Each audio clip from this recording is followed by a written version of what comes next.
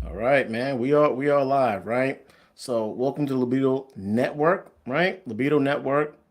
My name is AR. I'm going to be hosting today. I'm doing a little rant, right? So this is for ladies. Stop dating homeless men. That includes me, right? Because I I wasn't necessarily actually homeless, but I was one of those guys that was living from place to place, right? And that's not in a stage where you should even be, I think, intimate, even, So listen, right? So my name is A.R. Strasberg.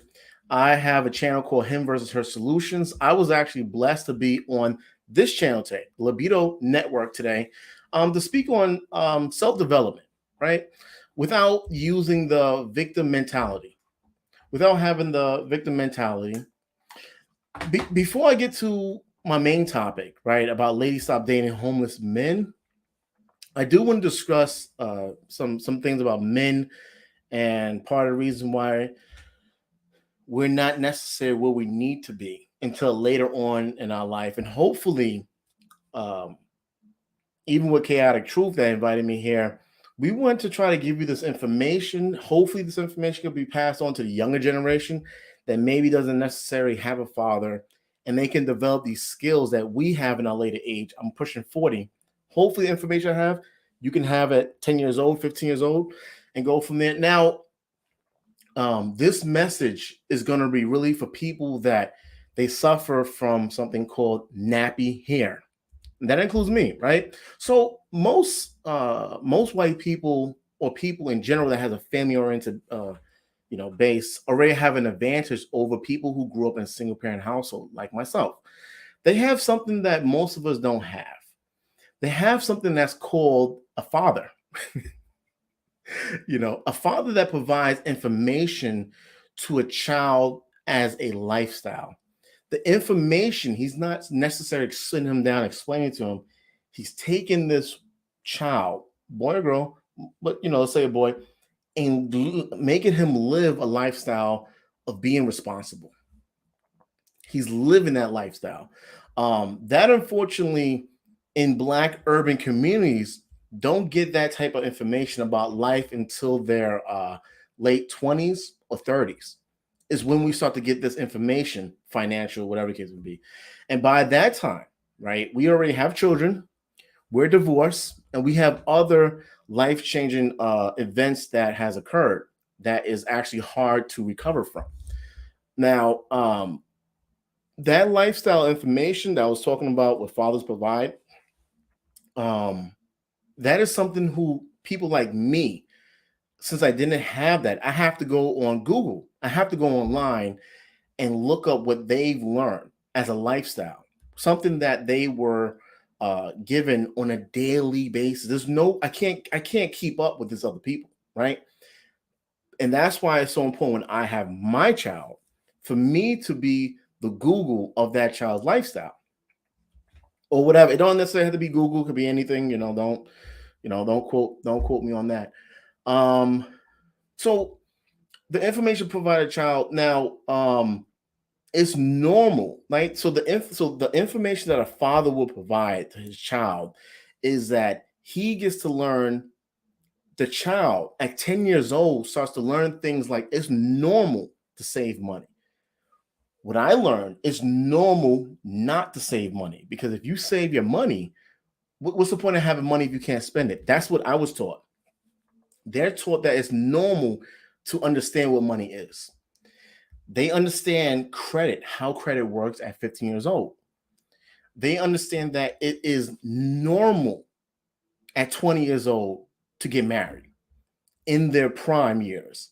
And but on what I was taught in a single parent household or just in urban communities in the ghetto is that no, save yourself.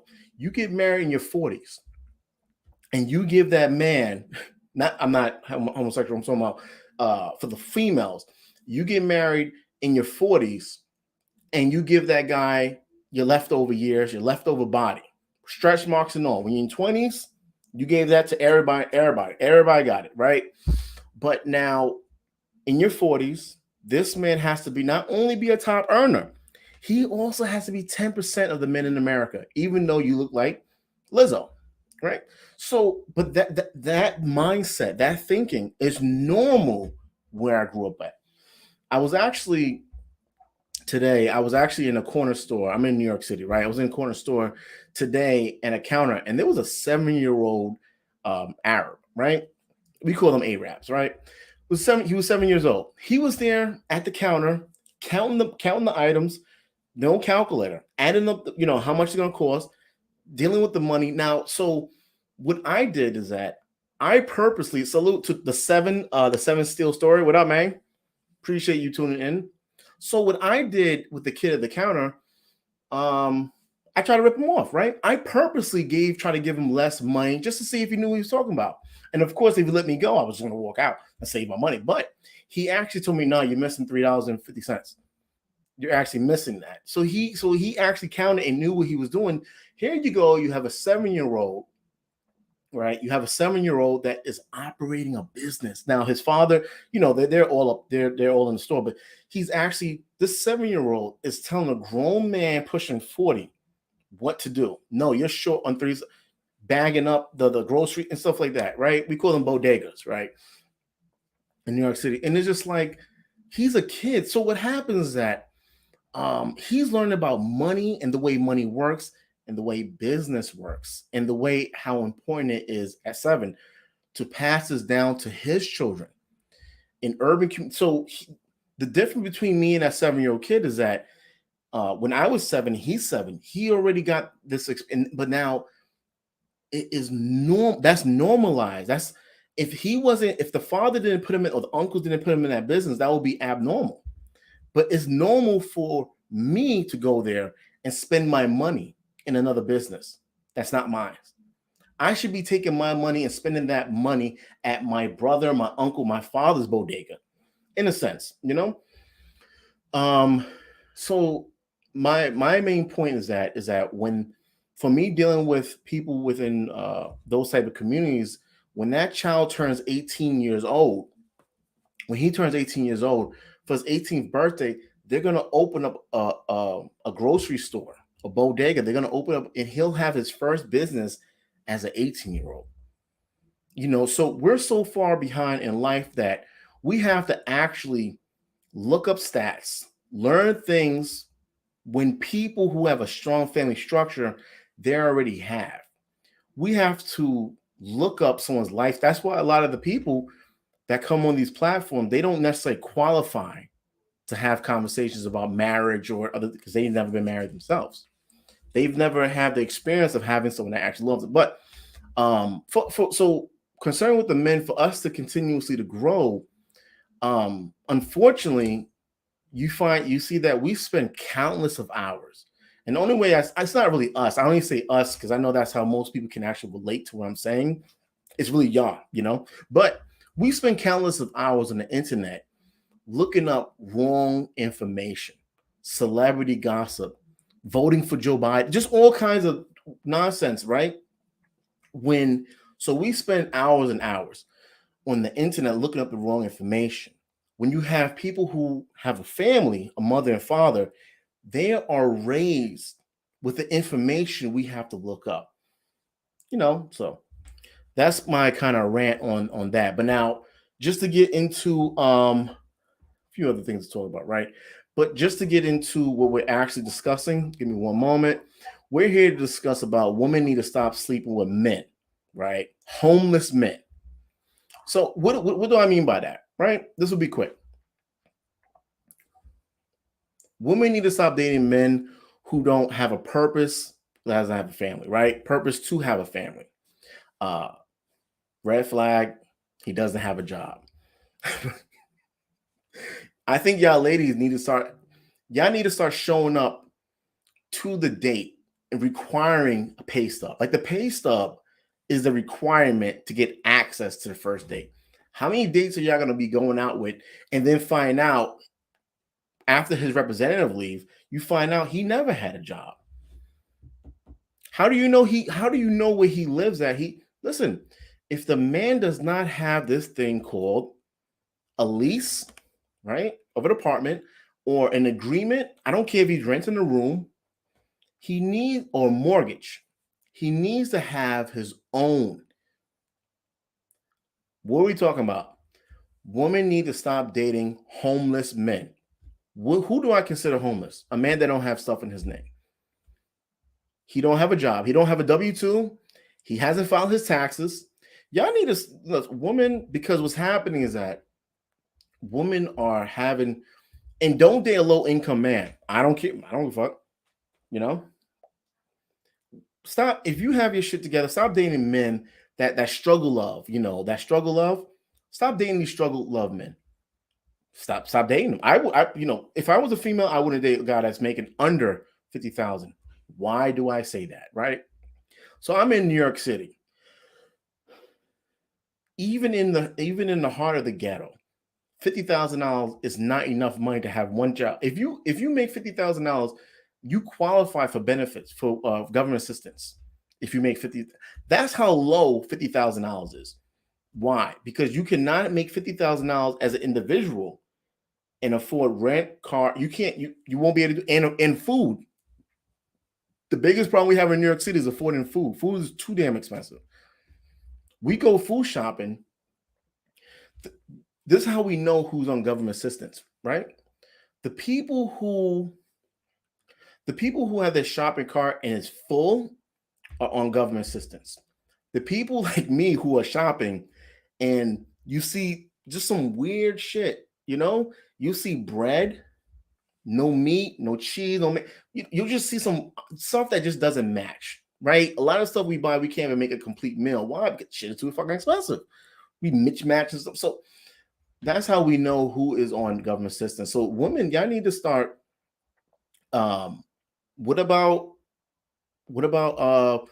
if he's close to 30, if he's even in his 30 years old, 25, 30 years old, what's his plans for retirement? What will be his plans for retirement? Does he have at 30 years old?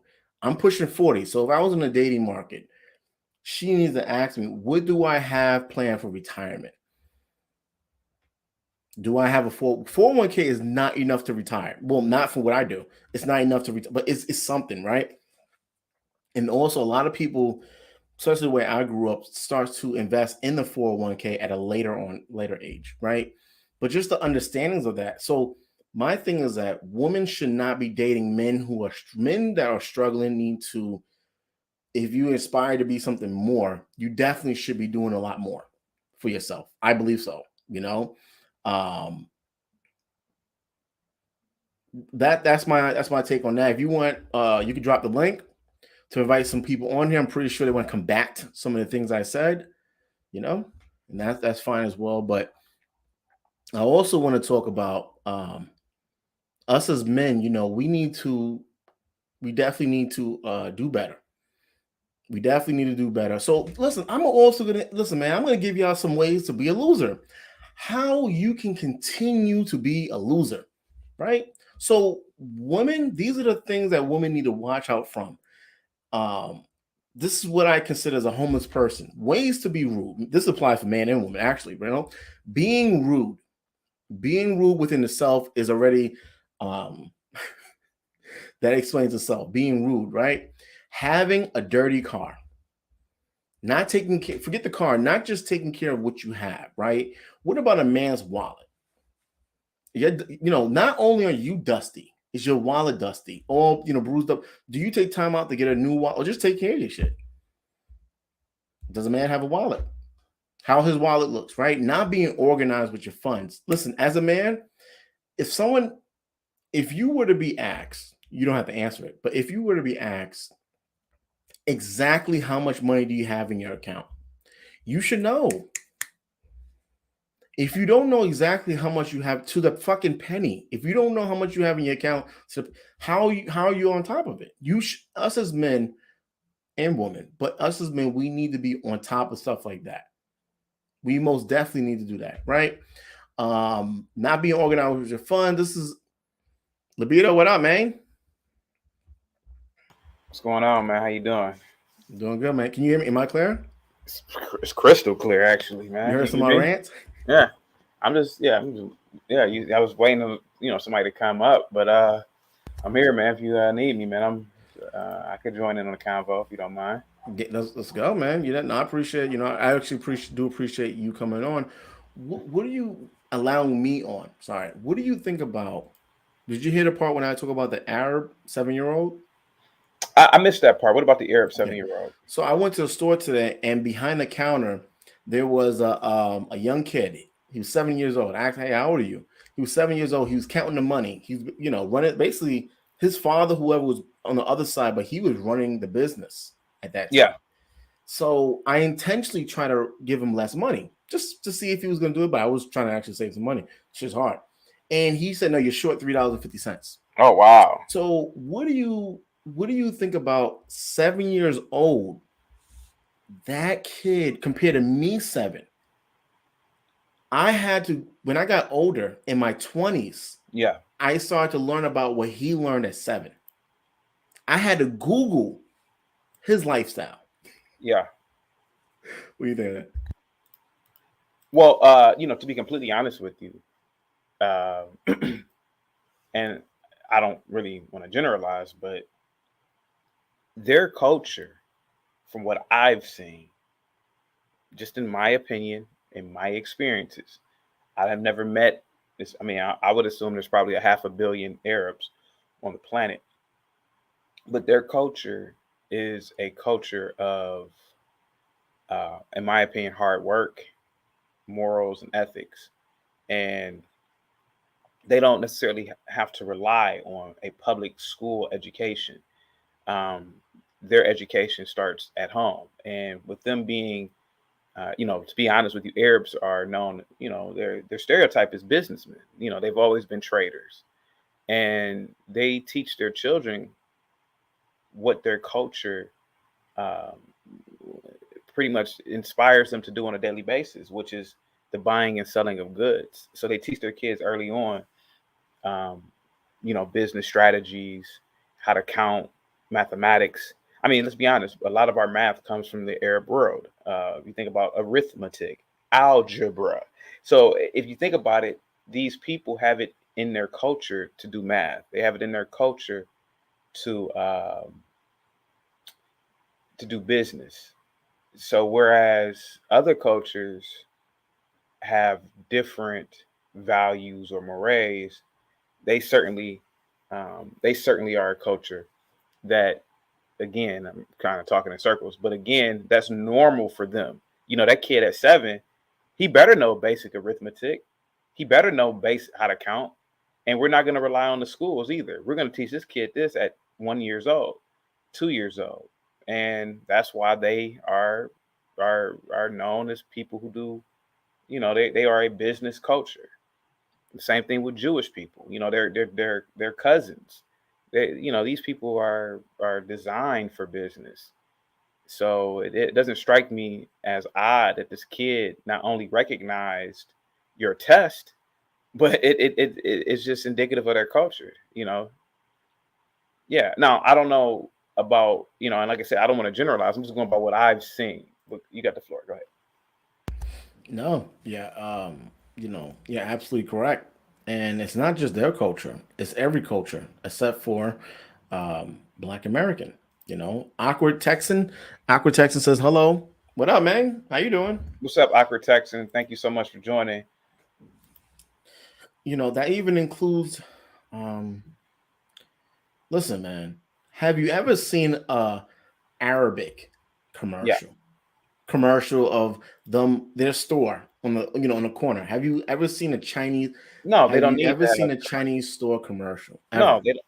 No, they don't need to have commercials, because the fact of the matter is that they know, first of all, a commercial costs money.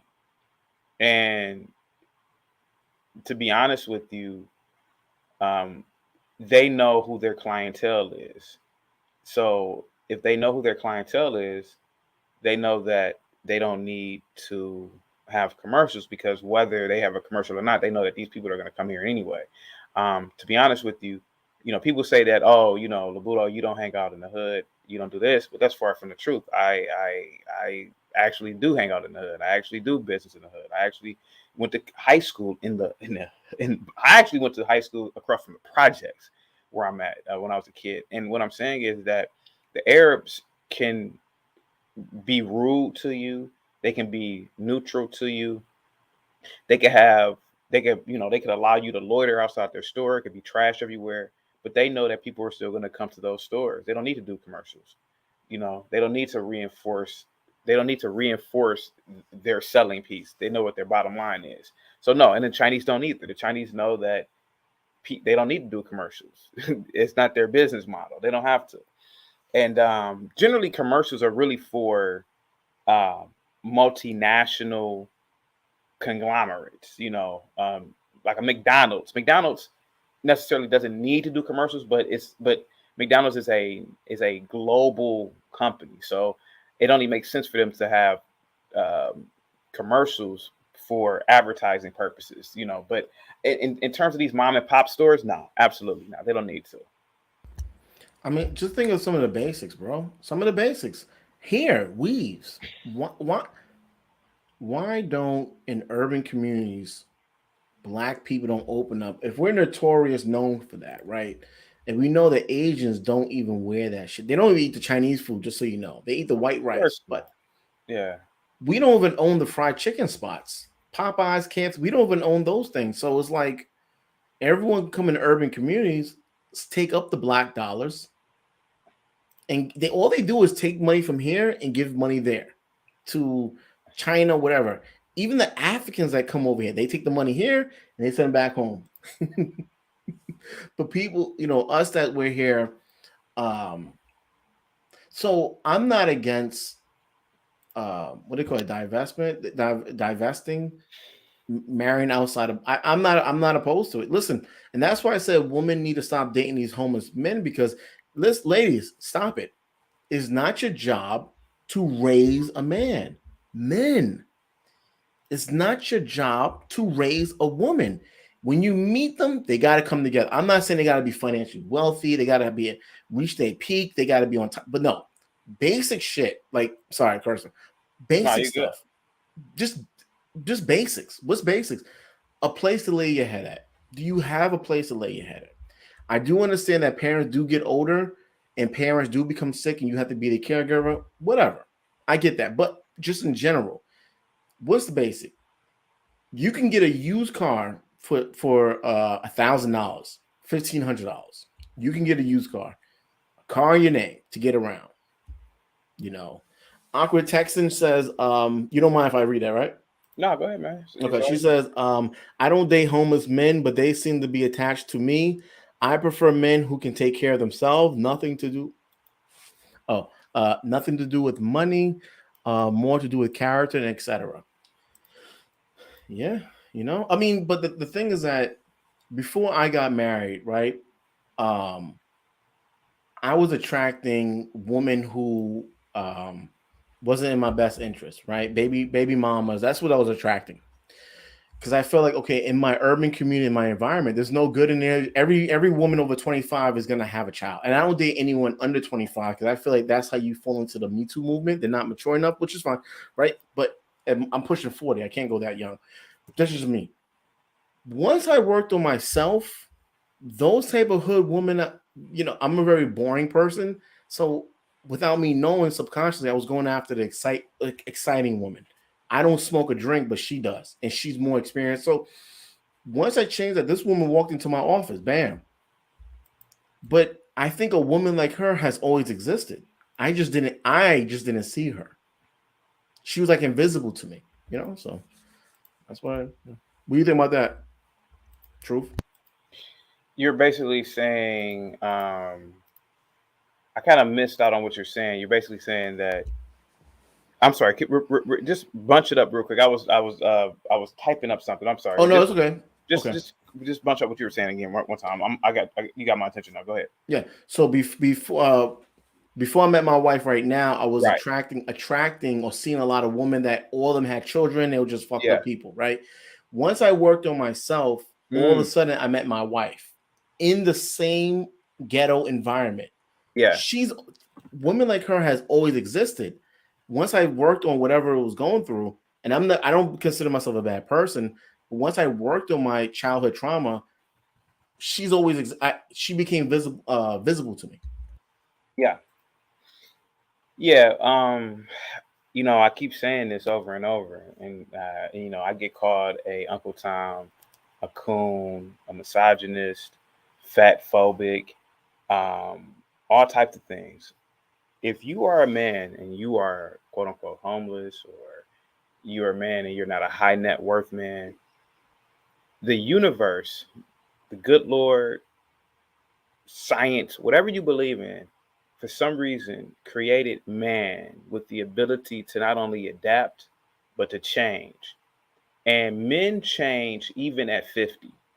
And I mean change for the best. Um, listen, I am certainly very heterosexual, but let's be honest.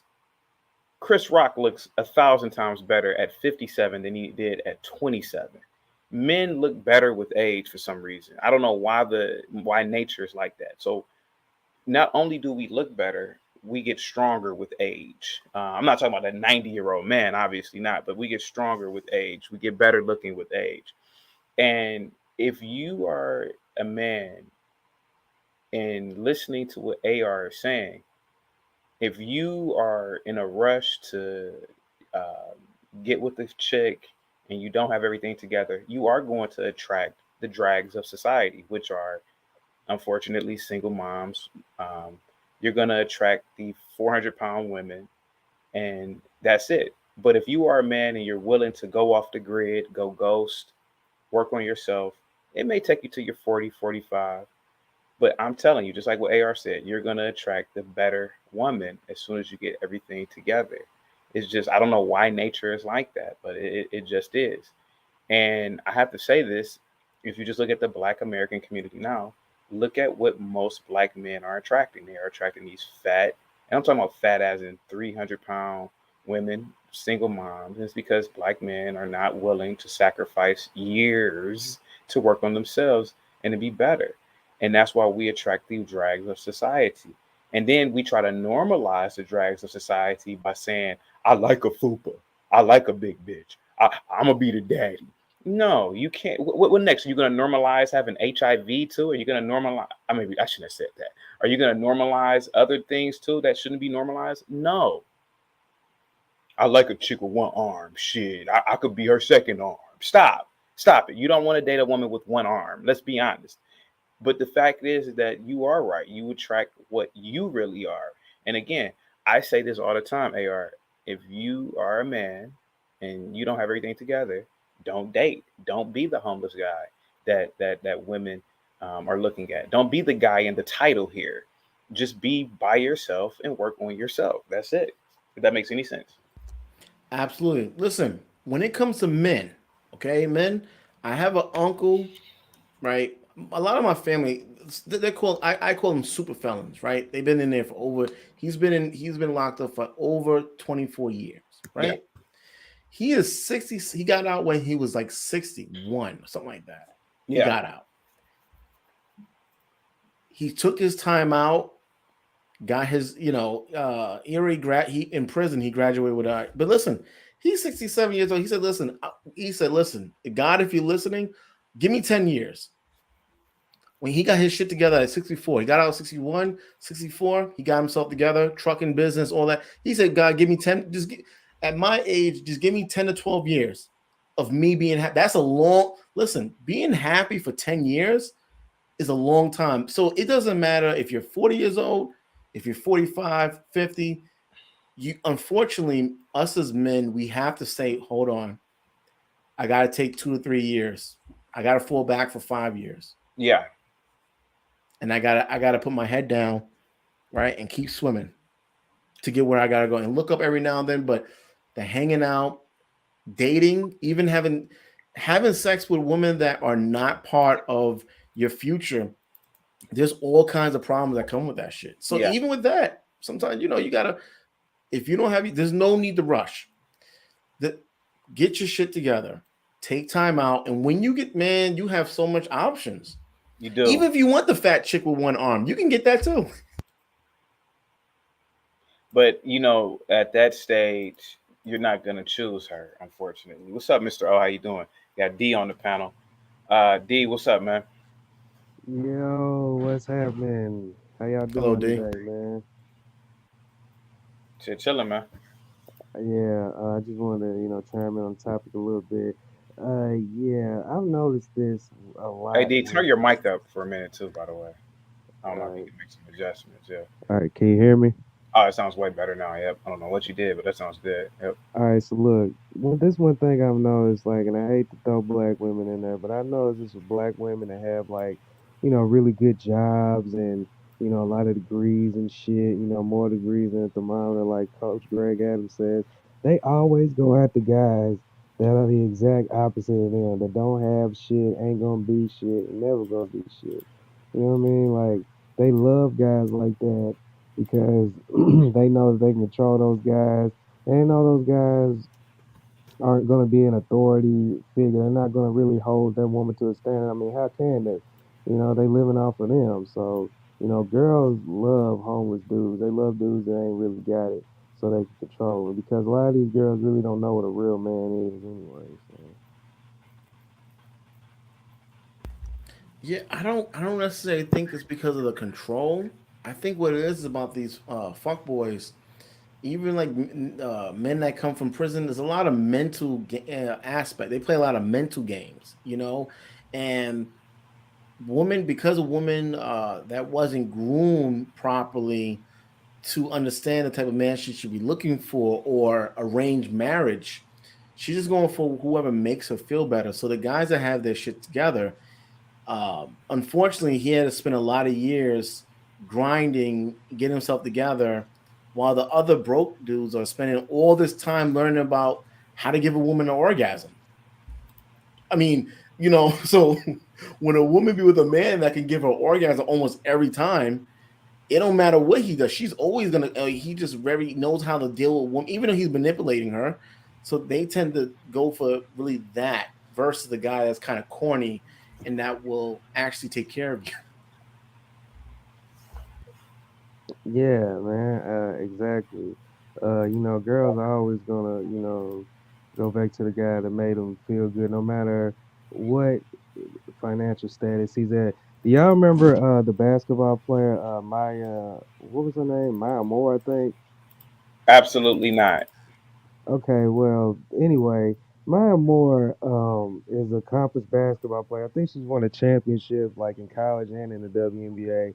And she ended up marrying a guy that she met at a fucking like a prison or some shit. And now she's taking care of him. You know what I'm saying? Like she has access to all these different high value men, but she decides to go after the guy that's been in prison for Yeah, years yeah, that ain't got I know shit. who you talking about, dude. Yo, a lot Yeah. of What times, up, Brush? yo, salute, salute, salute. Yo, Laboud, I see you in the building. Salute to him as him versus her solution. See you do your thing. Know what I mean? Looking like Smoney over there, you heard? But yeah, yo, a lot of times, yo, these dudes that be in and out of prison, yo, they got a lot of charisma, and they got they they they're pretty good with their words, man. Cause they ain't So got shit else. huh?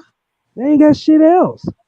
You know what I mean? So it's like, yo, a lot of times when they link up with these chicks, yo, they be smashing with it like they be smashing these broads like they life depend on it, man. Know what I mean? Cause he might link up with her for somewhere to stay, or use her car, or he probably needs her to pick her up from somewhere. Know what I mean? And a lot of times, yo, when they politic with these chicks, yo, sometimes they use their crib for like the stash day. You know what I mean? They drugs and shit like that. You know what I mean?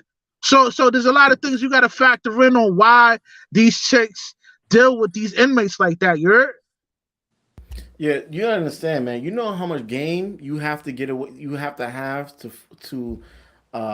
fuck a correction officer, a female. I mean, what about Yeah, convincing but a female correction officer to it bring must you? don't take much because a lot of these CEOs, they be getting pregnant left and right when they working, man.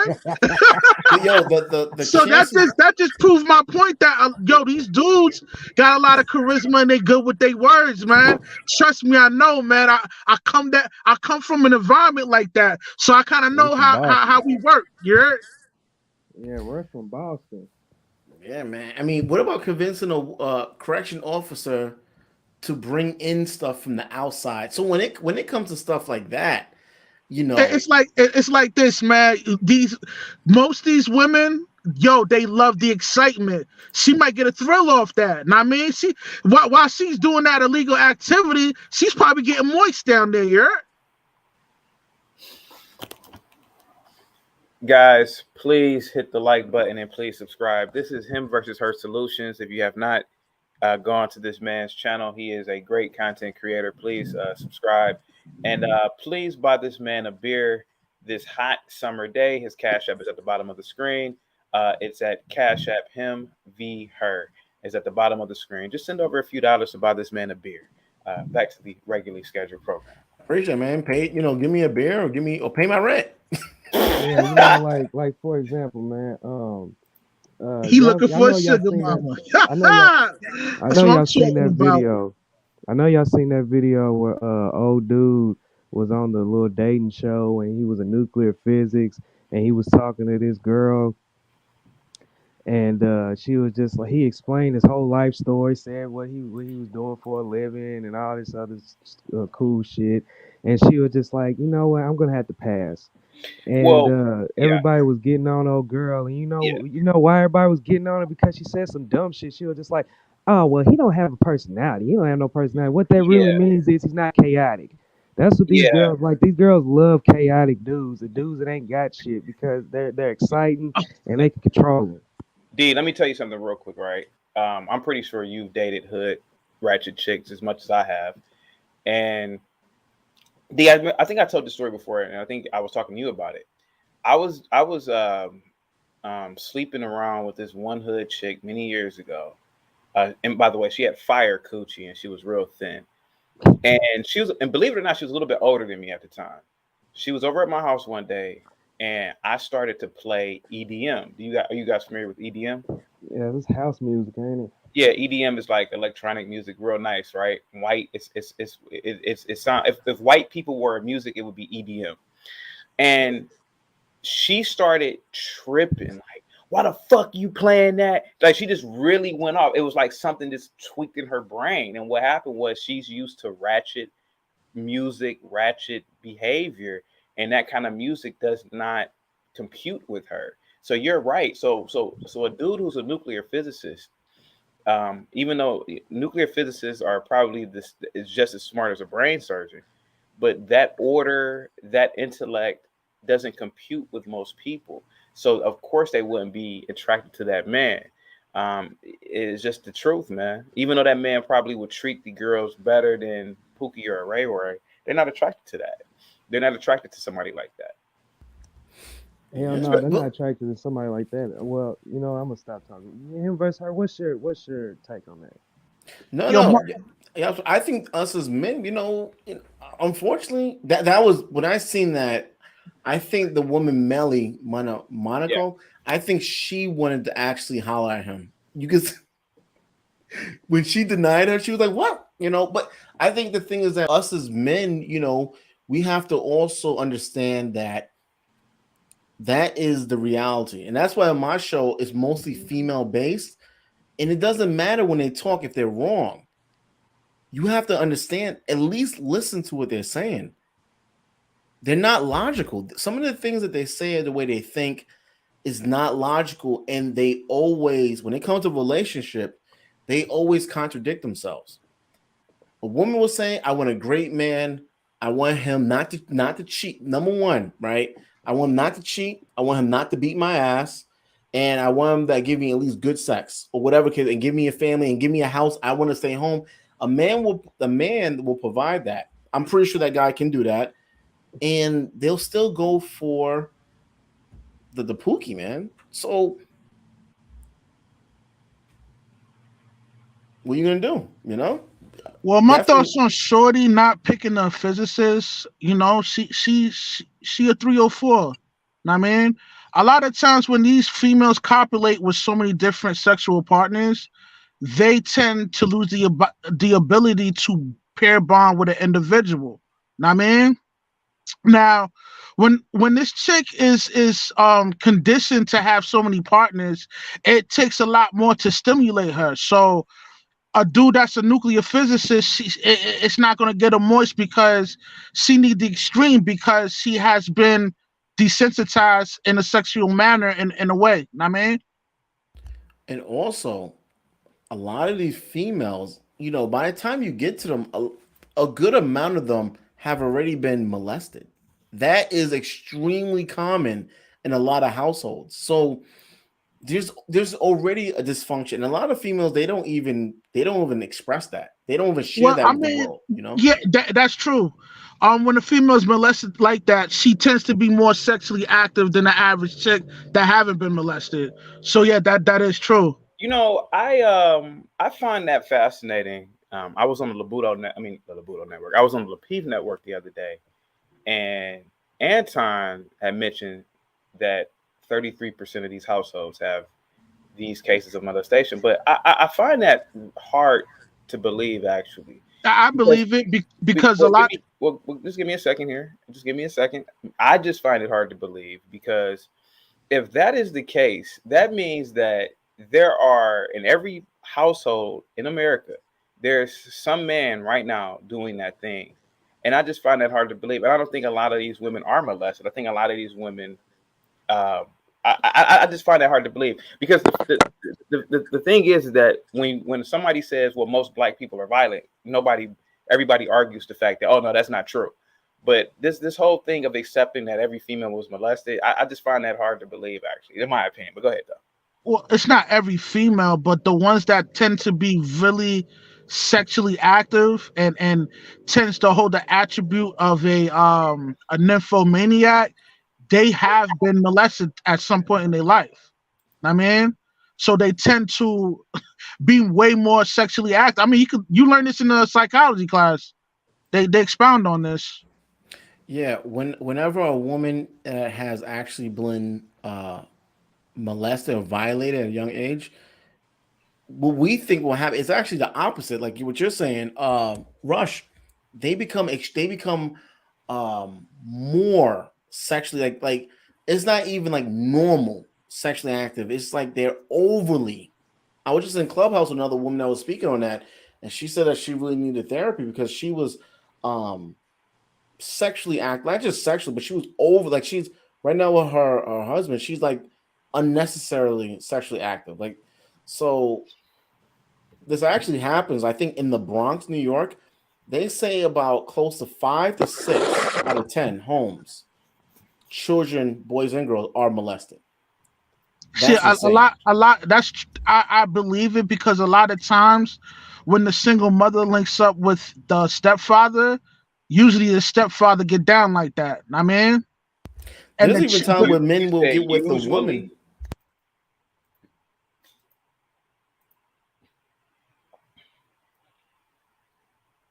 I'm sorry, I didn't hear you. Truth. Oh no, I was saying what Rush was saying. He said usually, so I just said usually. Yeah, guys, please hit the like button and please subscribe. Go ahead, AR. Yeah, man, it's really unfortunate that even like there's some men out there that will, um, they'll date the woman, really trying to get at their teenage daughter. Um, so a lot of these behaviors that they have, not all, some women are just whores. Some women are just whores, but a lot of the older generation that is really fucked up in the head, the 40-year-olds, the 50-year-olds, during a lot of people that's been in foster care, they're really fucked up in the head. Foster care back in the 70s, 80s, maybe even the 90s, there was like science experiments, especially with abortions. They was really big on abortions. Teenager um foster kids. No one cares about foster kids, especially at that time. So they was taking all kinds of different medications that is not just testing them out, seeing what works, what doesn't work. So when you have those type of people, when you listen to when people talk, you got 40-year-old, 40, 50-year-old women telling women that are 20, don't get married, don't settle, give your best to everyone. And when you get used up, when you got several kids, when you got stretch marks, when you're mentally fucking damaged from all these different relationships, when you're a fucked up person, you settle down with a man and you give him your worst, and he has to give you his best. When you hear a woman that's older telling the young generation that, she's been through some shit, she's mentally not there, I think. Yeah, no, that's a fact. Usually, women that preach this propaganda, they tend to derive from a single parent home.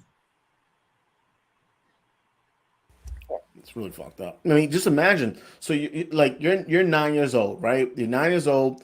You're in a single parent household. You have an abundant of fucking siblings, right? You have so many siblings. There's 24 hours in a day. Quite a few hours your mom is not watching you because she got all these all these other children, whatever you want, and you're going out with your cousins over their house, and there's all kinds of weird stuff that's happening. So what I want is that I want men to just at least understand the dysfunction that a lot of women, the way they think. Once you start to understand it, you will start to figure out and understand, listen, I don't need that type of swag. You can improve yourself, but listen, what is a nuclear physics? What was he? That guy? A Nuclear physics. nuclear physicist. Yeah. I can't even fucking pronounce the word. If he was something that I can't pronounce, So if she declined that, he is, you know what? If he's listening or whatever kid, he needs to continue to be exactly who he is. And he's gonna find a woman, probably white, I want to point something out about what Blue Cousin said. He said, I've been with quite a few chicks who eventually told me they were touched as a child by uncles, moms, boyfriends, and older cousins. Now, AR, if you I don't want to take over your show, but if you don't mind, I would like to address that. Yeah, go ahead, yeah. I'm not saying that is false. I'm not saying that is true. But what I am saying is this. I think a lot of these females that say that they've been touched, and I got to be very careful here what I'm going to say. I would say that would it be possible that large numbers of these girls, they have broken memories? When you were a child, you have an imagination, right? And somebody can say something to you, somebody could just touch your hand or something like that, and you will create a memory of, in my opinion, you will create something in your head that you were a victim of something. I'm being very careful with what I want to say because I don't want to. And what I'm saying is that's why I tell a lot of men, don't interact with your nieces, nephews. Don't speak to them. Don't look at them. Almost act as if it's like they're like a bug in the room or something. Just to completely ignore them. And that's why I tell men not to teach, etc. Because it's fascinating how women can just easily say, oh, an uncle did this or a cousin did this, that, and the other, when there's no facts or evidence. And I see where Blue Cousin is coming, but I taught in the schools, and I can tell you, you could say something to a kid, and that kid will take what you say and completely bastardize and twist what you say up because they're stupid. Kids are dumb. And if any of this is making any sense, so I just refuse to believe that large numbers of these females were in these situations. I just think that there's something about a child's brain that lacks logic and reasoning, and that's why I say men should just stay the fuck away from children and stay the fuck away from women when they're not at a certain level. For example, AR, try to follow me on this one.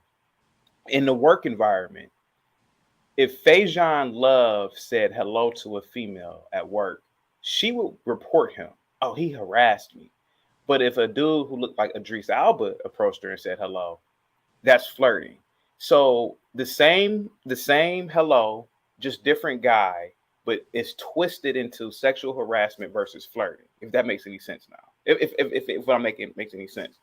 So what I'm saying is that I just refuse to believe this notion that all these women were molested.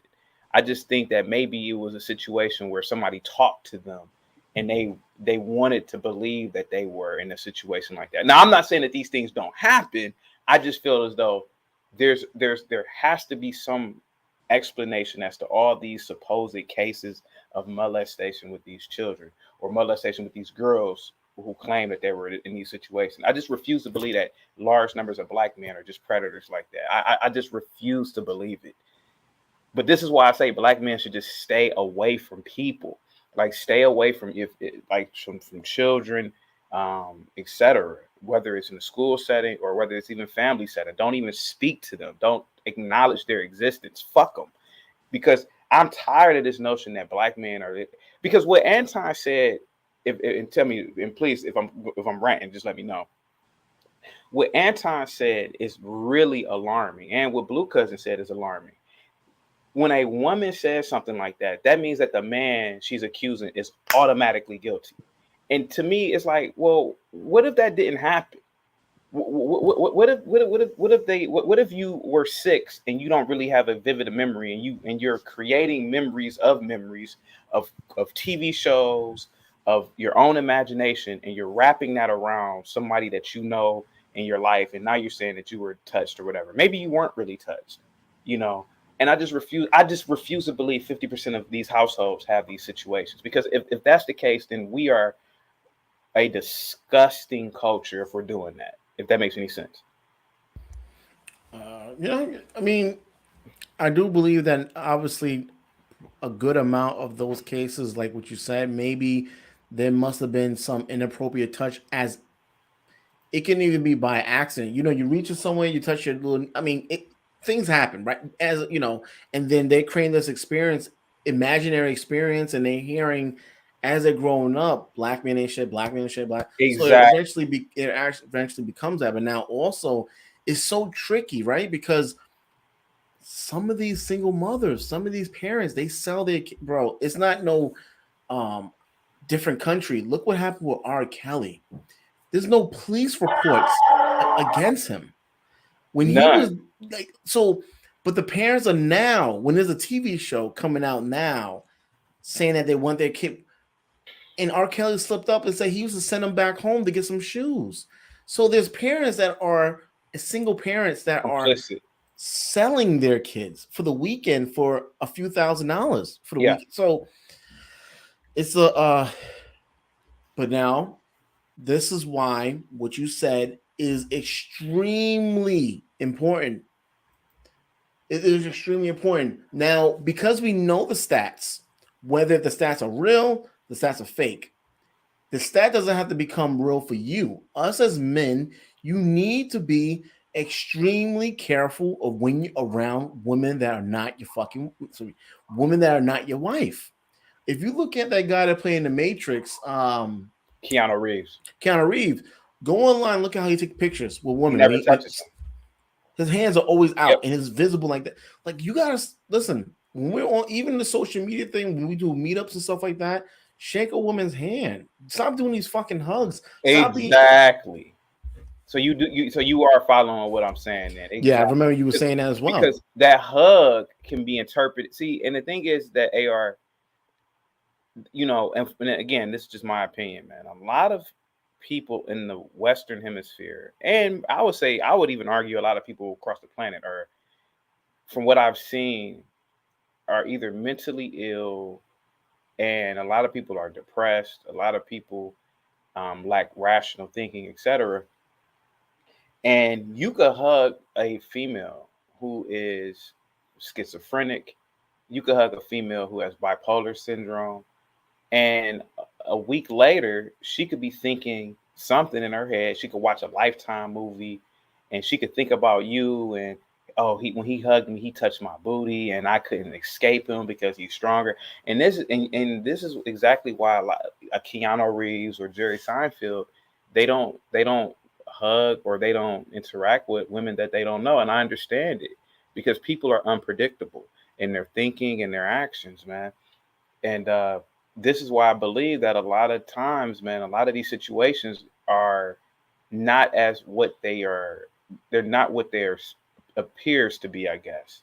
And I never want to downplay anybody's story, but the best preventive measure, especially for a man, going back to the original topic, and this topic is you are gonna really have to go ghost, especially in this day and age, if you are a man who is not really high value and who is not really protected.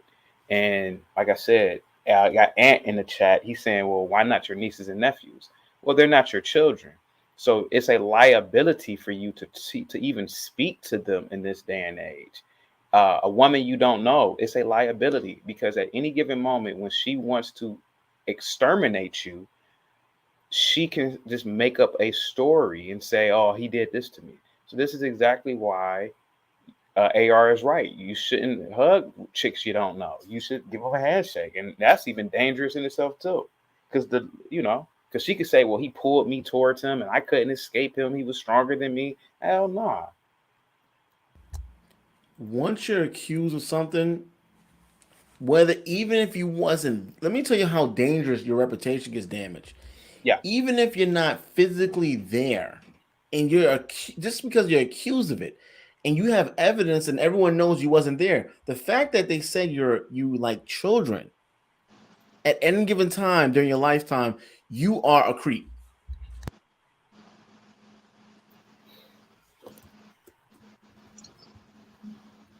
You talking to me? And how you doing, man? Is that All Ant? right, yeah. What's going on, brother? How are Hey, you? hey, Chaos. I don't like that comment, man, because I mean, my nieces and nephews, I give them knowledge, man. I tell them what's up. I tell them what to look out for. I taught my niece how to drive a car. Well, and I'm not downplaying what you do. I'm pretty sure you are a great uncle. I'm assuming you're a father, a great father. Pretty sure you're Yeah, great for your community, and I salute you for that. And I don't necessarily disagree with your lifestyle, but I live my life differently, and I teach or tell people to but do certain. Okay, just let me finish real quick. And I tell people what to do in this day and age. This day and age, we have this hashtag Me Too movement, and you literally have Blue Cousin in the chat.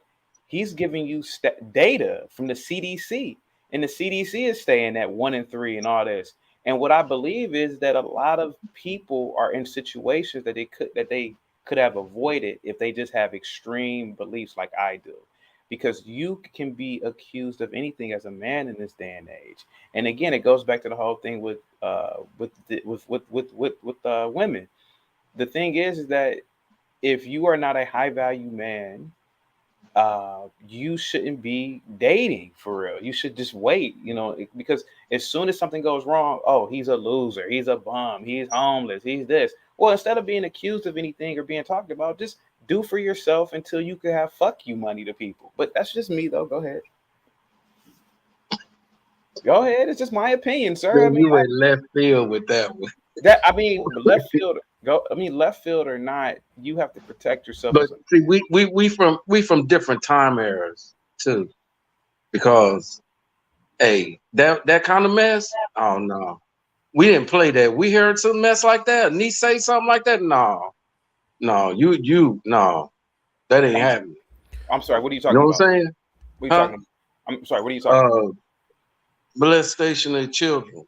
But that's what I'm saying. The fact Yeah, is that the whole idea is that people are saying 1 in 3. 1 in 3 is 33%. That is an enormous percentage. And what I'm saying is that most men are probably being falsely accused of things. The whole idea is that for every man to stay the fuck away from kids that are not yours, and to stay away from women you don't know. If you do those preventative measures, then that right there in itself would eliminate a lot of this nonsense. That's just my opinion, though.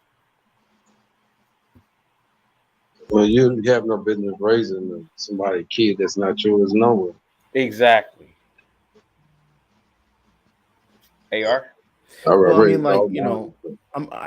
I adopted my nephew, but at the same token, because I Family, know, huh?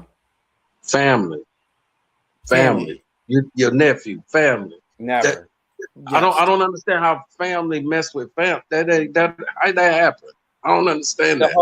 But the whole thing is, and what we were saying is that maybe it's not that. Maybe it's a person who is creating stories in their brain based off of a mental illness. Yeah, okay. And that's what Okay. I'm basically saying. Is like the whole idea is just to Okay. stay away, period. Just that's Yeah, all. true. Yeah, that's all I was saying. If you like that, yeah. But even still, there are cases where that's actually true. We know we don't know, but for in fact, a lot of these victims, it's family that's abusing them. So because I know this, even with my nephew, I adopted him as my son. I'm still always cautious about these things. When you're adopting a child, you go through A lot of red tape. huh? A lot of red tape. Yeah, you go through a whole course about not being a predator. You know, it's so weird, but unfortunately,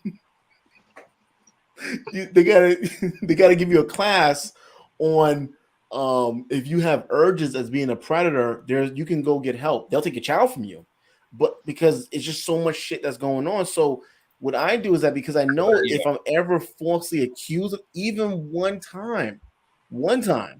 Even if he's speaking to his counselor, his therapist, which is by the state, he's speaking to his therapist, and if something doesn't sound right, I'm going to be in question. So I always move with, I move differently because that's not my biological. He's my nephew, but he's not my biological child. Meaning that I had him since birth.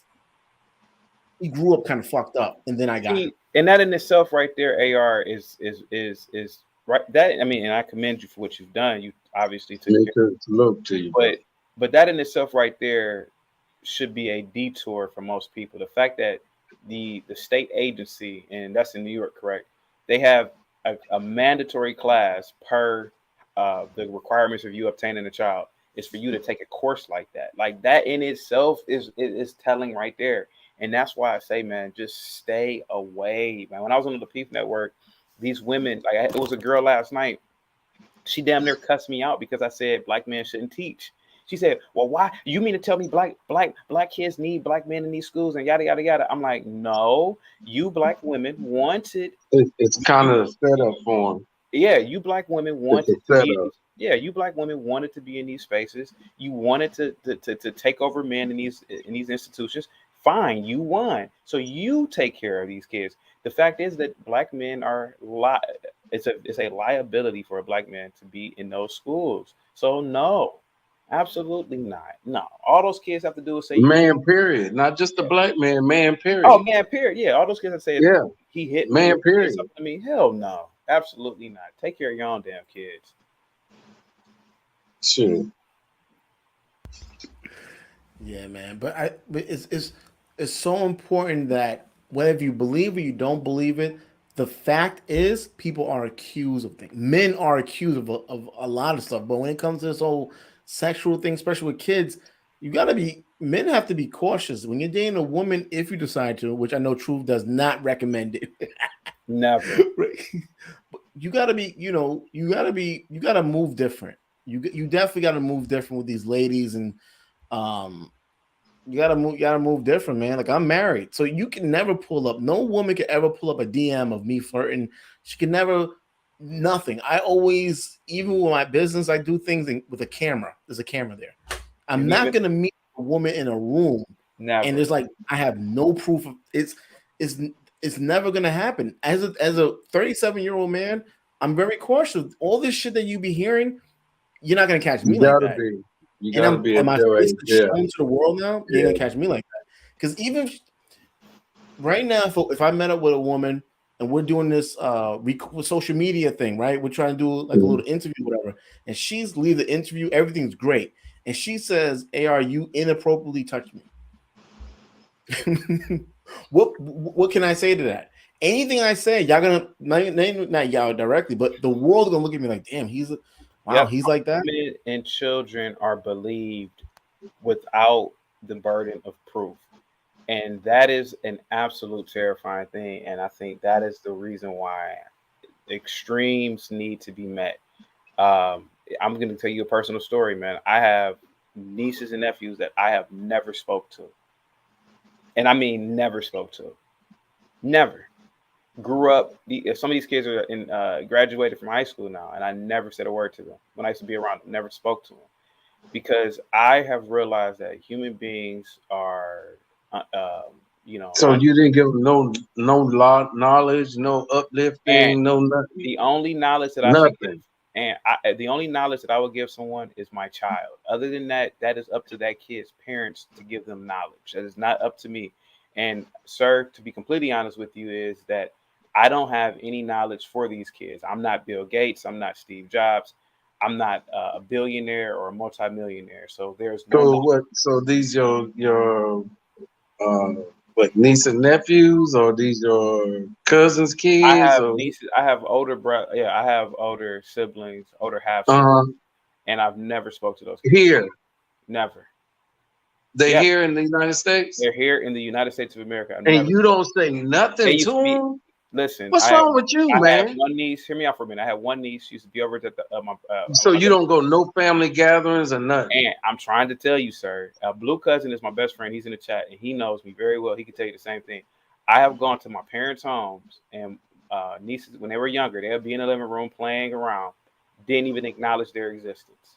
And my mom would be like, "How come you ain't speaking to him or whatever?" And I'm like, "I do not speak to children. I don't speak to people I don't know. I don't speak to these people.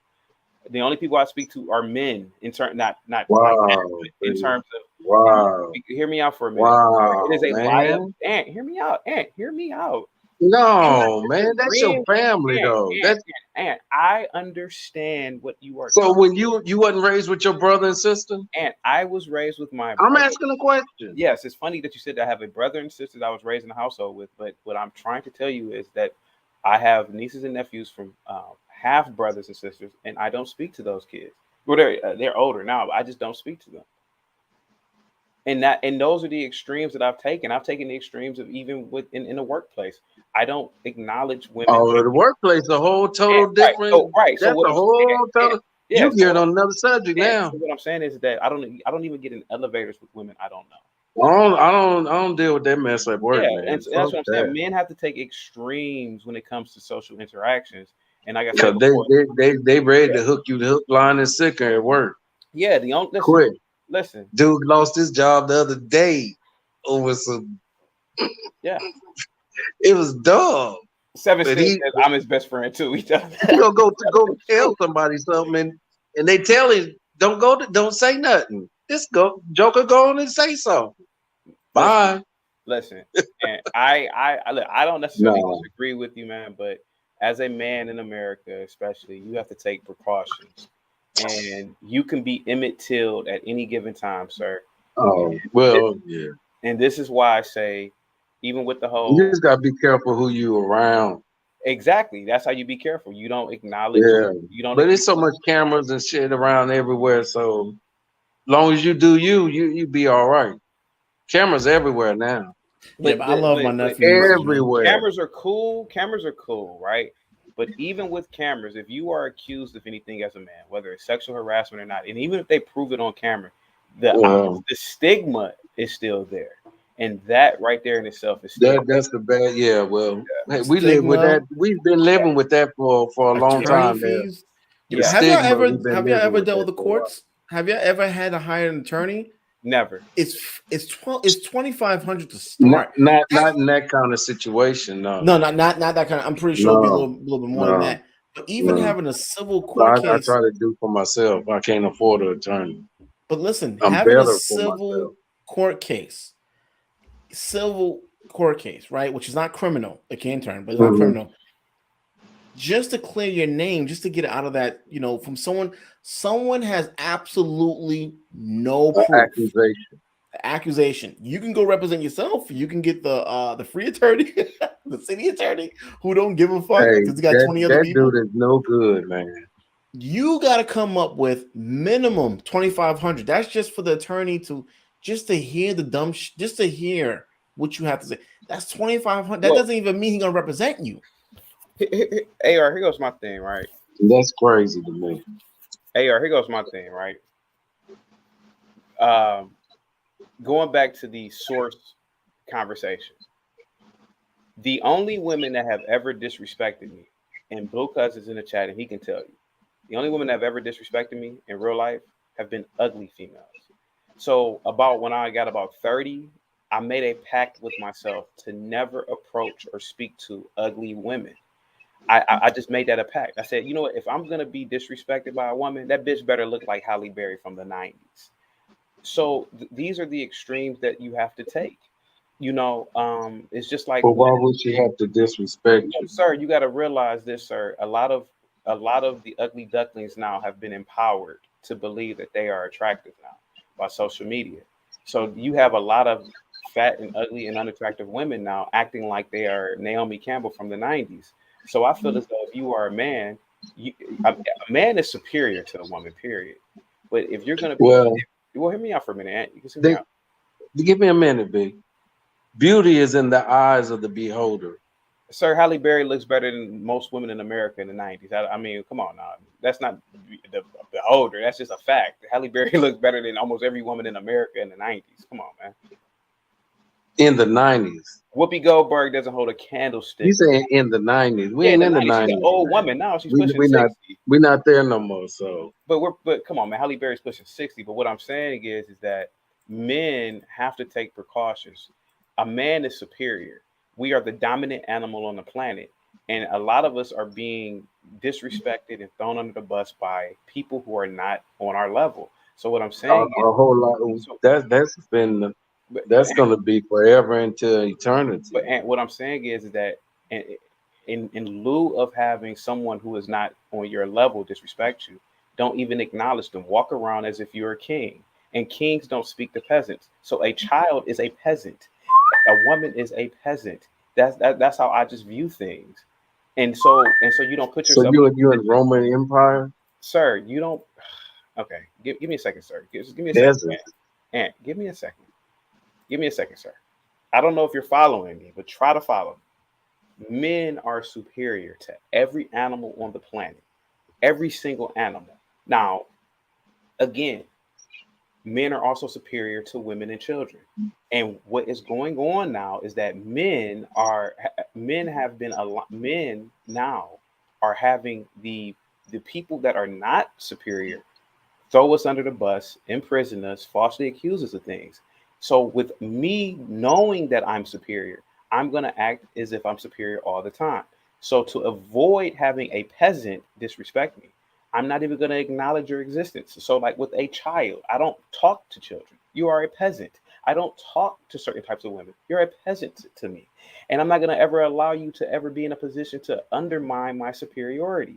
I'm a man. You're a man, Ant. And women and everybody knows that. We men are better. So the fact is that you don't ever allow people who are not on your level to ever conquer you. That's why I say men shouldn't be in certain places. Men shouldn't do. Look. Why on earth would the king be in the gutters? Think about it. Why would he leave his castle to be in the gutters? No, you stay in the castle. You're the king. That's just my opinion, man. So why am I speaking to a 10-year-old about anything? Fuck that. He has a parent. How the parent speak to him? I'm not speaking to him. Now, what I want to say real quick before you go in, if you don't mind, it's very important for us as men to even have the demeanor with chaotic is true for speaking the way he lives. It's important we don't get involved. See, you can't live like that, right? The way he's speaking, if you're Well, involved this day in and bullshit, time, it's a right? different era, like I said. Well, what I'm talking about is that it's important for us not to get involved in stupid shit like cheating, right? If Exactly. I cheat on my wife where I'm currently at, I'm online, bro. I have to be. They're gonna have that over me. Exactly. I have to come on the street like, do you You mind if hung. do you mind if we do this and that? Or you don't? Okay, you know what? Because why? She has that over me. So when you're operating like that, whether if you agree with chaotic truth or you don't, but when you have that demeanor, you can only have that demeanor if you keep yourself as a clean record. Don't be getting into no gambling shit, right? Don't be doing illegal activities. There's always a way to make legal money, but when you're involved in a lot of bullshit, have you ever seen a man that just caters into a lot of dumb shit? Like, why did you even? Because that person probably has a lot of shit on them. Yeah. And why would He and that's was what I'm trying saying. to cover for something else. He got to cover for. Yeah, and that's what I'm He's saying. doing As a too much man, covering. yeah, and as a man, you shouldn't have people ever have anything over you like that, because you are a king. You are the superior animal on the You got to planet. hold your head up high. Yeah, Yeah. and Yeah, and if you cheated, God forbid you But cheated, listen, man, sit your wife down and go over that shit. Never let anyone have something over you. Never let someone that they can use again. And you, so now you gotta operate and bend your will a little differently just because you don't want to be exposed. Expose your fucking self. facts. Now, I didn't cheat though. I'm just saying in general, in case you listening. You know, the ears is there. Ears is there. hey, AR, Believe that. do you know who Kesha is? No. Kesha is a pop singer. She's, B list, A minus list. But Kesha ran up on Jerry Seinfeld one time on a red carpet event.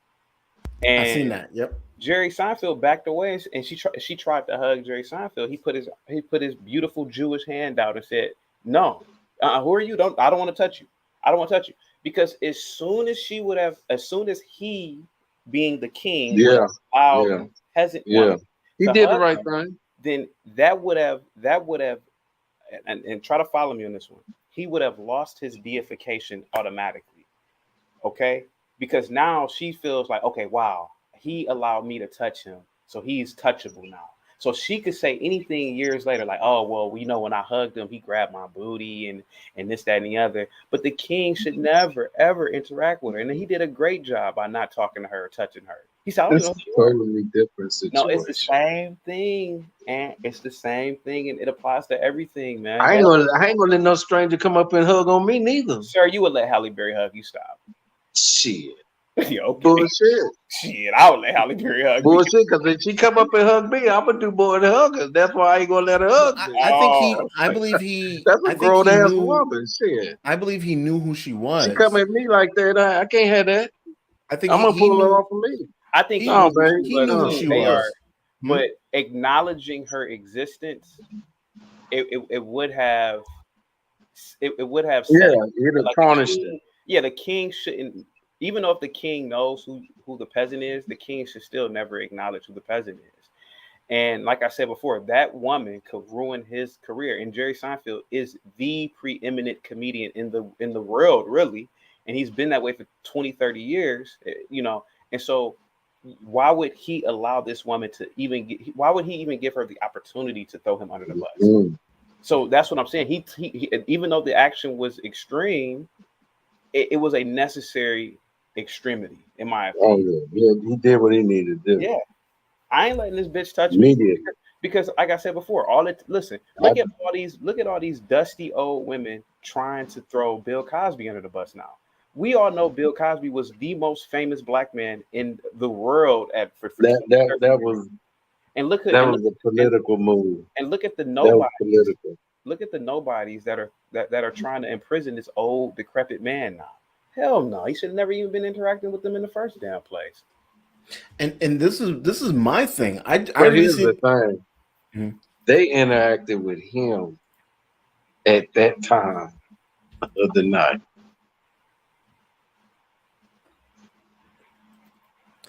It just got turned against him. It's very important for men to take these extremes, however you want to take them, to take these extremes, because when you get accused of something, men are not going to come, just like with Johnny Depp. Men were like, oh, well, he's a white man. For whatever reason, all black men were covering Johnny Depp thing, which is going, trying to include him into the manosphere. But we have to understand, when you get accused of something, men are not going to stand up for men. No, they're not. When you look at, even if you disagree with them, look at all the women were not able to vote, right? When black men were able to vote, 75 years later, women were able to vote. 95 years. So that was 95 years of protesting. Women did protesting. Women even fight and protest to kill it to I don't even know how to call it, but they have like get rid of their child, right? I don't want to say the word, but it doesn't matter if you agree with it or not. They all came together and they fought for decades on this. You even have look at the LGBTQ. Black woman said, listen, if you stand up with us, we'll stand with you. And they came together and they fight for that. But when something happens to us men, we're not going to go out there and protest and march for decades, because it's not about we're not going to go to when was the last time we went to Congress and fought to have laws change in droves? Men are not doing that shit. The last time men came together to do that was for George Floyd. You know how that went.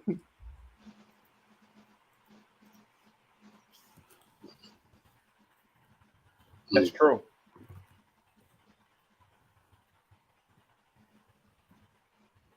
So there, AR.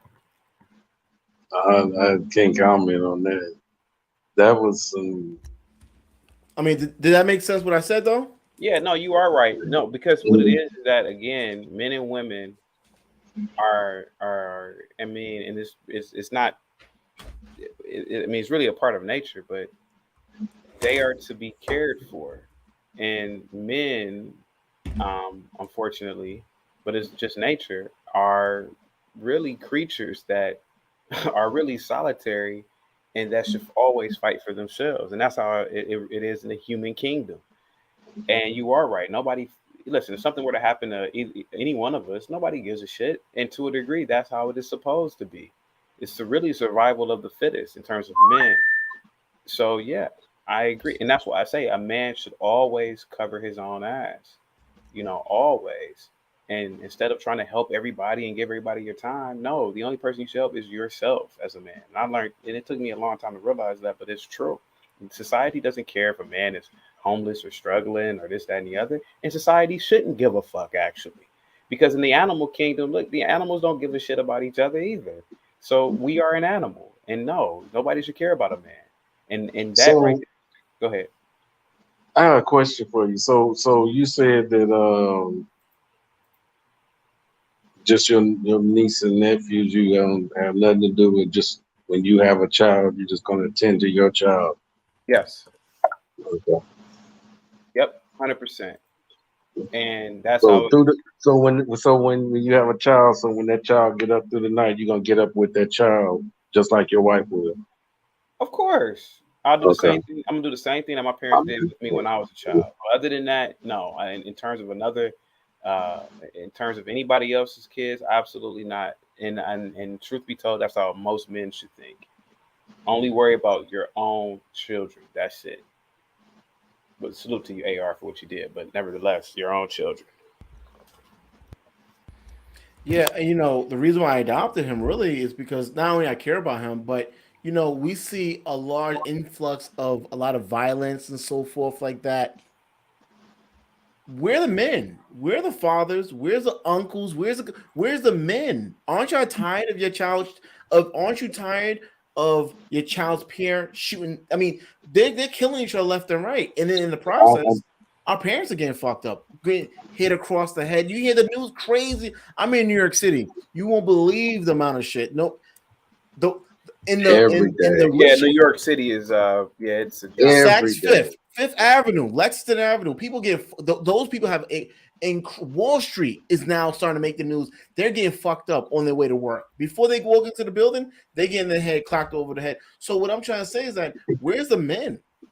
Well, it's not even just about where's the men now. It's to answer that question, you have a society that's allowing the crazies to run amok, and you're not brutalizing and beating these people, and that's why these people are doing these things. Even if you're saying that, even I'm hoping you're exaggerating, or over exaggerating, but even if it's people like that are assaulting people going to their offices on Wall Street, it's just indicative of a society that's gone crazy. Because if it was up to me, I would brutalize those people. You have to publicly do it. You have to George Floyd them or Rodney King them all the time to send the message out here. Quit fucking with law-abiding citizens. Absolutely. But chaotic, what I'm saying is that, for instance, right, if someone hurts my mom, I'm going to become the new Batman, right? Yeah. But what I'm trying to say is that where's all the, like nobody's saying nothing. So just to prove Republicans are evil, people are not going to even join forces. They don't want to seem like they're trying to help people, help society. I don't want to say, why is everyone so quiet with all this influx of violence? We just had a month and a half ago. What happened? A guy was minding his business. I think he's on a Q train. He works for He works for Lehman. I think Gold Saxman, right? Goldman He Sachs. works for them, huh? Goldman Sachs. Goldman Sachs. He works for them, very high position. And a guy, you could Google it right now. He shot him. Yeah. No reason. Yeah. And did the guy die? He's dead. So, and this is what I keep saying, man. Society isn't saying anything again because the liberals have created it where you have a lot of feminist women who want control, who hate men. They don't like masculinity. And everybody who's crazy or abnormal is given excuses. You allow Black people to always give excuses about slavery. You allow people who are mentally ill always to be given excuses. So now you have a society with people who 99% of the times know right from wrong, but they know they won't be punished. And the fact is that you're going to have to go back to a society where you have to rule with an iron fist, because you have to recognize that people are bad. And when you realize that, see, a patriarchy realizes that. In a patriarchy, they stamp that shit out. But in a matriarchy, which I think this country has fallen into, is excuses after excuses, and it's weak men. And weak men cater to women, and they cater to women's beliefs and their belief systems. And women are weak, but men need to come back. So, for example, a piece of shit like the dude who harmed that man at Goldman Sachs should be exterminated. Like, period, point blank, no questions asked. I mean, literally should be exterminated. And people will say, well, that's evil for UK Labudo to say that. But no, it's not. People need to be made examples of. Stop doing shit like that. Period.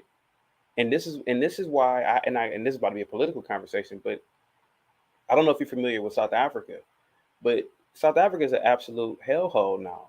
You know why? Because apartheid ended. When those blacks were under apartheid, all that nonsense that's going on now didn't happen. And so now when you get rid of apartheid, all the ignorance comes back to the point where police and ambulance don't even go into certain parts of Johannesburg or Soweto, this, that, and the other. So it's the same thing there. No fucking loser, bum, crackhead should ever in a million years harm somebody working for Goldman Sachs. Somebody working for Goldman Sachs literally adds to the economy, literally does things for the economy. But society has said, oh, you can't demonize this person, etc. Yes, you should demonize this piece of shit at every forefront. But that's just me, though. Go ahead, sir. Not just to the not just New York. He adds to America. His job function runs the, so. Yeah, I mean, like I said before, man, when people like myself or you speak, we're either said, oh, that's hyper masculinity, or that's too extreme. But no, these extremes need to happen to bring back order. Like I said, men shouldn't speak to women that they don't know in public. Men shouldn't speak to children, period. These extremities will bring back a certain level of order. So when you see somebody littering as well, you have to be extreme with that person. You're going to have to start with these. And I really believe a lot of extremities are going to start coming back anyway, because people are tired. Yeah. So what are you saying is, you saying the community start raising the kids again, or you saying everybody should just mind their own business? No, what I'm saying is that to correct the problems in our society now, like single motherhood, supposedly that ain't gonna happen now. No, it is.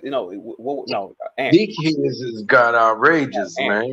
And the way you fix the single motherhood problem is this: Black men, especially, should stop associating or breeding with these women or dating these women, because these women know that, well, shit, at least somebody is dating or something. That's how you stop it. If you nip that in the bud as a society, these women will say, shit, man, ain't nobody coming to my rescue if I have a child out of wedlock. Damn.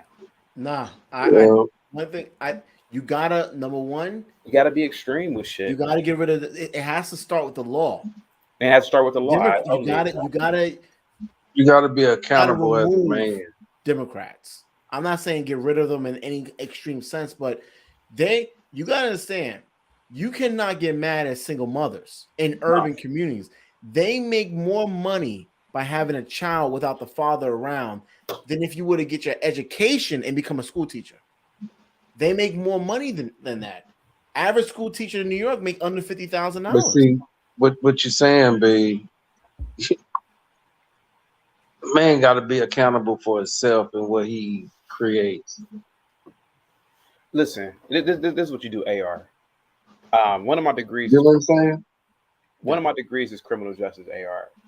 This is what you do in terms of the law. Okay, like littering. You know, black people love littering, right? The cops need to nip that shit in the bud. You know why? Because if you stop littering, you stop other crimes from happening. Because if people are so afraid to litter, then they won't do other crimes. So that dude with the Goldman Sachs, right? I'm assuming he was a black dude, right? The one who pushed him, right? Black dude, yeah, of course, right? So this is what you do. That dude probably was in his 30s. Probably all his life he was given chance after chance after chance by the liberal government. His school systems gave him chances after chances. They never expelled him. His first crime probably was stealing out of a corner store. He probably littered. He probably never was reprimanded. So it all escalated in him committing murder. But if you nip it in the bud early, he probably wouldn't have done that. So, for example, when you litter, if a cop sees you litter, hey man, pick that up. And then if a person pops flies with you, you beat the shit out of them. That's how things need to work in this country. Well, That's how they should work, man. You have to be brutal like that, and you have to be, man. You have to be. that goes back to what you always call, what do you say, nucleus family. Yeah, I mean, you have to create nuclear families. I agree with that. But you also have Because to, in urban communities, you have to stop. Yeah, go ahead. these women that be, wanting, they don't be wanting the dad around and all that. They crazy for that, because that's why the child don't become a man, because the man is not around. But see, that's the problem in itself too.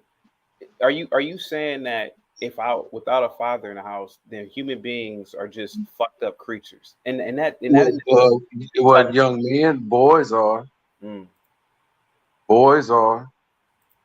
Or maybe that's an excuse, man. You know, Maybe it's an excuse. I think Because a man needs to be around, because a boy needs to see his dad.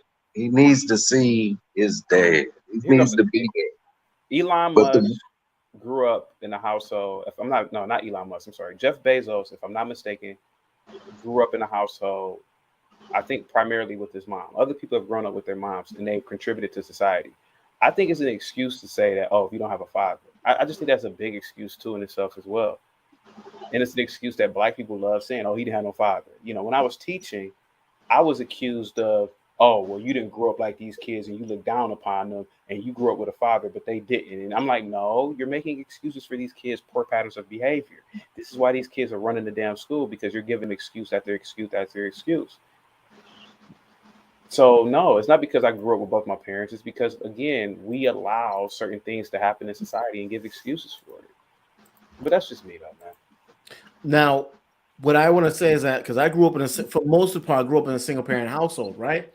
So the issue is that I get the information as a man in my late 20s or 30s. Yeah.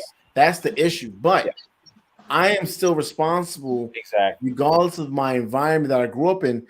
I know it's illegal to shoot and kill a man. So whether I grew up in a two-parent household, single-parent household, there's certain actions that you take that you know is wrong, like Yeah. littering. Even if you grew up fucked up, you know littering is wrong because you won't do it in front of the cop. Meaning, you know, us as men, when you stand, I believe in God. When you stand in front of God, you cannot sit there and God say, listen, look how fucked up my mom and my father, whoever raised me. Right? But you have to, I believe, just like the littering, you got to start with the law. I'm not mad at the single mothers understanding how the system works and understand that they have the legal right to have a child. The father's not around. They make more money. They live a better life than a lot of Americans that are working and getting these degrees and having student loans. Look, man. We have to change the law. The law has to change. Now, the reason why the laws won't change is because every woman, every household, family that's on government assistance, Congress or law, they make money off of that one individual. The more people that go to prison, they make. So we have to understand that first. If we understand that, we know that these things are never going to change unless you start removing these Democrats. Yeah, because they're pushing these. I don't know if you know this, Ant. Our last mayor, he closed down 22 mental illness facilities. So y'all got a lot of people walking around that are. No, listen, we have an influx of mentally insane people on the trains attacking random people. The guy that I put in the link, the guy that shot some. How are all these people that were during the daytime were inside a facility taking care of doing making sure that they're taking their medication? This year alone, we had mental illness people, at least I think close to over 24 people that were pushed on the train tracks due to mental illness, people that's not taking their medication. But AR, I gotta say this. They don't want to foot the bill no more. But AR, I gotta say this, man. I gotta say this. Mentally ill people, a lot of them know right from wrong, and I've worked in the mental health field. I worked there for years. Again, Blue Cousins in the chat, he knows. I've taught. I'm not saying no, that's not what you're saying, but some have no control. Ant, hear me out for a minute. Without that medication. Ant, just hear me out for a second. I taught in the mental health field for years. I literally did. I taught at outpatient facilities where restraints were needed. A lot of that mental health shit is bullshit. A lot of these people know right from wrong, and they pick and choose people. These people are very conscientious of what they're doing. Now, maybe 1 or 2% have no issue with composing themselves, but most of these people can. You have to make examples of people. Period. Point blank, man. You listen. If these people are so mentally ill, how come they're not pushing cops on the track? And what I'm saying is that these people know right from wrong. Now, if a person pushes a cop on the track, you can argue and say, maybe this person is mentally ill. But if they're not doing that, then they know who's vulnerable, who to pick on, etc. You have to put your knee in these people's faces. You have to put your knee on their neck. You have to be this brutal. I know it sounds horrifying, but this is where society has taken us. These people are going to continue to do this until these liberals are either out the offices or people like myself say, listen, if you do something and we catch you doing it, we are going to make a public example of you in front of hundreds of people. We're going to fuck you up. And I bet you they won't. I bet you will see a decrease in all this nonsense. I've been around people with mentally ill, sir, and I'm telling you, if you beat them, if you beat people, a lot of these people you could beat sense into. Yes, you have to take extreme measures, man. I hate to say it like that. How you let somebody you don't know get that close to you? Sir, I got a perimeter. I've been in New York, get too close, I'm gonna hit. I'm swinging. And you never been to New York, and have you ever been to New York, Ant? Yes. And you know how I have. And you know how compact New York Flatbush Ave. But yeah. you know how compact. I've been up there. But Ant, you know how compact New York is. So if you're in the subway, everybody's is sardine together. So even if you are, Yeah, yeah, yeah, even yeah. if you're I've looking been at in your the surroundings, subway, yeah, but it's how you conduct yourself.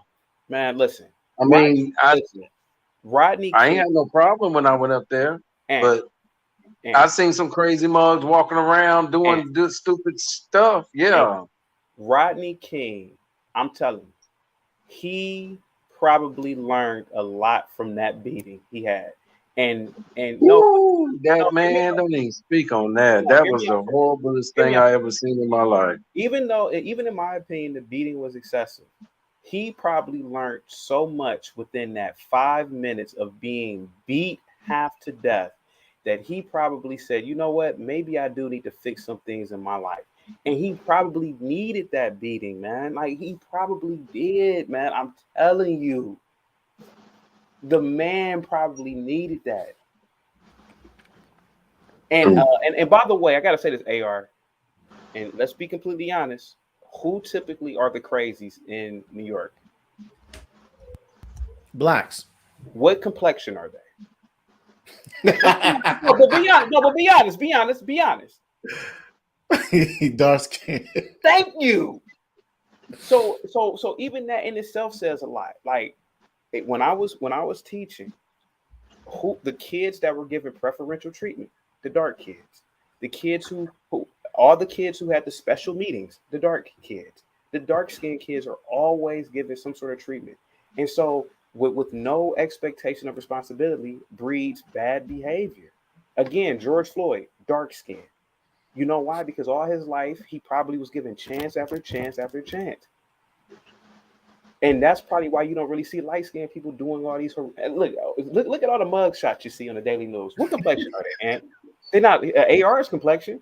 Every now and then you will see a nigga his complexion, but other than that, it's you have to look at nature for what it is. Why is that? And why? I mean, not Ant, but AR. Why do you think that is, sir? Or is my example too extreme? Maybe I should tone it down a bit. That I mean, that you good. But Truth, do you mind if I play like a 30-second clip? Can I put something on? Yeah, I think we'd be good. Yeah. Okay, all right. Let me do 1 second. Let me bring this on. Because the thing about it is that it's not just about mental illness. It was a we have to fully understand some people are just evil. Yeah, but it was a darkie that shot that dude from Goldman Sachs. Yes. I can put it in there. Go ahead, sir. Oh, you did? Okay. Yep. All right.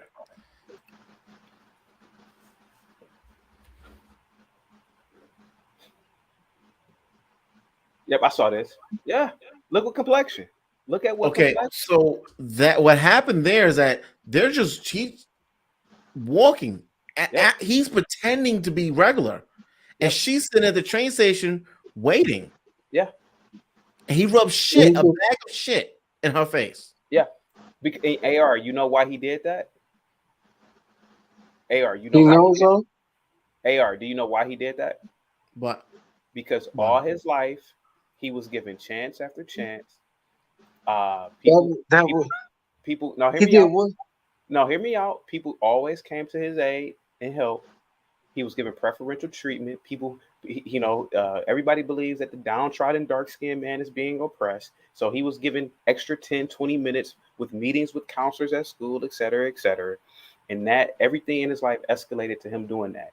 And I bet you all it would take is, especially black police officers, to beat him within an inch of his life, because at least you can try to beat some sense into him. Because what he did was absolutely disgusting. And again, the liberal media will make excuses after excuses for him. But there needs to be a level of brutality that needs to be instituted back into our society again. You catch someone doing that without a shadow of a doubt, you need to beat them. You need to horrifically beat them. And they will learn. AR, let me ask you a question, sir. Me and you were the same age. When you were in school, sir, what complexion were the baddest kids? and then correlate that with who were given preferential treatment, the blackest kid, the darker kids. I am telling you, there is a correlation with complexion. There's a correlation with all. I know, Ant, you don't want to hear Ant, but no, Ant, I have a question. Go ahead. So, are you gonna how are you gonna discipline your child? Sir, I would be, if I had a child, first of all, I would try my best to be a tiger parent, meaning that there would be no TV, a strong regulation on electronic devices, and there will be constant curriculums of education around the house, in terms of music, in terms of mathematics, science. You have to keep children busy. You have to. Children, if you keep them busy, they stay out of trouble. You keep them doing things. That's the difference between Chinese kids and black kids. That's the difference between Jewish kids and kids born in West Virginia, white kids. That is the difference. A lot of these kids are not going to misbehave. Now, a lot of them, when they grow up, do they rebel a little bit? Sure, they do. Most kids do. But I am telling you, sir, I used to teach, and the approaches that we take in these schools are fucked up. These kids are given too many chances, and there's Well, no discipline. education was messed up from when I went to school. How you discover somewhere when people already at? What you saying? How you discover somewhere where people already are? What are you talking about? Columbus. Sir, he civilized this part of He the ain't world. civilized nothing, man. And if He it were ain't not for done Columbus, that. sir, hear me out for a minute. If it were not for Christopher Columbus, sir, the people here will still be living in teepees throwing spears. It's just the honest to God's truth, sir. Hey, he And didn't discover nothing. and He was a looter. and He was a pirate. if it were not for Christopher Columbus, you would be What? living in a mud hut in Africa, sir. No offense. You would be living in a mud hut in Africa, but we're not for the white man civilizing this part of the planet. So you believe everybody, all of us are from Africa, right? Yeah. Okay. Okay, so we're from Africa. So what? You already in Africa. What do you mean? Oh, sir. Okay. Hmm? Go ahead. You got the floor, sir. Huh? You have the floor, sir. Go ahead. You already in Africa. Okay. Well, whether we're in Africa or not, the white man civilized the planet, sir. So Christopher Columbus, if it was not for him, you would be living in a mud. How you civilize a planet when civilization was already here? Sir, there were no advanced civilizations. It may have been a sprinkle or two on the planet, but sir, the white man had the best civilization, sir. Let's be honest. Let's just be completely honest, sir. You live in one right now. Come on, let's be honest. But let's welcome Red Pill. What up, man? Congratulations, you bought a home, right? You're on mute. Yeah, what's up, guys? Congratulations on the home, man. Yeah, we have a baby on the way, so we had to get a bigger house. So we got a much bigger Salute house, to you. 4.5 acres. That's great. Salute to you. Yeah, man. And so MFB says Christopher Columbus is an American hero. Absolutely is, sir. He He was absolutely a is. rapist, He absolutely is. man, a looter, murderer. Please. He's not a hero. If it were not for Christopher Columbus, sir, you would be on a fishing boat living in a mud hut in Africa. Really? Yes. Yes. I mean, sir, what achievements did the African have by that time? What did they do? What were they doing in Africa, sir? But how you discover somewhere where people already are? So what? He helped these people out. He civilized these savages that were here, sir. And then That's they took their disingenuous. land. They were That's savages. That's disingenuous. So when Whether they it's say, disingenuous or not, they were savages. not you. When you say how do you discover something that was our people already there? Okay, so what written history do Indians have? Tell me what chronicles of the Indians that you've seen or read, or But who had language that wrote books. you took what they had. And then you massacred them. No, you didn't answer the question. The question was, what written stories of history have you read from the Indians? Well, they was on the caves, but they destroyed them.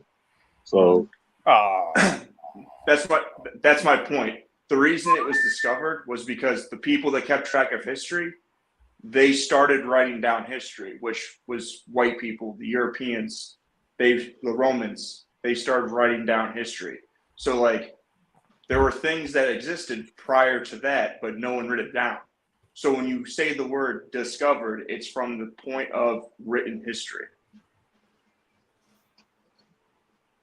So we have Not saying that they He's didn't a exist prior to murderer that. and he massacred people for no reason. but Africans did the same thing. Africans enslaved Yeah. Africans, and that's how we was brought over here. So Africans were doing the same to Africans. Martin Even Luther after King cheated on his slavery, wife. Africans owned slaves. Yeah, my family owned all of you in Africa, by the way. I told you, bastard. Yeah. You funny. But Martin Luther King cheated on his wife.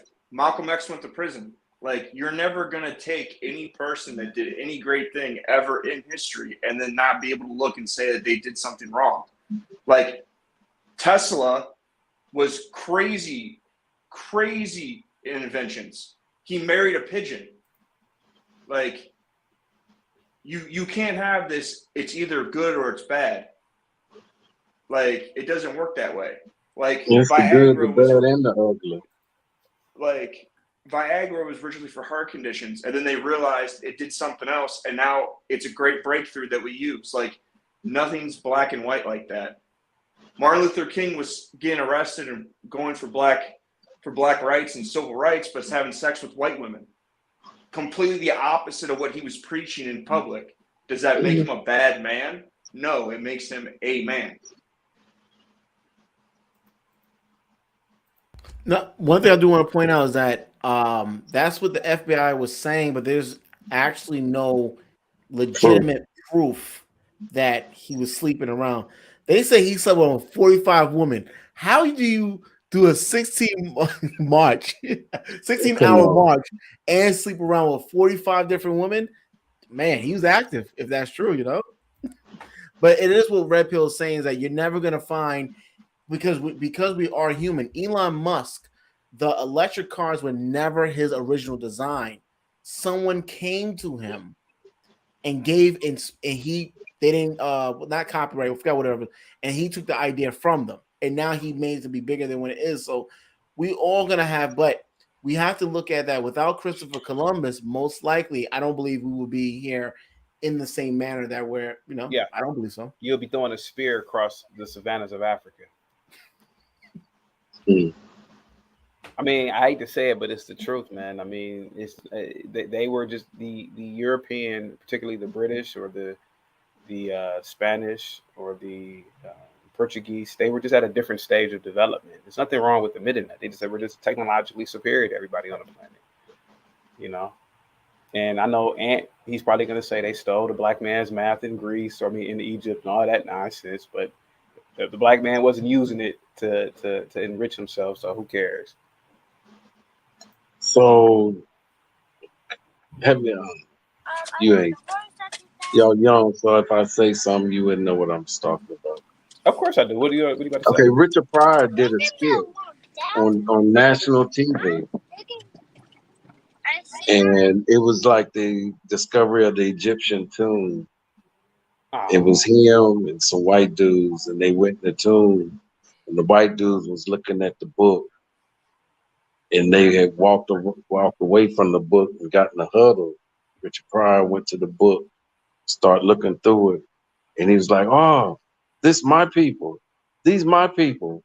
When he turned around, the white men start closing in the cave. I don't know. That never aired again. I don't know that story, but it doesn't. I know about the skit you're talking about, but if you're going to take it back, if you're going to take it from a biblical standpoint, the issue that you have with that is you either have to believe it from a biblical, you have to either go all the way with the Bible or you don't. Bible. You can't. Yeah. So like that skit about the Bible and those people and all that good stuff, and then white people taking over and putting their God and all that. It's the same premise that Jesus isn't white. Like that skit comes from that belief. Not. I'm not saying that he is or he isn't, but if you're going to go down the route, I'm not saying that he is or isn't. That's not the argument. I'm telling you, he's not. That's not my argument. You have to let me get to that. It's not an argument. It's a fact. but that's not what I'm saying. You're trying to get caught up on something that's irrelevant to the point. If you're gonna go and follow that logic, you have to follow the logic all the way. You can't take pieces of it to go to a point that doesn't matter with flawed logic. What do you mean it doesn't matter? I mean, the thing about it is that the Jesus that I believe in, he has to be white. Jesus cannot be. There's no way Jesus is black, right? Because that associates with ignorance, right? Really? But no, I mean, Nah, AR's playing. the thing with the color, the reason why the color Yeah. doesn't matter is because, okay, if Jesus was black, and the What's people that bronze say skin? that, like for instance, What's Ant, do you bronze believe skin? Ant, do you believe Jesus Christ died on the cross for your sins? You do? Yeah. Okay. And he rose again. Yeah. Okay, but a lot of people that say that, they're He's not already even came and Christian went back. themselves.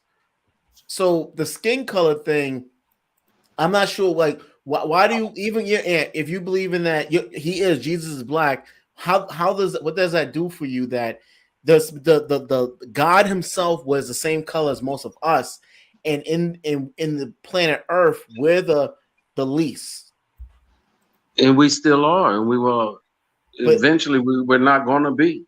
But isn't that bad that God in human flesh was black, and we're representing Him in this kind of way, as a whole? Yeah, it is bad, but it is what it is. So if Jesus, Yeah, but what see, does that here- do for you when you like now that you know that Jesus is black? I mean, what does that do for you? Makes me live in a different way. So Okay. I don't know about anybody else. I Okay, gotta so do for here's me. the issue. The point that I was making when it goes, so you have to either you have to believe in the Bible if you're going to go down that path. In the Bible, it states that his feet were burnt like brass and his head was white. In the original Greek and Hebrew, when you read it, it says head, but when it's translated to English, it says hair.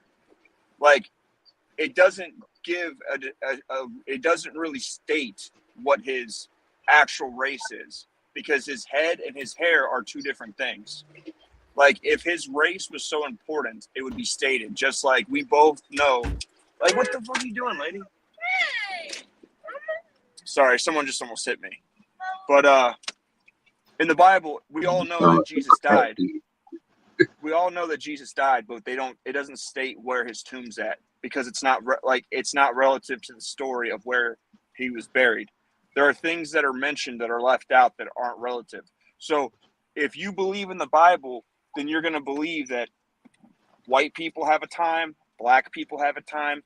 God used certain groups of people to punish other groups of people. So regardless of the fact, if white people got their time and took over and started erasing history and whatnot, it's unrelative, because that's God's plan. So, like, either you're going to go with the Bible or you're not. If you're going to say white people are bad because they did A, then you're not. That's a secular view. Because then if white people did that biblically, then that means that God was using white people to punish, or the Antichrist was using white people to put his thoughts and his worship first. So that's my point when I say, if you're going to use the Bible as a reason, then you have to follow the logic. And that skit was based on the idea that Jesus was black and that white people are trying to hide that. So regardless if it's true or not, it just bothers me when people say stuff like that and they want to use a secular view on this thing, but they don't want to use the Bible view on everything else. Hey, AR, Yes. do you remember the death of Michelle Go? Michelle Go? No. Died January 15th. She was pushed on the transit in New York. Asian lady? Yeah, Asian chick. Yes. Okay. Okay. So I guess it was the fourth. I guess it's like the fourth death or whatever. So you're in New York, right? So going back to what we were talking about, how do you how do you stop? Because we're talking about civilizations here, right?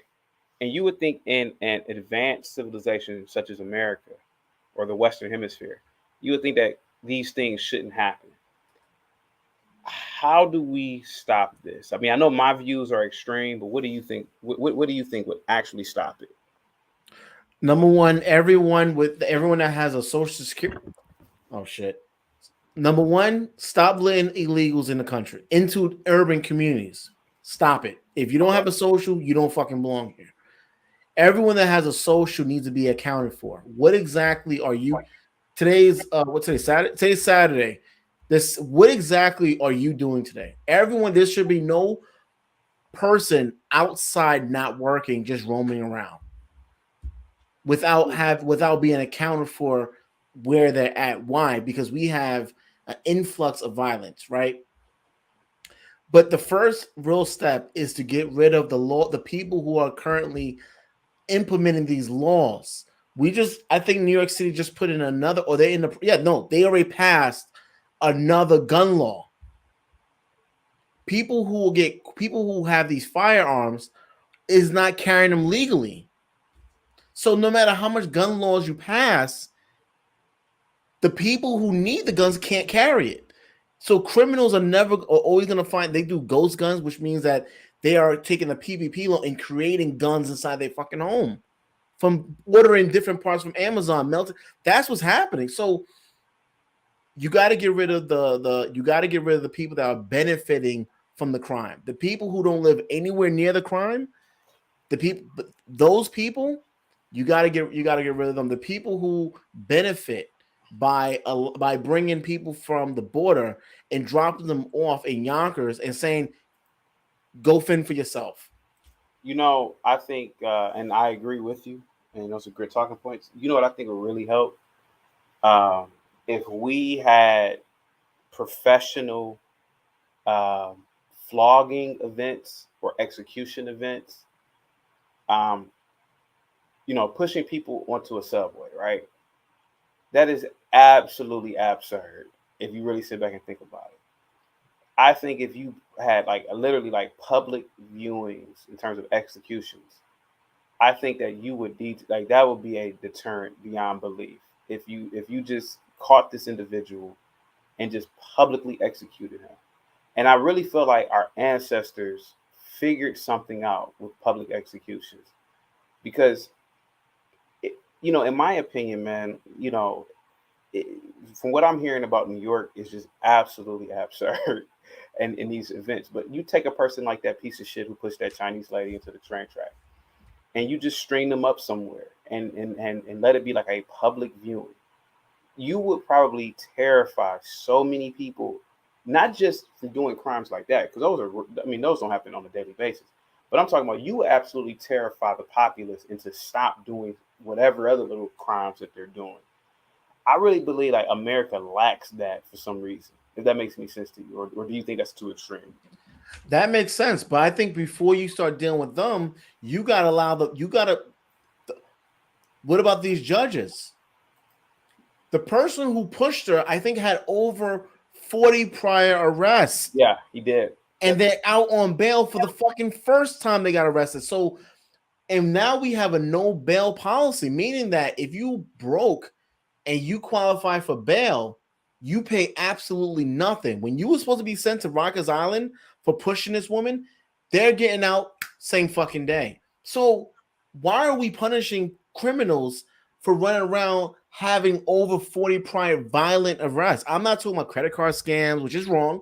I'm not talking about stealing from a store. I'm talking about violent crimes. These people are allowed to be out the same day they commit the crime. Yeah. So why are we going to hold those criminals when we know this is just their behavior?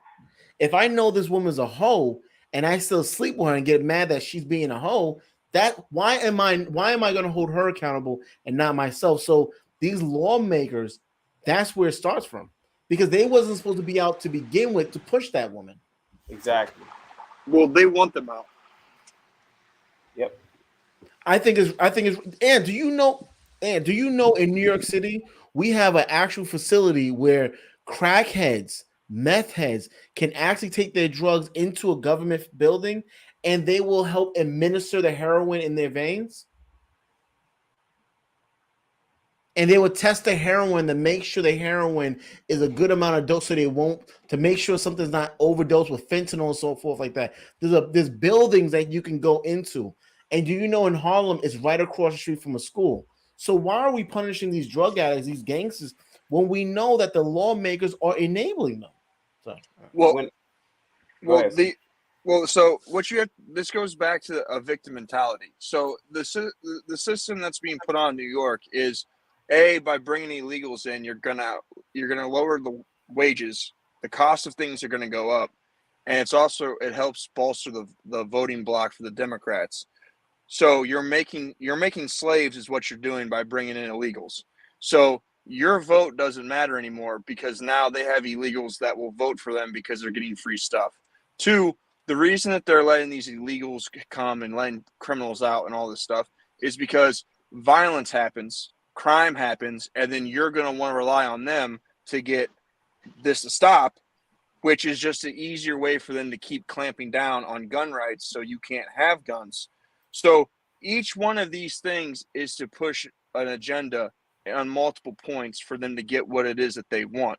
Like back when Giuliani was the mayor, he had the broken window idea. If I just you thought about- let Yep. if you let little things go, it escalates. Remember I was Just just saying like- that, AR?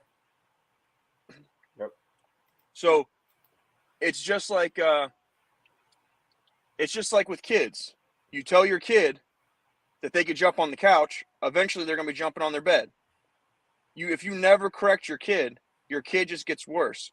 And it goes back to when Labuda was talking about kids acting bad. Why do you think a lot of people that don't respect kids that's parents are rich?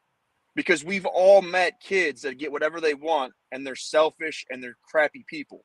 Like, you need a hardened edge to get morals and to have character. So the more and more you allow people to do stuff without checking them, it escalates whatever behavior they're doing. If you allow drug addicts to just do drugs, they're going to do more drugs. You allow criminals to do crimes, it's only going to escalate. You allow people not to pay for the things that they do, they're always going to get worse. Things don't just get better. It takes work and sacrifice. If that was the case, all of us would have six-pack abs and all look like a Greek god right now. If it just happened.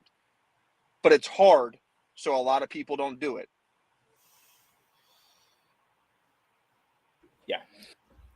And Red Pill, that's why you have the law.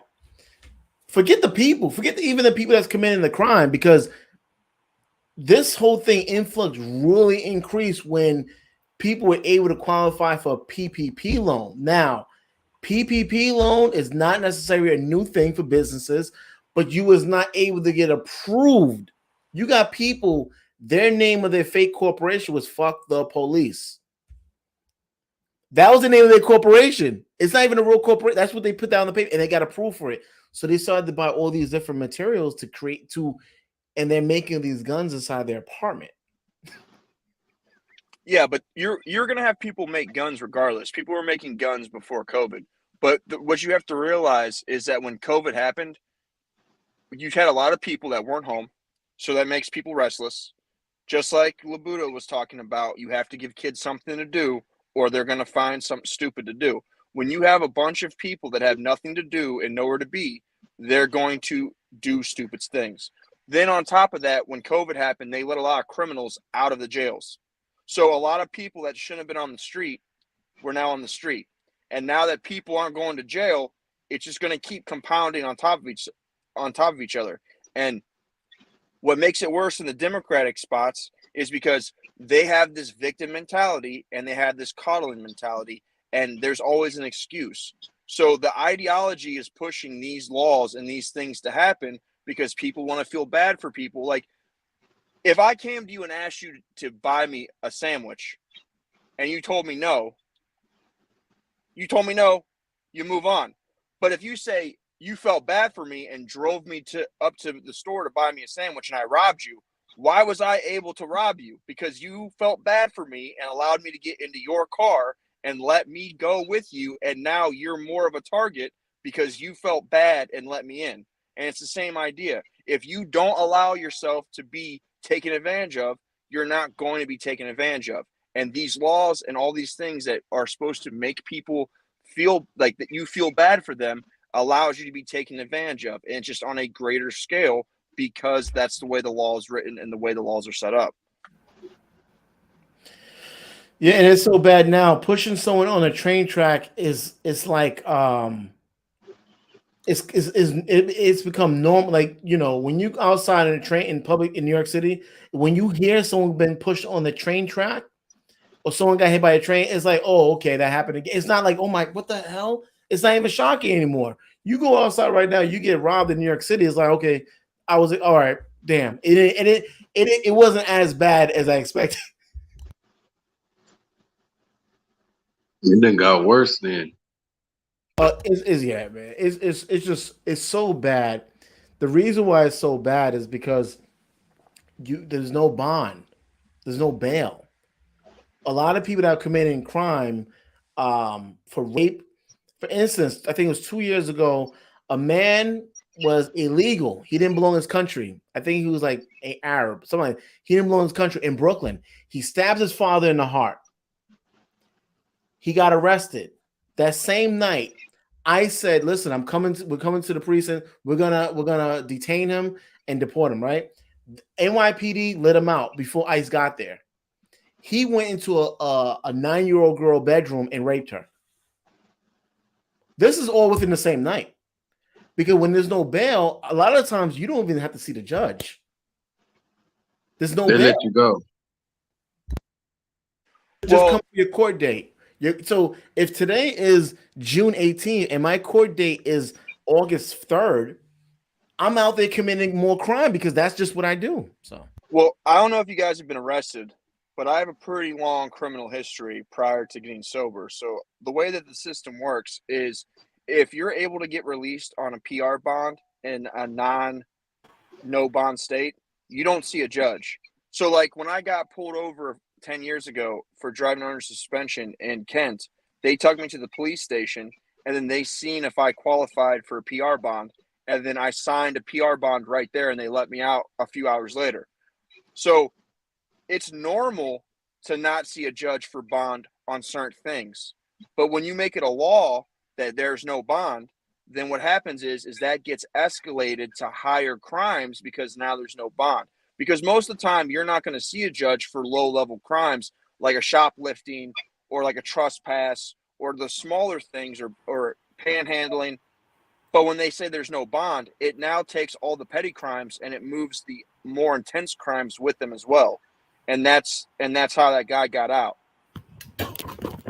that also brings a point of why women are afraid to call the cops. I'm talking about legitimate cases, or afraid to call the cops on their boyfriend. Why? They did that once.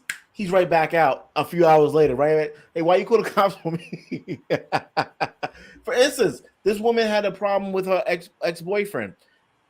Fine. He got arrested. They went to the baby shower of she's in a whole new relationship, right? She married and everything. And guess who showed up? He was arrested. Guess who showed up at the baby shower? The baby father. He showed up at the baby shower. He tried to shoot her new husband, missed her, and killed her and her baby. If he was in jail, he would probably had time to really cool off and figure this out. Again? Huh? What's the name of this story again? I just came back in. What's the name of the female or the story, the situation? I could probably find it. 1 second. Hold on. Okay. Yeah. He was I think it was in Brooklyn, a baby shower. He missed the husband, the baby father missed the husband at the baby shower that he wasn't supposed to be at and killed his baby mother and the child. This happened in October of 2021. It was probably that far. Yeah, man. Yeah, so woman shot 4 times outside of a Brooklyn baby shower. Well, do you guys believe in the God in the Bible? Do you guys are you guys familiar with that? I believe in the Bible, yeah. Okay, so another thing to also look at is when Cain killed Abel, he got cursed and he got sent away by Adam. Well, God previously told Adam to be fruitful and multiply and spread out. Well, the first thing Cain did once he left was he built the first city. So also the most dangerous places to live, guess where it's at? In cities. It's weird how that works out.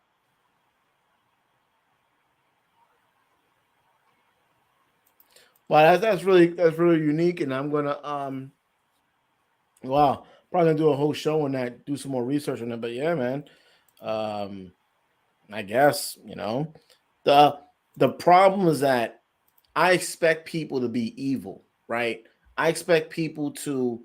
It's not the devil. Is that no? It's just people who they are. I expect people to steal. That's fine, but when you have lawmakers that profit more by allowing certain behaviors.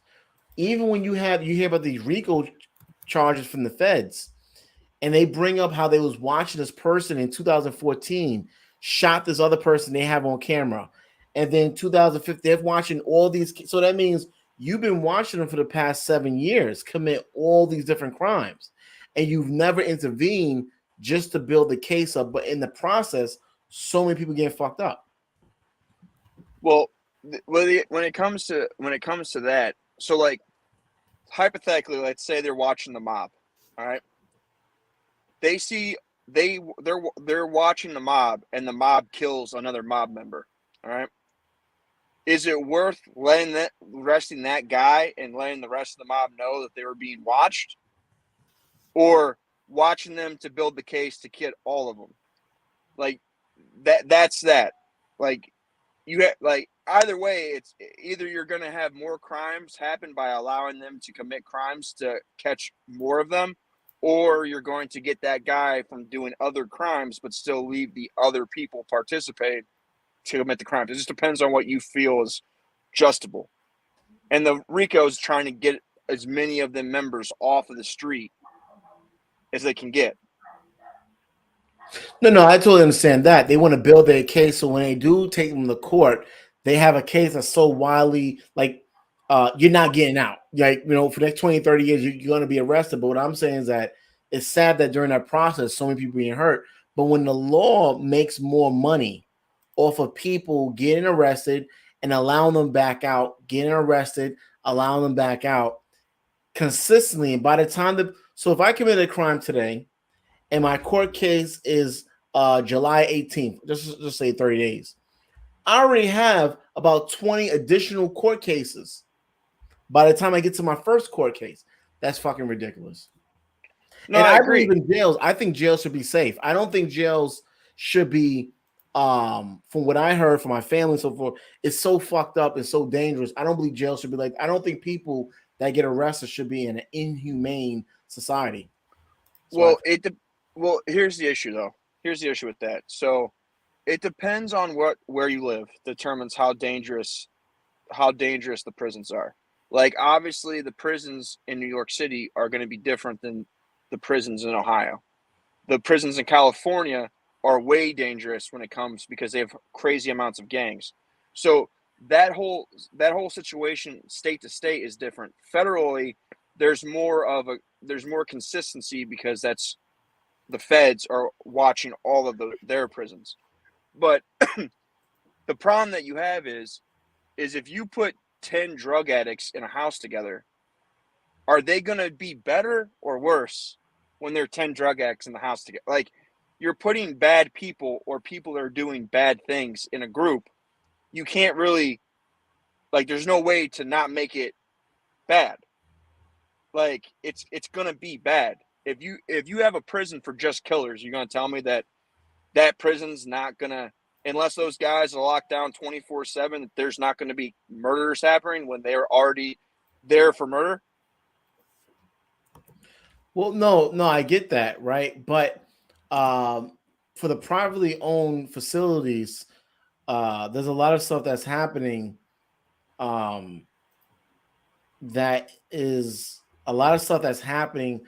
Is on camera caught, but it's not being reprimanded or it's not even being. They're severely understaffed. I'm pretty sure you hear about the correctional officers being attacked and shit like that. Yeah. Like there was a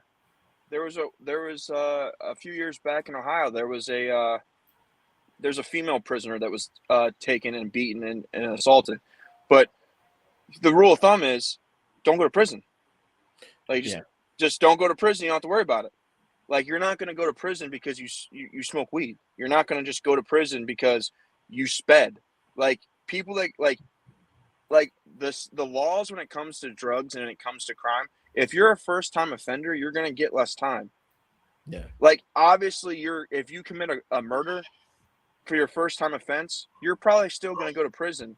But like a lot of these people that talk about how they got these ridiculous times, that's not the statistics show that's not very often. Like most of the time when you most of the time you see these justice systems being too lax. There's a story where a guy killed 3 of his wives. He killed a wife, did 8 years, got out, got married again, killed her, did 10 years, got out, and then killed the 3rd woman, then got life. So like as many stories as you see in the headlines about people living and getting crazy hours, that's very small when it comes to the statistics. It's more likely than not, if you go down towards the border, there's all sorts of illegals that get arrested and get let go and then kill people. Like the justice system is not as strict as people think it is. Prison is not anything what it used to be. Like 70 years ago, you went to prison. It was hard manual labor. Like you were crushing rocks and doing stuff. Now you're at a daycare. Like the most dangerous people are the other people that you're locked up with. It's not the same. It's not hard time. I know. Carrick Truth is gonna appreciate this. Vince McMahon had to step down from being CEO owner of WWE. He had to step down. He's no longer owner of it because of hush money of sexual no proof, right, of sexual assault or whatever. Well, supposedly there is proof that he spent money on hush money. And I don't know if you know this, AR, but WWE is a publicly traded company. So, they have shareholders. He has to answer to the board of directors. I don't even know what percentage of the company he actually owns. But again, this is what I said earlier. The king has to maintain his kinghood or his kingship or whatever. And when you do things that are not of superior status, these things can happen to you. What on earth would make this man have an extramarital affair with an underling, with a peasant? And look at what these peasants have done to him. He, and this is what I keep saying, if men truly knew their status as kings, a lot of these things wouldn't happen. Am I perfect? No, I'm not perfect at all. I'm actually still growing and still, observing. But this is why I say, don't interact with women you don't know. Don't interact with children. Don't interact with anybody who is not on your level as a man. You are a man. You're superior. So the only woman you should be speaking to is your wife. The only woman, and you will be okay most of the times. Look at what happened with Bill Clinton.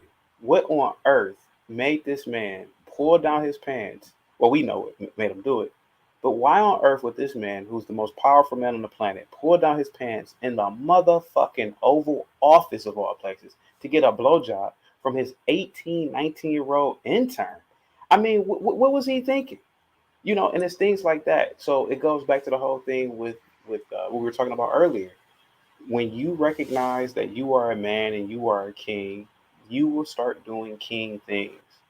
And as soon as you deviate from that, you're going to go right down to the level of the peasant. And the peasants, again, are women, children, and that's that. And being caught up in these stupid and idiotic situations,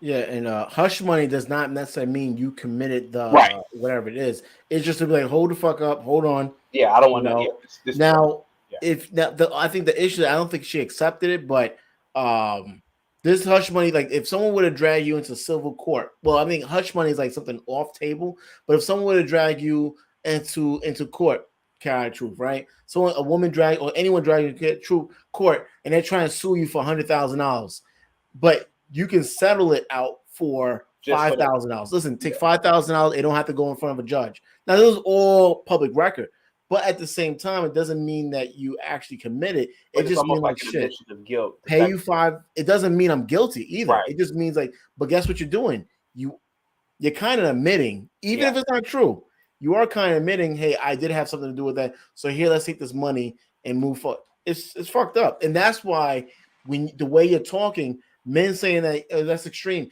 But you have to be, if you're accomplishing anything, and you have some sort of financial security of funds, you have to start moving extreme. If she's not your wife, why are you around that woman? Exactly. What are you even speaking to her for? You know, why even marry? I mean, why even hire a high? I mean, if you're 23, 24 and you own a business, I can understand a stupid mistake. Bro, listen, I won't even have. I have a cleaner that comes in. They clean the house, so that takes less load off my wife. Yeah. And it's by men. It's not expensive to hire a cleaner company to come in and they sweep your shit, right? I don't want no fucking 20-year-old attractive woman cleaning my fucking house. Never. We got to start moving. Yeah. I mean, you know. And that's what I keep saying, man. You have to, in my opinion, I could be wrong. You have to act as if, man, and you have to act as if. And I'm not saying that this will be perfect, but the way to avoid many of these situations is to pretty much ghost these situations. And I don't think Ant really understood what I was saying, but you know, even with you know, nieces and nephews, there is no reason why you should be speaking to them. No reason. And there's in this whole thing with kicking knowledge, you're not kicking any knowledge to these kids. I mean, unless, like I said, unless you're like a millionaire or a billionaire, what knowledge can you really kick to anybody? That's just my opinion. So what am I speaking to you for? You're a child. You're 13. I don't need to talk to you. I don't need to speak to you. And that's that. And that's how I've led my life. Now, I even got out of the education field because, like I said, with what I saw with feminism or feminist movements, I said I can't be around these dumb Disney broads anymore, because these broads at any given time, the wind could blow the wrong way and they'll throw you under the bus. So I'm not about to be in no situation like that ever. I'm a king. They're not. But unfortunately, the education field is filled with these bimbos. So I'm out of here. But go ahead.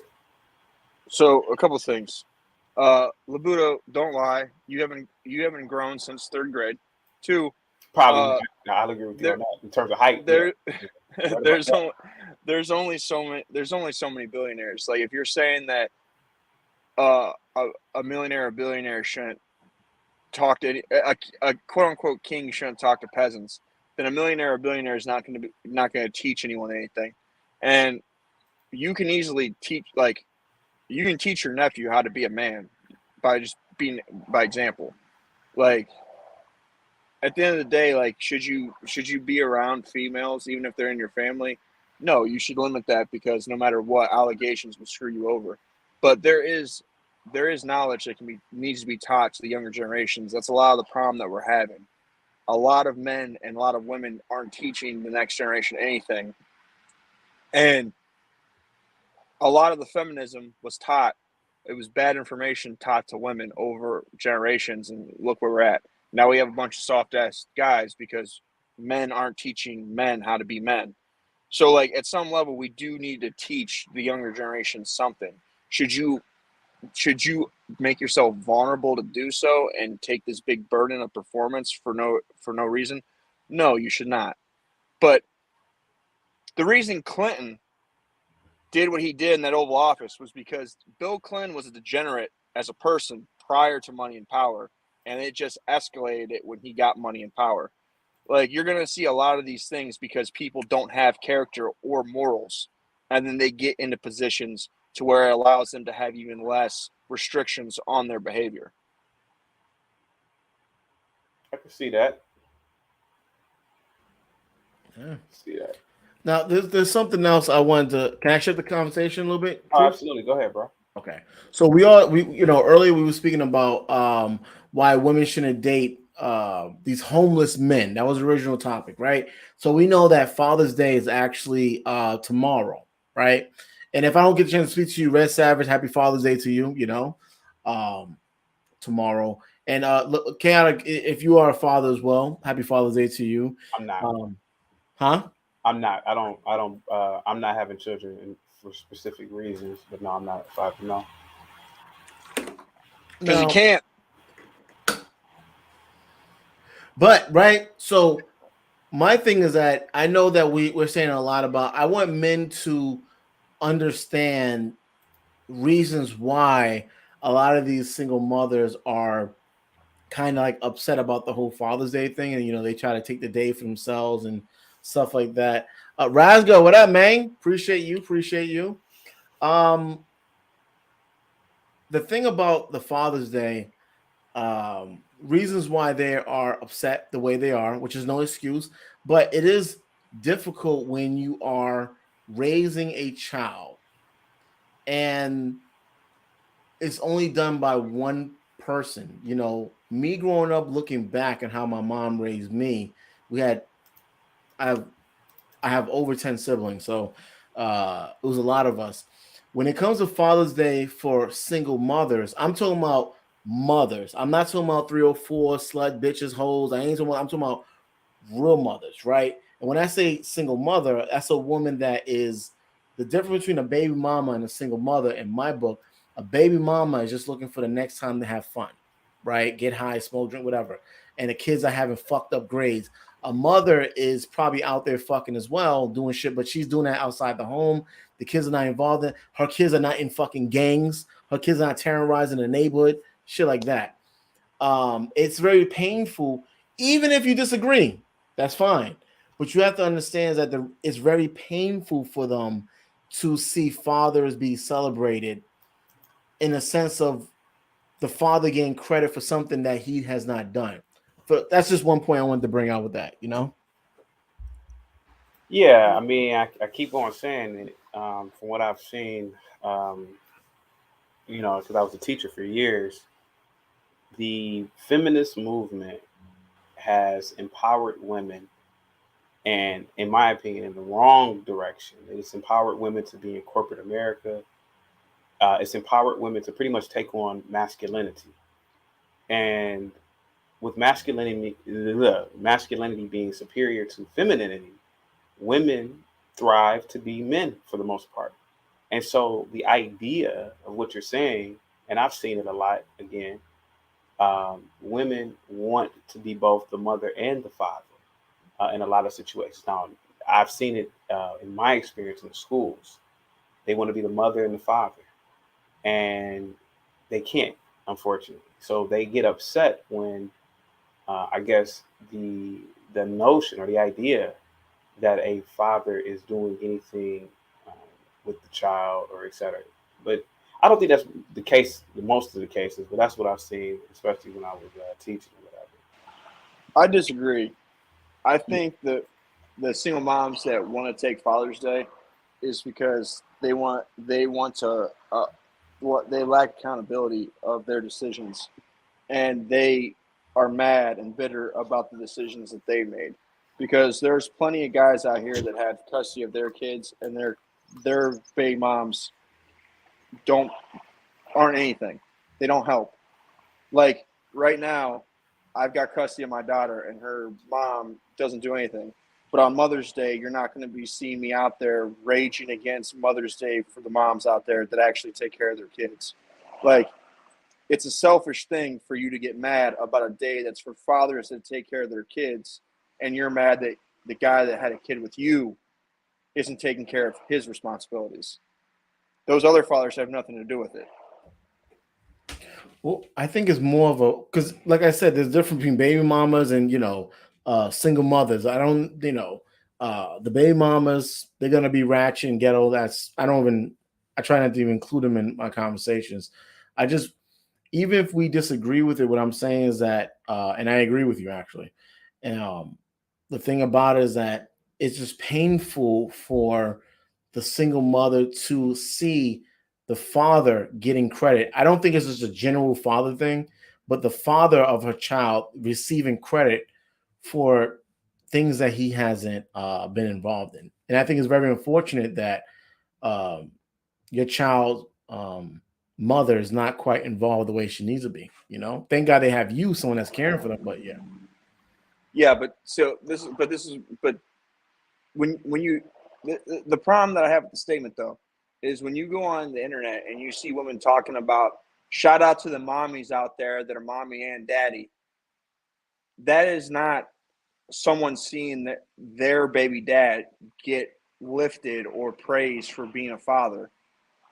Like Father's Day is for fathers that are part of their kids' lives. Like I've never ever seen a deadbeat dad get praised on Father's Day for when everyone knows he's a deadbeat dad. Us men don't respect other men that are deadbeat dads. Like this idea that these men do nothing and they get praised isn't the case. It's only in a woman's mind would it be that Happy Father's Day is talking about their deadbeat dad. well, like even like with me growing up, my father was there to a degree, mostly financial, but he really wasn't there. But when it came to Father's Day, I was so excited to contact him to make or give him a card. You can make a card, whatever, of Happy Father's Day, but um, he was never there. He was never involved, really.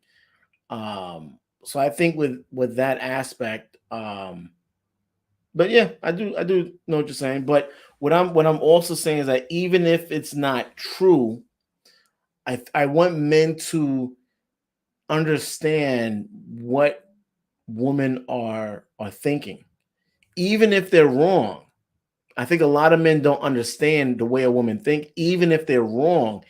If you hear a woman say some stupid shit, even if they're wrong, you have to understand their mindset so you're able to deal with them. And men, stop taking off your condom. When the man takes off his condom, he gives away his power.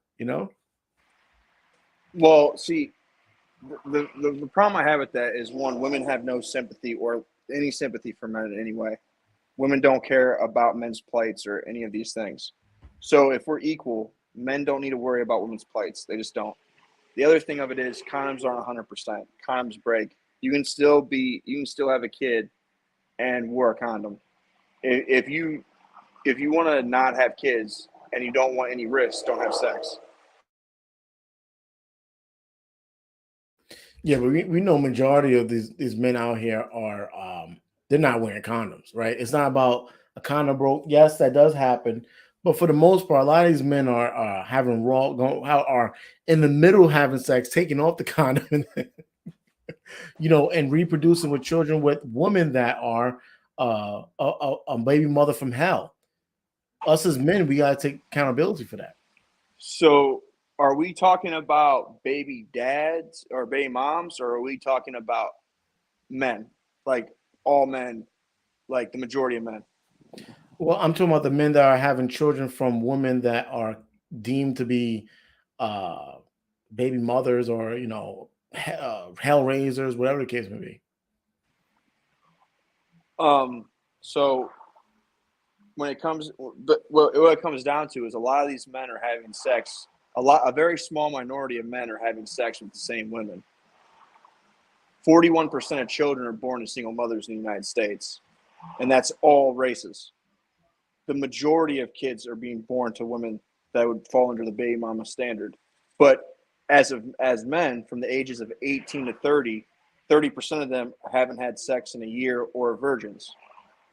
Like the vast majority of men our age are having the least amount of sex that's ever happened at this age in history. Mhm. Our grandfathers were having more sex than we were. Yeah, well, I'm really speaking to the men that are online complaining. Like some people saying, what I'm really trying to bring awareness is that listen, if you're online and you're complaining that um, women are whores, and just going on a rant and so forth like that. Women are evil. Okay, cool, but you fucked it up. You that's in control. Fucked it. Now we all make mistakes, but this continuation for the men that are having children, not the one that's not having sex, but the one that are having children, we gotta hold ourselves accountable and be responsible for. We keep having these crazy ass baby mothers. I'm not saying that's not true, but even if you don't have kids, the behavior that women are having should still be criticized, because even if you have Labudo has no kids, he's paying to take care of somebody's kids, even though he has none. Yeah, with the taxes and so forth. Yeah, when you because feminism and the way our country's set up, the bad behavior of women needs to be criticized, because men that are choosing not to have sex or get married or have children are still subsidizing these women that are doing it, and these guys that aren't taking care of their kids. The thing is that if men, just like you're saying, the feminists spent decades and decades of protesting, marching, moving into certain law areas in order to change certain laws. At one point, they couldn't work. At one point, women couldn't work. At one time, they couldn't even vote. They couldn't vote and they couldn't work. But now the issue with men is that men don't come together and they don't go out there and make actual change. Not in the neighborhood. I'm talking about laws. The issue that we're doing is that we don't come together in droves for decades and protest about this child support thing. So you're right, but at the same time, have you ever watched a feminist journey to the red pill? Probably. I'm not sure. I think Ali is one of them. Yeah, real femme sapien. So the way that it works is men are 50. We're the least. We're less than half the population. We don't have the votes. We're the minority when it comes to voting. 2, anytime that women have a feminist march or a group, no one threatens to bomb their stuff. No one threatens to shut their shit down. But anytime there's been a men's rights movement for over 20 years, and every time they speak or protest, they're met with their stuff being firebombed and shut down. That is true. But at the same time, when you had Johnny Depp going through a thing, you have all these men, all of us red pill, manosphere men going crazy. But hold the fuck up, man. What are we doing? Well, are we taking actionable steps? Now, if we're being singled out, then it's very difficult for us to take a stand. I speak on one issue. If I don't have people behind me, I'm going to be the first one in the sense to get crucified. My shit's going to be completely shut down. But what are we doing as men? Stuff is unfair, blah blah blah.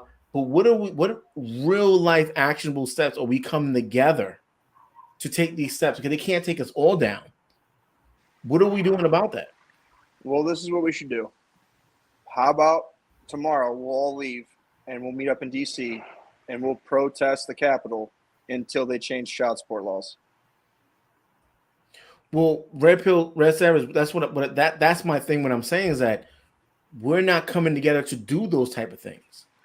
But the feminists, the LGBT, whatever they are, they've done that though for over 100 years. And do you know how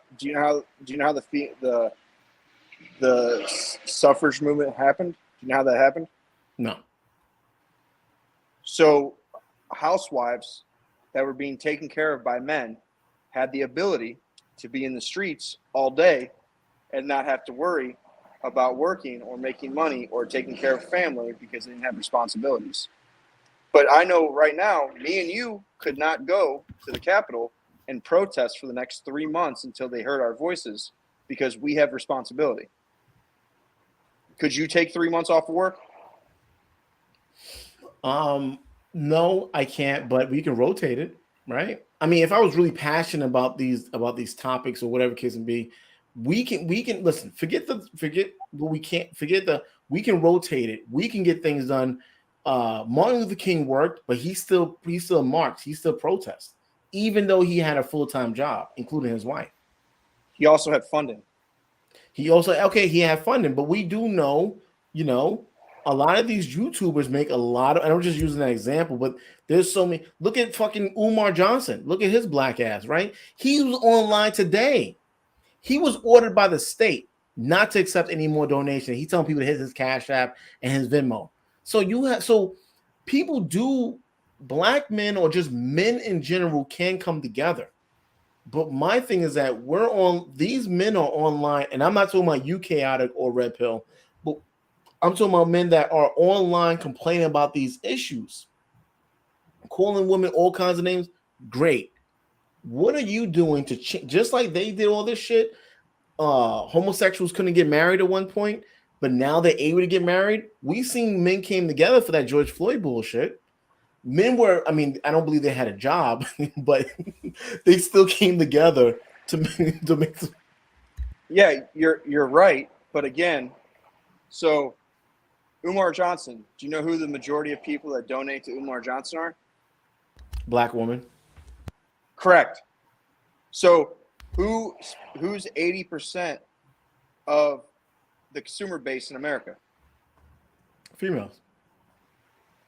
Correct. So a lot of these things are funded by women. So when you're going to be going against women and what they feel is what they deserve, it's much harder than you think it is, because it's anytime that you talk about men's rights, you're automatically told that you hate women. You're like, the view on men in America is that we've been oppressing people and now we're crying. Like, you're not going, like, it's a different battle. It's just a different battle. There's a completely different angle to it. And a lot of us men have responsibilities that we have to take care of. It's going to be hard for us men to take care of those responsibilities, but also, like, what's more important to you? Child support or your family? My family. Exactly. As a man, that's your role. That's your responsibility. That's what you got to do. So if you're going to go out in the street every other week to protest child support and alimony payments, you're taking away from your male right, your male priority, your male job, what it means to be a man, to take away from your family. Like, it's impractical for us. It's not as simple as it sounds. Well, it's gonna be it is difficult now because we've allowed decades of this bullshit happening to us. It just so happened that now, due to the internet, we hear a lot of men saying, "Hey, listen, I've been through that.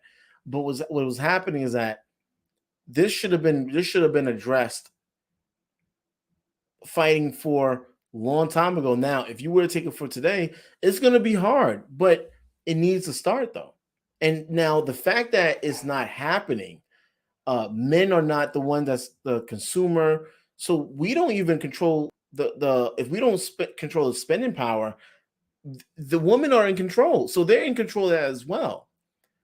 If we're not, I mean, men are not even in church the way they used to. So a lot in these urban communities, women are the ones that's really running the communities, which is part of the reason why it's all fucked up. But do you know why men aren't in church anymore? Why is that? Because church took away accountability. Yeah. Like, back in the day, even when men ran the household, women still were in control of the household, of spending. Like, it's how it works. If you're at home taking care of kids and taking care of the house, you know what the house needs. You know what groceries need to be bought. The man isn't going to be at work and grocery shopping. Like, it plays onto our roles. It's how things are set up. Like, you're going to be at work. Just like if you want to be a CEO of a company and you're working 80 hours a week to get to that point, you're going to pay the cost of not being around your family as much. Like, us men everything that we do has a cost. When it comes to women, they don't pay the same cost that we pay for anything. That's how they were able to complain and bitch in the streets for years to get what they wanted. Like,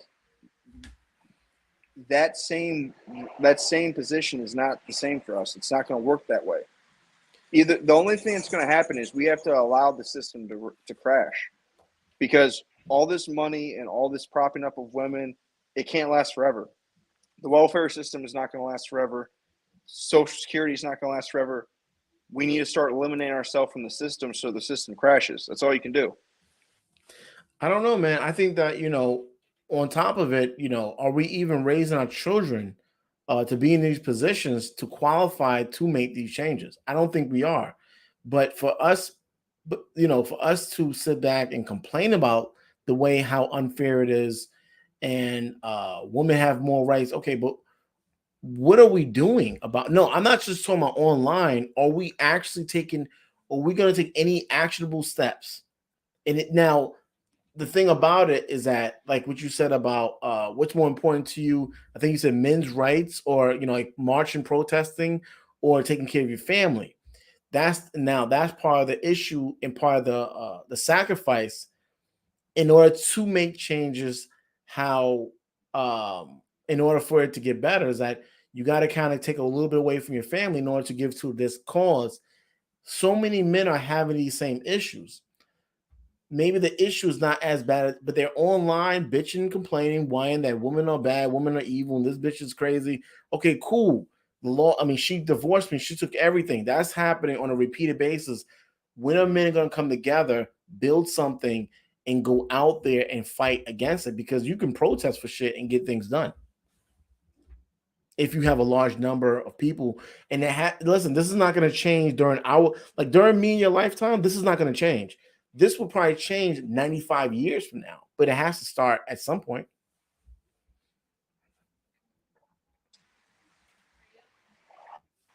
I agree with you. Yeah, so I know that it's very unfair the way us men are being treated, but we got to start getting out there. And I don't have the answers. I don't know how to organize it. I have no idea. But what I'm saying, if enough of us men come together and say, I don't have no idea, and we start discussing, okay, first step, we don't know. Number two, how do we find out? Number three, okay, let's start doing let's put a little bit into action, something. I think one of the first steps we can probably do is when you see a local senator, I don't know, senator, mayor, whatever, men need to start showing up at the city council. City council is mostly ran by females. Start showing up at city council and start letting them know these are the demands.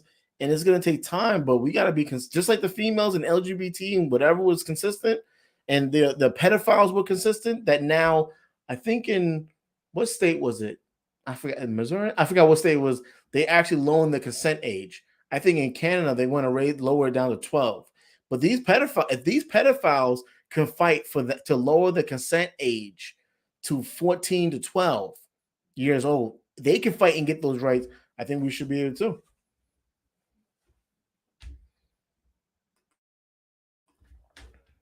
So that's my thoughts on that. So Razgirl, what up, man? How you doing? How are you? What's going on? Marcus, I appreciate you watching, man. What you been up to, Marcus? How you been in these YouTube streets? You been all right, man? You been surviving? T96 says 1776. Is that, yeah, I believe that's when women were able to actually vote, I believe. The Seven Still story. Yep. What up, man? So basically we was here, so what we was talking about earlier we was trying to speak on why ladies should stop dating homeless men.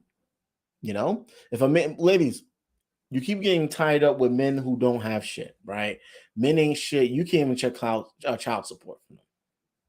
You can't, even if the relationship fails, you can't collect alimony. Why the fuck are you with these broke dudes? So that's what we was talking about, right? I was also giving some knowledge about 1 second. I was also talking about how to be a loser. How to be a loser. One of the ways to be a loser, for the people that's over there online consistently whining, complaining, bitching, listen, man, I'm gonna help you. I'm gonna tell you some steps or things you need to do in order to be a loser, non-successful. I can help you with that, right? Since you're already complaining. Number one, I told you earlier, be rude, have a dirty car, not taking care of what you own. What about a wallet, right? Nasty wallet, dirty wallet, haven't got a new one in years, not knowing how to dress for the occasion. If you want to be a loser as a man, listen, this is the way you're going to become a pookie, right? Not knowing how to dress for the occasion. Not able to adapt to your environment. Number like what? Not knowing how to speak around your friends. Around your friends and family, you will speak a certain way, and at work or in an interview, you will speak differently. If you get the, you're meeting the mayor for the first time, you're gonna present yourself differently. So not being able to adapt. This is how you be a loser. Not being able to adapt is a loser. What about work ethics, right? You only do at work. If you want to be a loser, right? If you're the type of person to complain that, you're not making more money, but when you're presented with an opportunity, you will bitch and complain about it, right? Women love, yeah, T96 woman, man. T96, are you subscribed to my channel, man? Click the link, subscribe. I would appreciate it, man. But yeah, women love Pookie. So if you trying to be a Pookie, this is going to be the exact steps. When you get to work, right? Do the very minimum. Do the very bare minimum. Minimum, right? At work, offered to do what is it? Yeah. So you show up late to work, right? You show up exactly on. I appreciate it. Thank you, man. Show up to work on time. Just on time. If you're trying to be a loser, show up to work exactly at 9 a.m. Exactly. No time before, and be the first to leave. When this time, be the first one there and the first to leave, or leave a little earlier.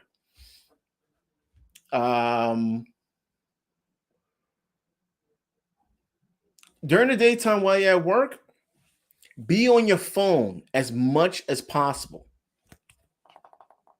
Be on your phone. Text messages, phone calls, be on your phone as much as possible while you're at work.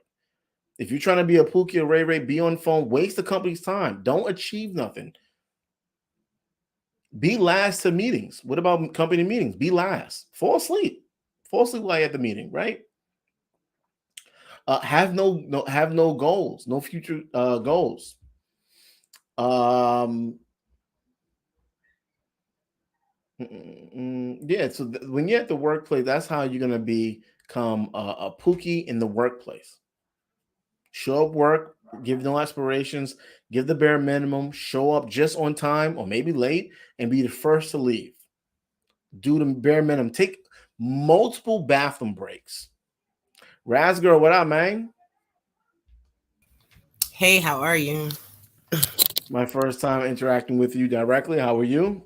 I am good. It's so good to see you on the platform. I think the show is going well and wonderful today. So good. I appreciate it. I was causing I was speaking some chaotic truth, right? Yes. I wanted to get up here and say happy Father's Day to all the fathers who are actively involved in their children's lives. And salute you guys for all the sacrifices that you make.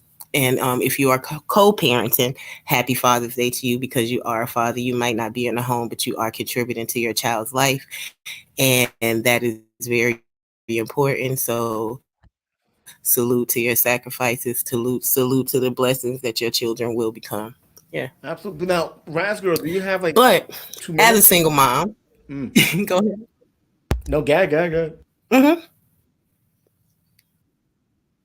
I think mine is delayed. Okay, you said as a single mom, I'm listening. Oh, I was gonna say you said that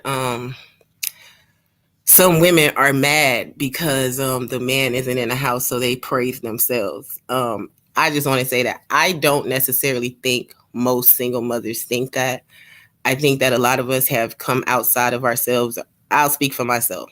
I'm not mad at my child's father. We're not together. I am sad for my daughter. She's supposed to have her father in her life, whether he's in the home or not, have a type of relationship with him. I'm not angry at him for that. My hurt is for my child. So I continue to do what I can for her. And I think that's what a lot of men don't realize, and a lot of women don't realize. They make it about themselves, the hurt, the fact that you couldn't make a relationship work and you're still hurt over that, opposed to focusing on the child. The ideal home, it is still both parents' responsibility to take care of the child, if that makes sense. No, absolutely. Another thing too, a lot of these posting, when you see these women that's trying to take the Father's Day for themselves, just think about a lot of them are young. A single mother in her Mhm. 20s has to be fucking hell. Listen, what all I'm really trying to do, right? I'm really big on comprehension. It doesn't matter if Mhm. you agree with the person or not, but I'm talking about understanding Yeah. a person's mindset. So a lot of these young girls were promised, we're gonna, even if he was a bum, it doesn't matter. She trusted his word. And I'm not talking about the baby mama that's fucking crazy. And I don't know about the story. I don't give a damn. I'm talking about mothers, single mothers, right? That are handling business. They make sure the kids get good grades. I'm talking about those women. I'm not talking about the ones that's out there Mhm. trying to live a single life, like they have no children. So a lot of these spaces, I want men to understand the mindset of a woman. And when you start to understand the mindset of a lot of these behaviors women have, I think you'll be less frustrated even when you're dealing with them online. Not that they're right or you agree with them, but you understand, okay, this woman is online, she's naked half the time. What Mhm. are the chances of a woman feeling so comfortable being naked and she's not even getting paid? Maybe, maybe she was touched as a child. I mean, I've interviewed a lot of. I have another channel. I've interviewed quite a few strippers, and my cousin was a stripper. And just when you hear these women's stories, is that drug? I mean, you don't have to think of the extreme, but there's a reason why they think the way they do the actions that they take. There's a reason for it. True, there is a reason for it. I don't want to diminish it just to they could be troubled in life or that they were molested or things. The fact of the matter is that sex sells and vagina has sold for years. It will continue to sell.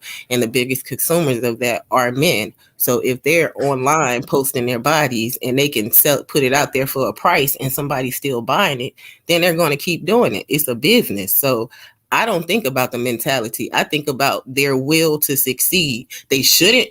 I wouldn't do it, but the fact is that there's somebody out there buying it. So why are we shaming them? How about shaming the consumer who's still out there purchasing it as well? Absolutely. Now, Raz Girl, when you say things like that, the men will try to eat you up, right? I understand. Yes.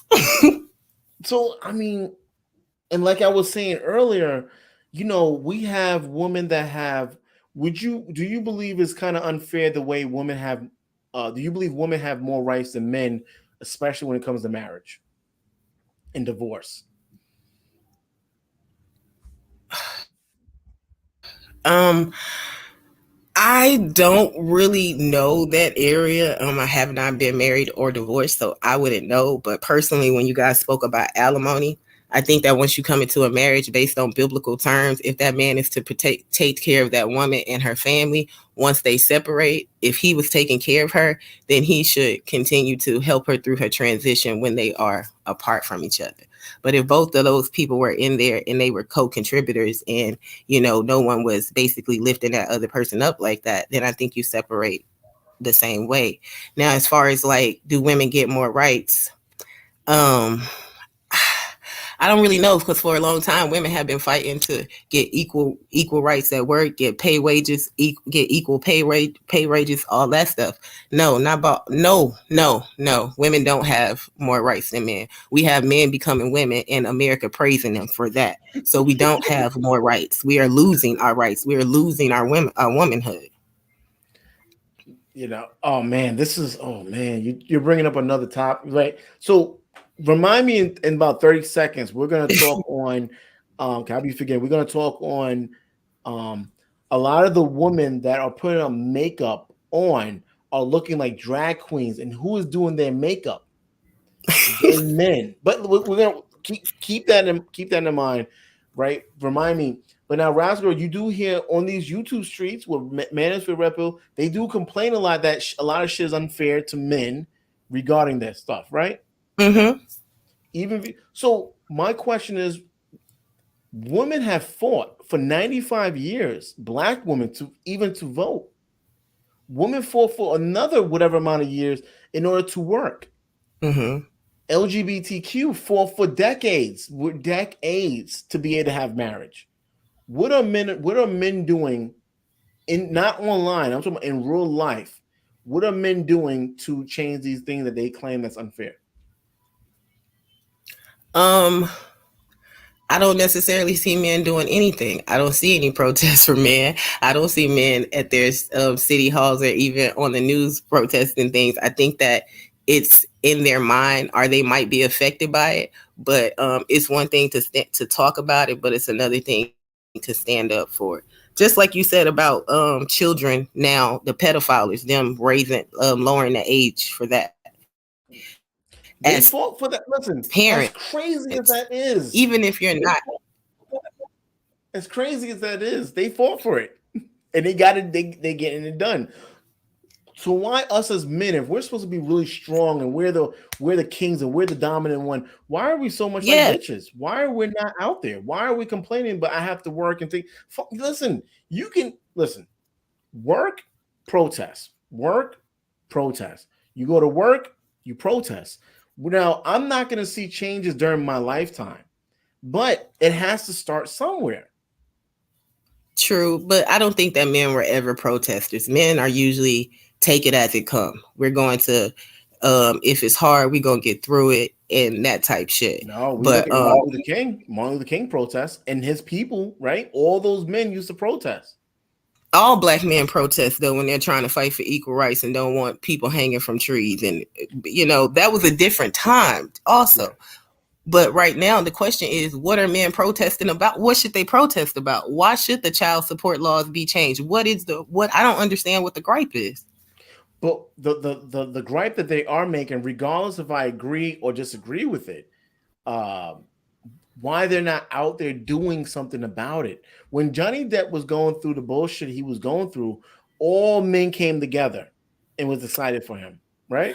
Oh, yeah. Oh, okay. Got you. I just attribute that to what I always say. I think that because men were not protected as children, men were never taught that women could be predators. Women were always taught to be of good cheer for a man and to beware of a man also, because he could be a predator.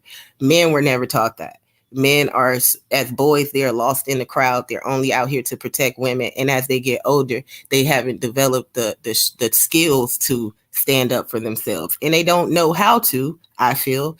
And it comes with a self-consciousness. Like, if I speak on this, do I look weak? If I speak on this, are people gonna look at me like I'm not strong, as if I'm not a strong man? If I'm saying that this woman is accusing me of rape, and then all the other men are like, what? How a woman gonna accuse you of rape? You should be getting that. Or if I'm saying a woman, as a man, a woman is abusing me, and then I come out and try to protest about that, you look like a weak man who let a woman beat you up. But the thing is that it shouldn't have never been a point where you couldn't speak on that. It should have always been common and okay for men to speak on that. So because they wasn't taught those skills as a child and wasn't protected as a child, as a community of young men and boys, I think that's where the lack comes from. No, absolutely. But my thing is that a lot of these manosphere men, red pill men, claim to be, men are in charge and men this and that. And you hear a lot of men complaining about women online. Okay, cool. Your baby mother's crazy, but you fucked her. Listen, you're this powerful man, right? We're powerful men. Men are powerful. When men remove the condom, you're not in charge. Listen, when you're a man and you take off the condom, you're not in charge anymore. That power that you thought you had, the way the system is set up, and you have an actual job, you don't have no power. I agree. You can lose a lot from just one night of pleasure. Women are waiting. Women are waiting for men sometimes to take off a condom. It makes them feel like they're a prize and their treasure, and now I'm his. So whatever comes from that, we're going to do this together. Then you become two people with a child, and now y'all can't deal with each other. It's not that you have a crazy baby mom. You always had a crazy woman that you was dealing with. You always had a crazy woman who was waiting for you. And this woman always had a man who just wanted to slide in and slide out. If that makes sense. The beta, I don't want to say the beta mans, but the red pill community. I hear no topics on financial stability and a family and a breakdown of that. I hear that single moms are this and women are this and women are that. Okay, that's not the majority of women. There's another whole half of women that you are either missing out, not equipped to approach, or don't have the self-conscious and self-esteem to walk up to them, because all women aren't like that. I'm not hanging around with 5 or 6 baby moms. I got about 3 parents who married, and like, that's crazy to me. So that's what I'm trying to do. I'm not trying to demasculate men or make men feel like they're weak, but I do want men to shut the fuck up, stop bitching, complaining, form something organized, and if you're passionate about whatever you feel is unfair in America, laws and contracts are made to be altered. Contracts and laws are made at that time. At one point, for whatever reason, having slaves were legal. You don't want to be a slave anymore? You have to fight against this bullshit. If you okay, Rascal, what do you think? If people didn't fight against being slaves, do you think we'll still be in slavery? Probably. Yes. Yeah, that would be a part of our population that would still not get equal rights or equal pay or still be discriminated against. Yes.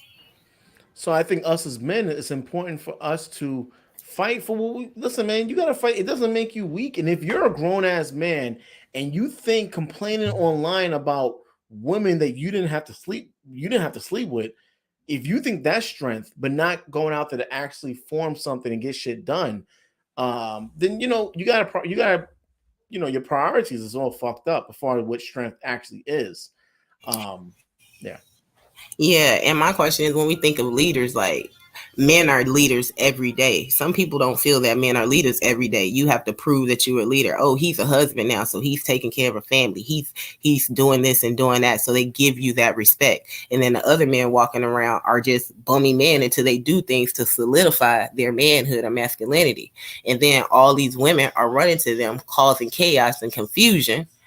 But you still don't have that man standing up saying, I'm on my purpose. I'm doing this. Men have to stop entertaining women who aren't of standard of what they want. That's just how I feel about it. That's the key.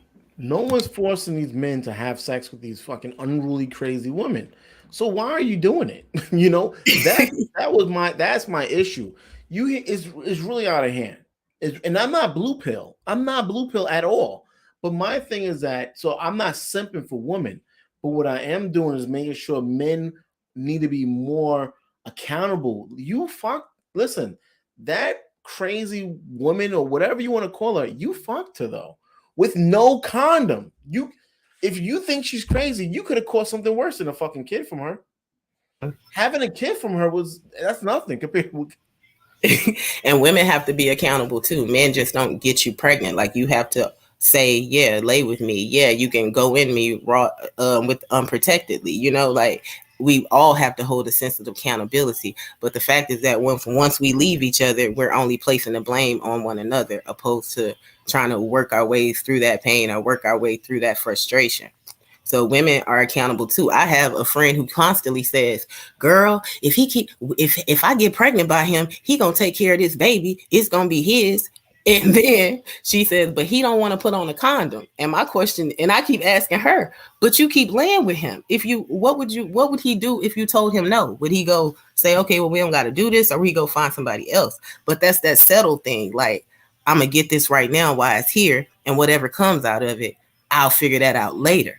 But you should already be thinking about the ramifications when you lay with somebody anyway. Yeah, listen, I know condoms suck. I get it. I know. But, us as men, you need to experiment. There's so many condoms out there besides Trojan. You need to start experimenting and finding out what condom is best for you. That's going to make you want to keep that shit on. And stop and learn to be sober. A lot of people are having unprotected sex due to what? You have the condom on you, but you're so fucking high and drunk, you're having sex and you don't even put that shit on. Having a condom on is the last thing. If you think about it, in your non-sober state, why are you getting fucked up around a stranger? I mean, even for the woman to be doing that shows you, if a woman is comfortable with getting fucked up around a stranger, that in itself is beyond red flags. You should know. So stop. I totally agree. That's crazy to me. Yeah, I agree with you. I definitely agree. But that's the way of the world. And I don't know if, you don't really know any difference unless you was brought in a different generation. So I know in the 90s, as Chaotic say, it was nothing like this. But it's so much freedom right now. Everyone is trying to make this world so accepting for each other. We don't live in a world that stands on values and morals. So because of that, it's so much chaos going on, in my opinion. Look at this, right? So let's look. These are some celebrities. I don't even know their names, right? What it says same face, right? I think Chaotic is a little busy, but if you could bring that, right? It says the same face. These are all different women with the same face. You have homosexual men. I'm not even sure they're homosexual. I guess homosexual or just drag queens. Look at a lot of the makeup artists.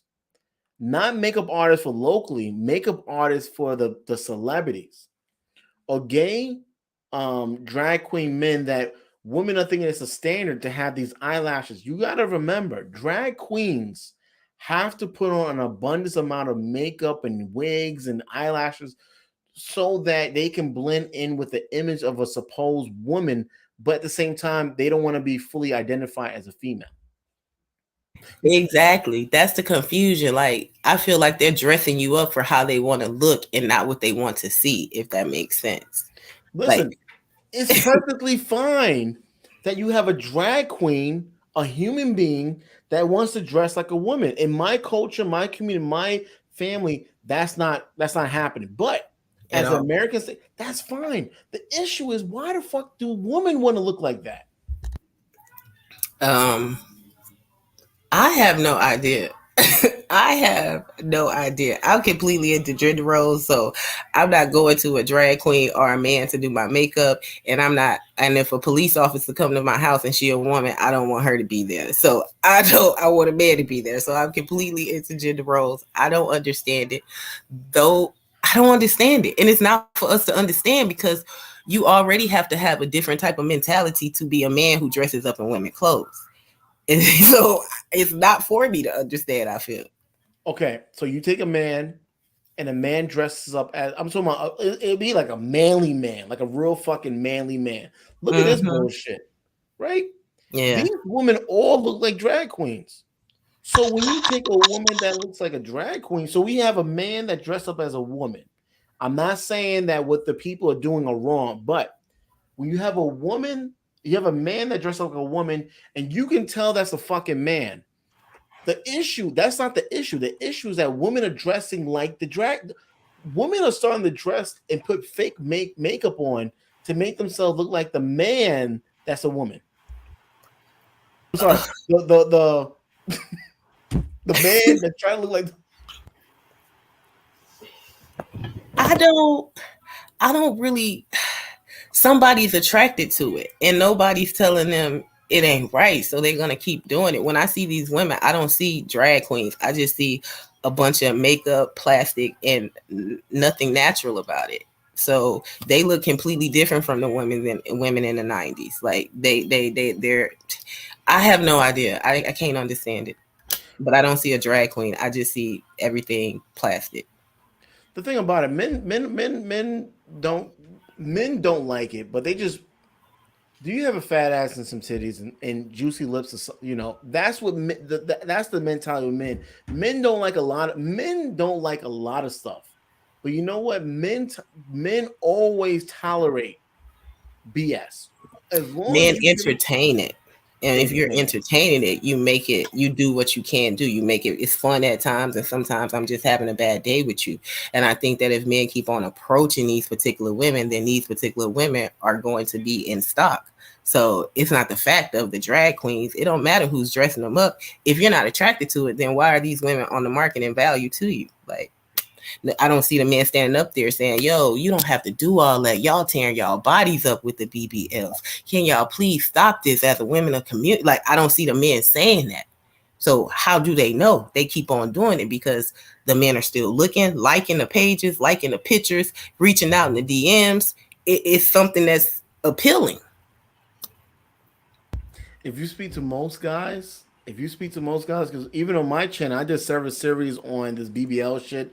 I interview women that actually had the BBL. I interview men that, men don't like that stuff. It doesn't even, the butt don't match the hips. At all. But what men are saying is like, listen, we're not going to marry you, women, right? The black women that have all this bullshit, we're not going to marry you. And we know that if we stand up and say, hey, listen, we don't like this and that, you're not going to give me no ass. So since I know I'm not going to marry you and I just want to have a good time, if I say anything, you're not going to give me what I need. That's very temporary. So you know what? I'll tolerate it.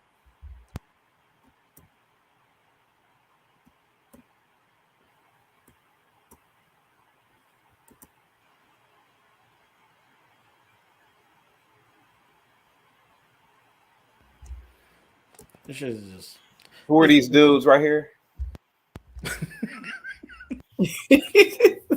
I'm sorry, I had dropped my phone. Nah, well, Kendall Jenner is very attractive. I'll admit that. Lord. Yeah, the other ones look like clowns to me, actually. But yeah.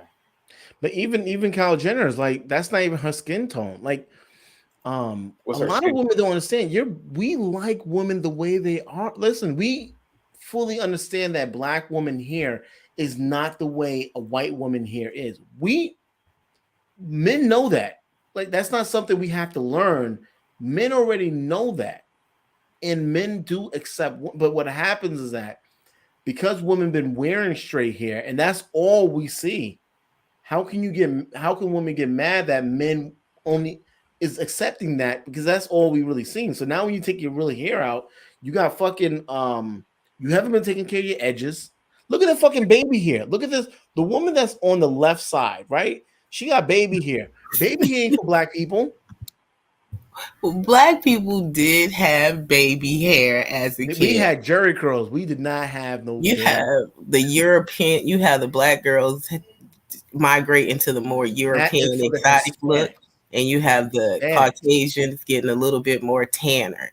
And I don't never see the white man up here talking about their white woman changing as much as I see the black men up here. So are the black men trying to save these women from the issue, from the problem, the mistakes that they're making? Or are you just trying to ridicule the women? Not you yourself. Yeah. Well, I think the men are just, I think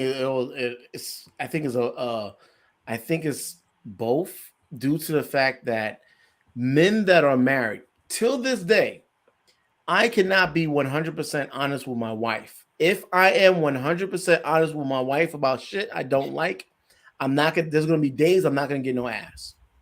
So because of that, you know what I do? I pick my battles. My partner is very transparent and 100% with me. We work out together. We do everything basically together. So it's like, you have to be that's the problem. You have to be transparent. You have to be honest. You're talking about this community of women that continue to change themselves, and you're saying that men don't like it.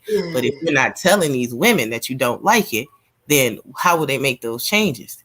If you're not saying, baby, you don't got to buy that ass, we can go do some squats together, how would they make that change? Hold on. Just in Brooklyn 2 weeks ago, I believe it was 2 weeks ago, just in Brooklyn 2 weeks ago, the husband said, I love you. I'm married to you. You don't have to get the BBL. He begged her. Her dumb ass, black woman, went to DR, got a BBL. She's dead. Damn. That's within 30. Men are telling women, listen, we don't want you to have an operation to, what the hell? Listen, baby, you never had an ass. Your mama, your aunt, your none of y'all got asses, and I still married you. Why the fuck do I want you to do some surgical to get an ass? A pill, maybe, but like to cut you up and remove from here to there. Men are still kind of foreign to that bullshit. And what happens is that when men do say what they don't want their woman to do, or when men are looking now, men are saying, listen, I'm talking about for the men that's not ridiculing. Some of them are just fucking ridiculous. We don't want y'all to go. I had a panel of women. I said, why us men, we want y'all to have your natural hair. You know, I got yelled and jumped at But yeah, but y'all want the European say I've never grown up and heard about a European standard. I've never heard my friends say, "No, listen, man, you gotta date when you date your woman, make sure she follow the European standard." Black women tell black women that shit. I've never heard of it before. The European what? Standard. What do you mean European standard? European standard, long straight hair, stuff. I've never grown up knowing that women were following a supposed European standard. Well, the older I've gotten, the more I realize truths, right? There are certain attributes of white women that are very attractive, and there are certain attributes of black women that are very attractive. I don't understand why it's not embraced, but when I think of, I used to be into the whole nappy-headed look, the natural look when I was younger, but that was more because it was. I'm sorry, what you say, Ross girl? I said, why she got to be the nappy head look? Why just can't be the but what's wrong with saying nappy? And that's the thing. So, what's wrong with saying nappy hair? Nappy hair is just kinky hair. It's just another word for kinky hair. But kinky sounds like a texture. Nappy sounds, and I'm a woman, but nappy sounds negative, like, and women taking negative. So and so does when women say, "I prefer taller men." So short men, we don't say nothing about it. We okay, I can understand that. So I don't understand why it's cool for people to have their preferences, but it's not cool if the preference is a white woman. My thing is that long flowing hair is more attractive than any other type of hair because that long flowing hair is a feminine identifier. Anybody, listen, Roz, I can get braids and dreadlocks just like women get looks that I think are masculine in the black race. But the flowing hair can't be really mimicked by men. And so I think that's what makes it more attractive. Like you don't really see men walking around with long flowing hair except for Fabio.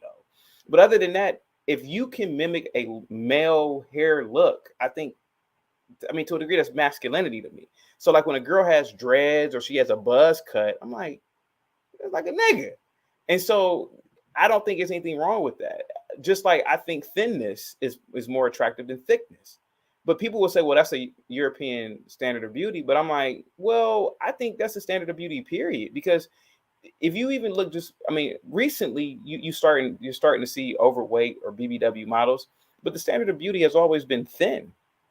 You see it in TV shows, commercials, magazines, car calendar photos or whatever. That's always been the standard of beauty. So when people say, oh, well, that's the white man's standard of beauty, I'm like, well, what's so wrong with being thin? There's a lot of negative aspects of being overweight in terms of health reasons. So just like you guys, women, not you, Bryce, because I don't know, but just like women have their standard of attractiveness, which is taller men, I think that there's nothing wrong with saying, look, white girls have better hair. They have better bodies sometimes, in my opinion. Now, that's just my opinion, though. I could be wrong. Roz, I know you want to give a rebuttal, though. Go ahead. But Roz, before you go, Roz, the thing about it, I'm sorry, real quick. Black men date black women for them to look like a black woman.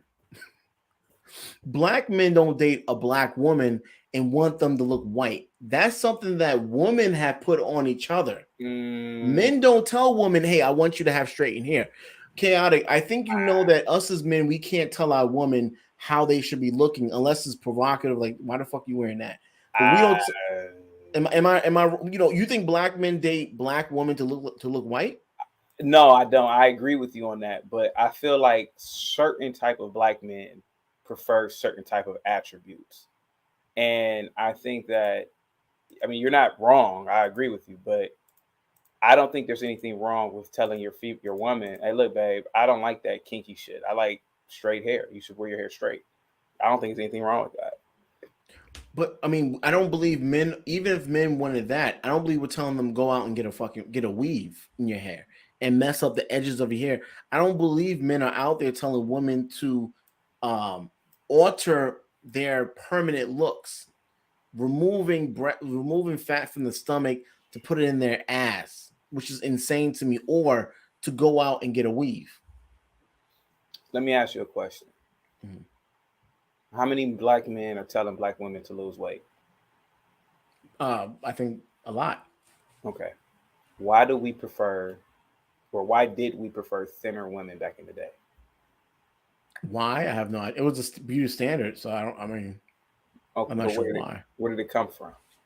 Health? I don't know. In my opinion, that's just my opinion. Thinner women have better bodies aesthetically. I think that's why they've always. I'm sorry. Go ahead. No. I mean, when you say thin, but then you're talking about they have to have some ass and titties, though, right? What I'm saying is that the ideal shape for a woman is to look like a model, like like a real model, ass and tits, but not too big, not too small. And I believe that's it's something that is symmetrically beautiful about that. Now that's just my opinion. I know that we're seeing a new wave of BBW models in Sports Illustrated or not, but I can guarantee you Sports Illustrated is going to go right back to having thin models on there because, again, the fan base does not want to see that, generally speaking. Just like, let's be honest, it doesn't look normal when you see, imagine if the NBA had players my height. It wouldn't be as aesthetically beautiful. I mean, no homo, but there's something that is interesting about seeing a 6'8" man flying through the air. It's like, I don't know why your brain is like, wow, that looks insane. But if it's a midget doing it, it's like, oh, okay. Like, who cares? Like, who cares when Spud Webb won the dunk contest in 1987? He's a midget. But when Michael Jordan was flying through the air, it's a difference. It looks different. I don't know why. It just looks aesthetically different. I can't explain it, but it's just, do you kind of get what I'm saying as a sports fan too? I 100% understand you. I understand. I know exactly what you're saying. But my point, really, what I'm making is that a lot of black women, they put the pressure on each. It's not men. Men are not telling women what the standard of beauty what they want. Women doing this whole BBL and dying, they're doing that to them damn selves. They're doing that for them.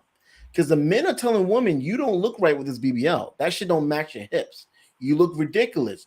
All that makeup on, you look like a fucking clown. But what do they do anyway? They still go out and do that. I mean, have you heard of that, Chaotic? Yeah, I mean, I have heard of that. I know exactly what you're talking about. Yeah.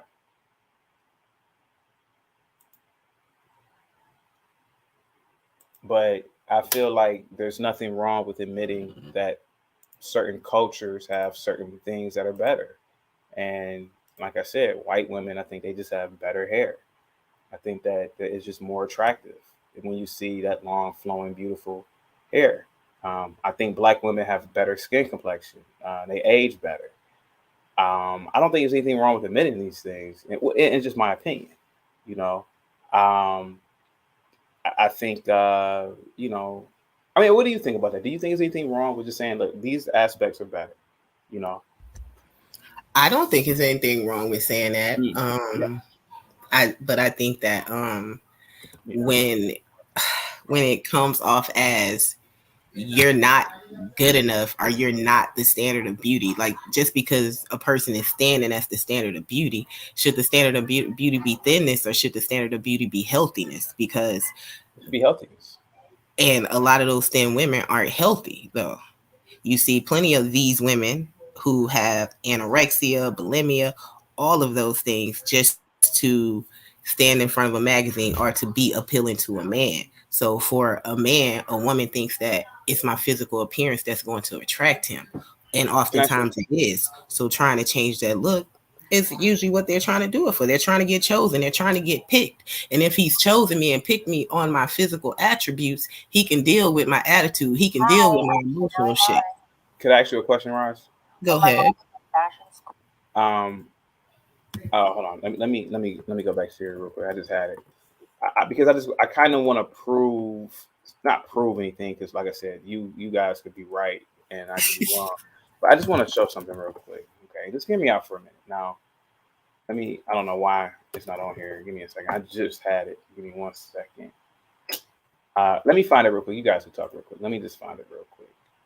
I literally just had it. I don't know. What did you think about what I said about the physical appearance and being chosen like that? But I yeah, go ahead. yeah, no, I 100% agree with you. Whatever is the standard beauty is great, but at the same time, we do know that a lot of those standard beauty models, in order to fit a certain, they have to starve and throw up, and a lot of shit they have to do in order to appeal. But Hi, I'm in Chanel. in urban communities, these beauty standards are not urban communities beauty. We Can I, Yeah, can I say this real quick? Now, let's be honest, right? Let's be completely honest. Let's be honest here. If you didn't grow up in America, right? If you didn't grow up in America, if you didn't grow up with Western beauty standards, if you saw Gabrielle Sidibe or this woman, who would you think would be attractive? Let's just be completely honest here. what was the other one? I mean, she's attractive. I'm talking about Precious. Gabrielle Sidibe is precious. Oh, see, come No, but I'm just on. asking a question here. Or Whoopi Goldberg. Hold on. I'm just asking this woman right here, Chanel Iman, or Whoopi Goldberg. If you just look at these two women, who would you think? Okay, who would you say? You know what? I would rather. Go ahead. I'm going to say that this is not fair. In order for this to No, be, you have to put a woman who has this features like her, the Okay, so- Gabrielle Union, you know. no, someone- no, Gabrielle Union is Yes. completely flat. She's like this. But this Okay. woman is too. She has a beautiful face, but her body probably is thin, tall, and flat. And So- Gabrielle Union is a thin, tall black woman, but she's a thick black woman, and that's our thinness in our community. So what I want No. to say is that, in my opinion, right, would it be possible that we have evolved as a human species to desire certain traits? Now, could it be that facial symmetry, pretty much things being all equal, height, cat eyes, maybe human beings have evolved to view those traits as more attractive than what we see with Whoopi Goldberg, right? Let's see. Hold on for a second. Let's just be completely honest here, right? So we have Whoopi. So this is Whoopi Goldberg, right? And we can even go to a young Whoopi Goldberg. Now, AR, be completely honest here, sir. Let's be completely honest here. Let's be fair. Fair is fair. You know damn well that first woman I showed looks way better than Whoopi Goldberg. But Whoopi Goldberg is standing here in her natural state, though. So are you saying in her natural state she's not appealing? She's Well, not more I attractive. think than Whoopi Chanel. Goldberg, she needs soap. Maybe Okay, so- she'll look a little bit. She's not more attractive than Chanel and mine. I mean, what I'm So saying. do women cause competition between women, or do men cause competition between women? It's Because both. Whoopi isn't her. It's Okay. both, really. It's just like last night when I was on the Peef. They were talking about the black women over there. Were talking about how pretty much pedestalizing their pussy, and these women are in their 30s, pedestalizing their pussy, talking about what men should do to get with them. And I said, y'all are all wrong here. I bet you, if any black man had a beautiful white chick on his arm, all of you chicks would flock to him, regardless of his status, this, that, and the other. And then the panel uproared, and everybody agreed with me. I said, yeah, because I know how it works for real. Because there's a competition there. You black women are in competition with white women. Lighter skinned women are in competition with darker skinned women. Listen, I've seen it all my life. So yeah, there's competition. There definitely is. Yeah. The issue with women is not men. Men. Now we're on these panels, so we're speaking open because most of the women we're on a panel with, we're not trying to fuck them, right? When a man is actually trying to fuck the woman, he alters he's not as vocal because he knows if he opens his mouth and he says whatever, even the men that are never going to get a chance to be with that woman, but just for the fact that he thinks in his head he may ever have a chance, he's never going to say something to upset her. The issue really is coming from women. Women are telling other women what the European is the best thing. Black men do not date black women to look white. Black men would just date a white woman. White men don't date a black woman and want her to look white. But black women are telling other black women, you need to straighten your hair. Or buy a weave. That's crazy. Buy something that's not yours and put that on top of your head and spend thousands of dollars to do it. I agree. I agree. It's just unfortunate. I really think, in the words of Ivy G, it's like social programming. Like, you think that's the norm. Like, women are competing against men who are dressing like women. So like it's only going to get more exaggerate. And the thing is that like they are of commodity. Like, yes, we're talking about them. Yes, they're bleaching their skin. Yes, they have long hair, but white women had extensions in their hair for a very long time. But the black women are somehow being over exuberant with it and dramatic with it, the eyelashes and all that. You only see that on our people. And then, but white women also do it though, but it's not as just out there like those hair. But like we know that white women as well, they go to college and they become hoes and they're getting ran through, they're drunk, they're taking all kinds of drugs, but so they're doing the same ghetto shit too, right? Sometimes a little bit more, maybe a little bit less, but they come out married, they have children, they have a family. That's the problem when people, that's why I never compare, oh, but white people do it too. Yeah, but white people are ahead. White people know who their father is. Half of y'all motherfuckers out there don't know, like, who wants to get to know you? Your father didn't even want you. Oh, that's rough. That's rough. That's rough, but why would I want to get to know you and your father didn't know you? If he didn't want you, why the hell would I want you? Oh God. Oh wow. See, this is let me just. But now we have to. But what I'm trying to say that this is the actual reality. That's why I never compare myself or our people to white people, because okay, white people smoke weed too, white people do crack too, yeah, but white people pay child support too, yeah, but they're paying it. But they're doctors and lawyers, they're actually taking care of business. And black people are that too. There are black people who are lawyers and doctors. Everyone deals with the same thing. But the fact is that black people sit up here and tend to demonize other black people and act as if white folks don't go through that. There are white men who are paying child support just as the black man is paying child support. But that white man isn't demonized like they demonize the black man. But let Savage tell you, he's being completely demonized. But the thing is that in society, they're not going to look at him like, oh, they'll look at him like you're a white man not taking care of your kid. And I'm not talking about you, Savage, like that. I'm using you as an example because he's a white man. But a white man and a black man stand on the side of each other and they're doing the same thing, just paying child support. That black man is going to be, oh, you a worthless deadbeat. You're not doing this. You're not doing that. So there's never no compare. It shouldn't be a comparison. It's the act that should be the problem. It's not being a good character. It's not being a person who can stay. It's that should be the problem. Now, we know that there are more. Now, maybe I'm wrong, but wouldn't we agree that there are more white people on government assistance than blacks? And that's a shame in itself. But now, why is it that they know their fathers?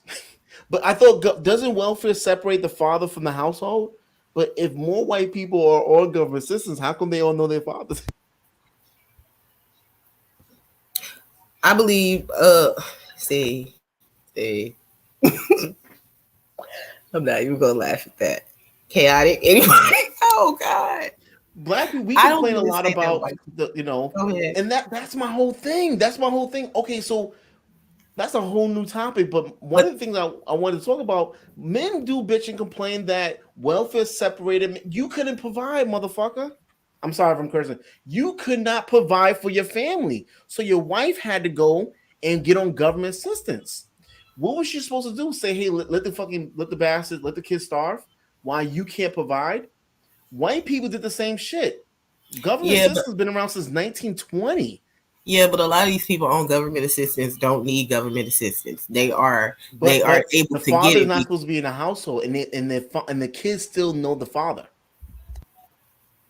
But the kids know the father because the father still comes around possibly. But I know plenty of women who put on that paper, I don't know the child's father, just to get some stamps. And that dad runs out that house every time they come and do an inspection or do this and that. Like, that's the fact. That's because that man has allowed her to do that. I'm not going to go out here and work these extra hours. So go ahead and get that if you can. That's what that is. That's the inability of that man to stand up, period.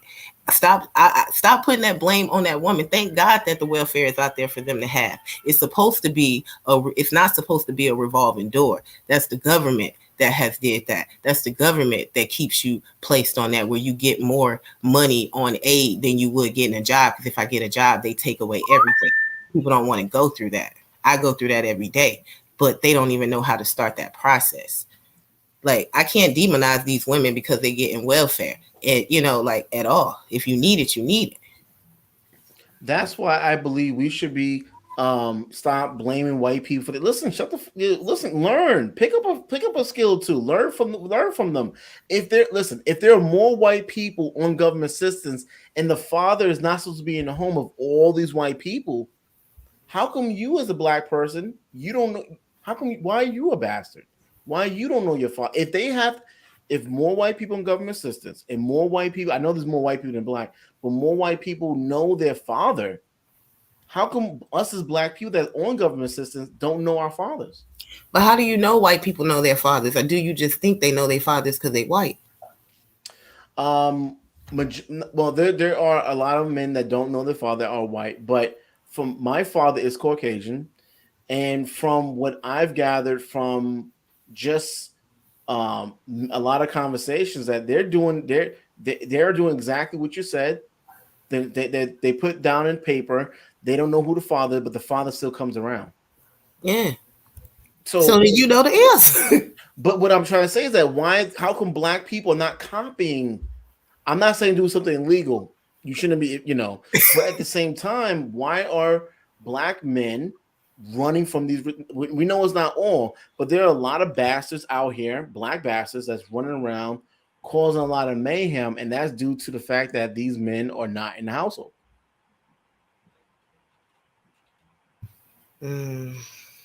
So my whole point is that's why I try my best not to. I don't bring but white people do it too. Yeah, but they're succeeding. I don't take care of my child, but white people don't take care of their child either. Yeah, but they're still ahead, man. Wow. Well, okay. Well, could that be because of the opportunities that are given to? I'm not even gonna go there because then chaotic is gonna go. I'm gonna step back on this. Well, I think God's girl. But the problem is that us as black people. I was speaking. Did you catch the earlier stream when I was on earlier today on this? No, stream, I did. Just the beginning. I spoke on the fact that a lot of children that are born in a 2-parent household, white, Arab, Indian, whatever the case may be, we as an adult, I don't know your life story, but even me, I had to Google what they learned as a kid. I had to Google information of what they lived. Their lifestyle was that since they was a child. I didn't learn about credit, and I learned about credit when I was 18 when I tried to apply for a credit card, and I got this fucking cable bill and other shit in my name. Like, I never had any of that stuff. At 15? My family. 18. Oh, okay. Oh, wow. Yep. Yeah, I mean, certain things like that aren't that important.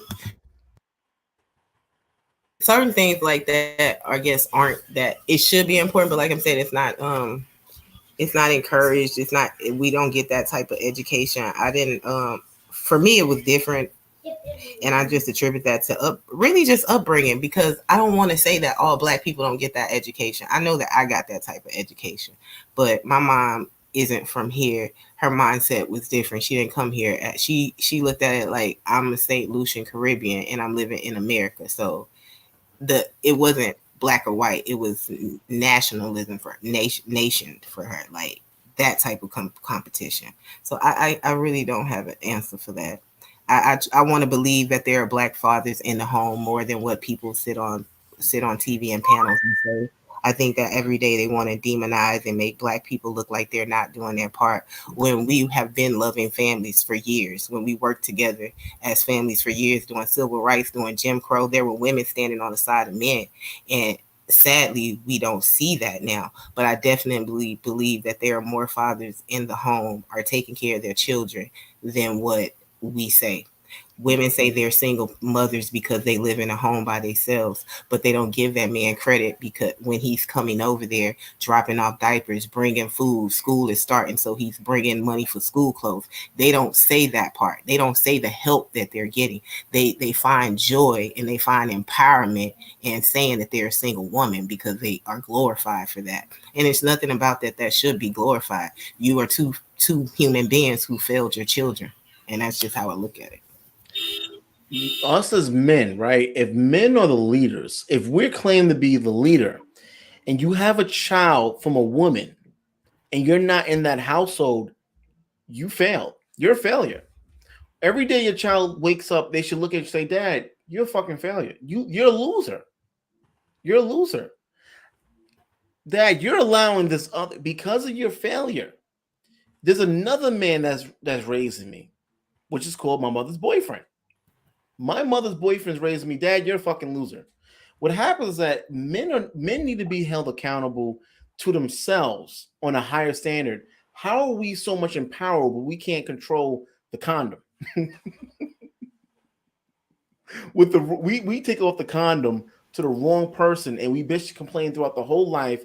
This woman's miserable. Yeah, but you did not have to take off the condom.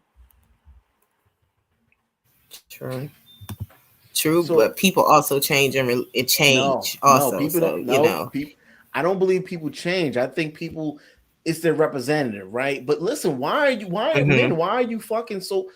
Why are you having? I'm sorry if I'm cursing, but why are you having Yeah. sex so early on, getting to know a woman? When I say getting to know her, what the fuck? Listen, man, listen. On in a month, you can find out everything you need to know about a person. Mhm. Why are you blindly going out on dates and you don't even know this motherfucker's a pedophile? You can do a soft background check. Why do you have to find out he has a lengthy criminal record 9 months into the relationship when you got to bail him out? Did you say you could do a soft background check? I believe you should. Why are women, especially if you have children, why are you going out on these dates and just being, no info? The only info you have is what they give you. Yeah. But listen, that sounds crazy. Doing a soft background, seeing if they have bankruptcy, that's crazy. But you will let someone have unprotected sex on you, and then you have the right to ask about these things. But that's not crazy. No, I agree. I definitely I agree. think us as people, we gotta do a lot better than what our parents did. My mother. Listen, I have over 12 siblings. So my mom's, you know what I'm saying? She was getting busy. I'm not laughing.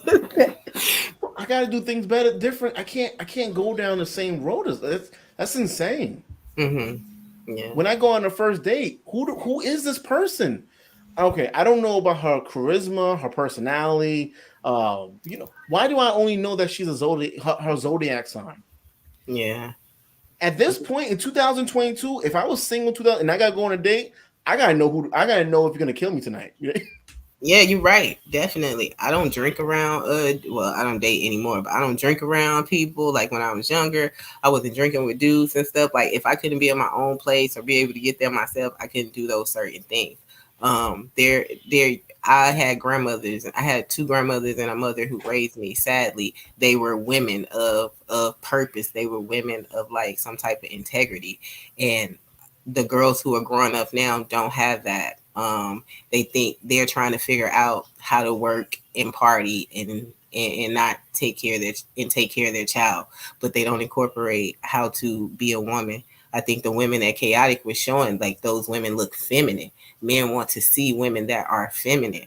And oftentimes our attitudes can make us look masculine because we're always trying to get the bag. We're trying to be out there. That's the culture now.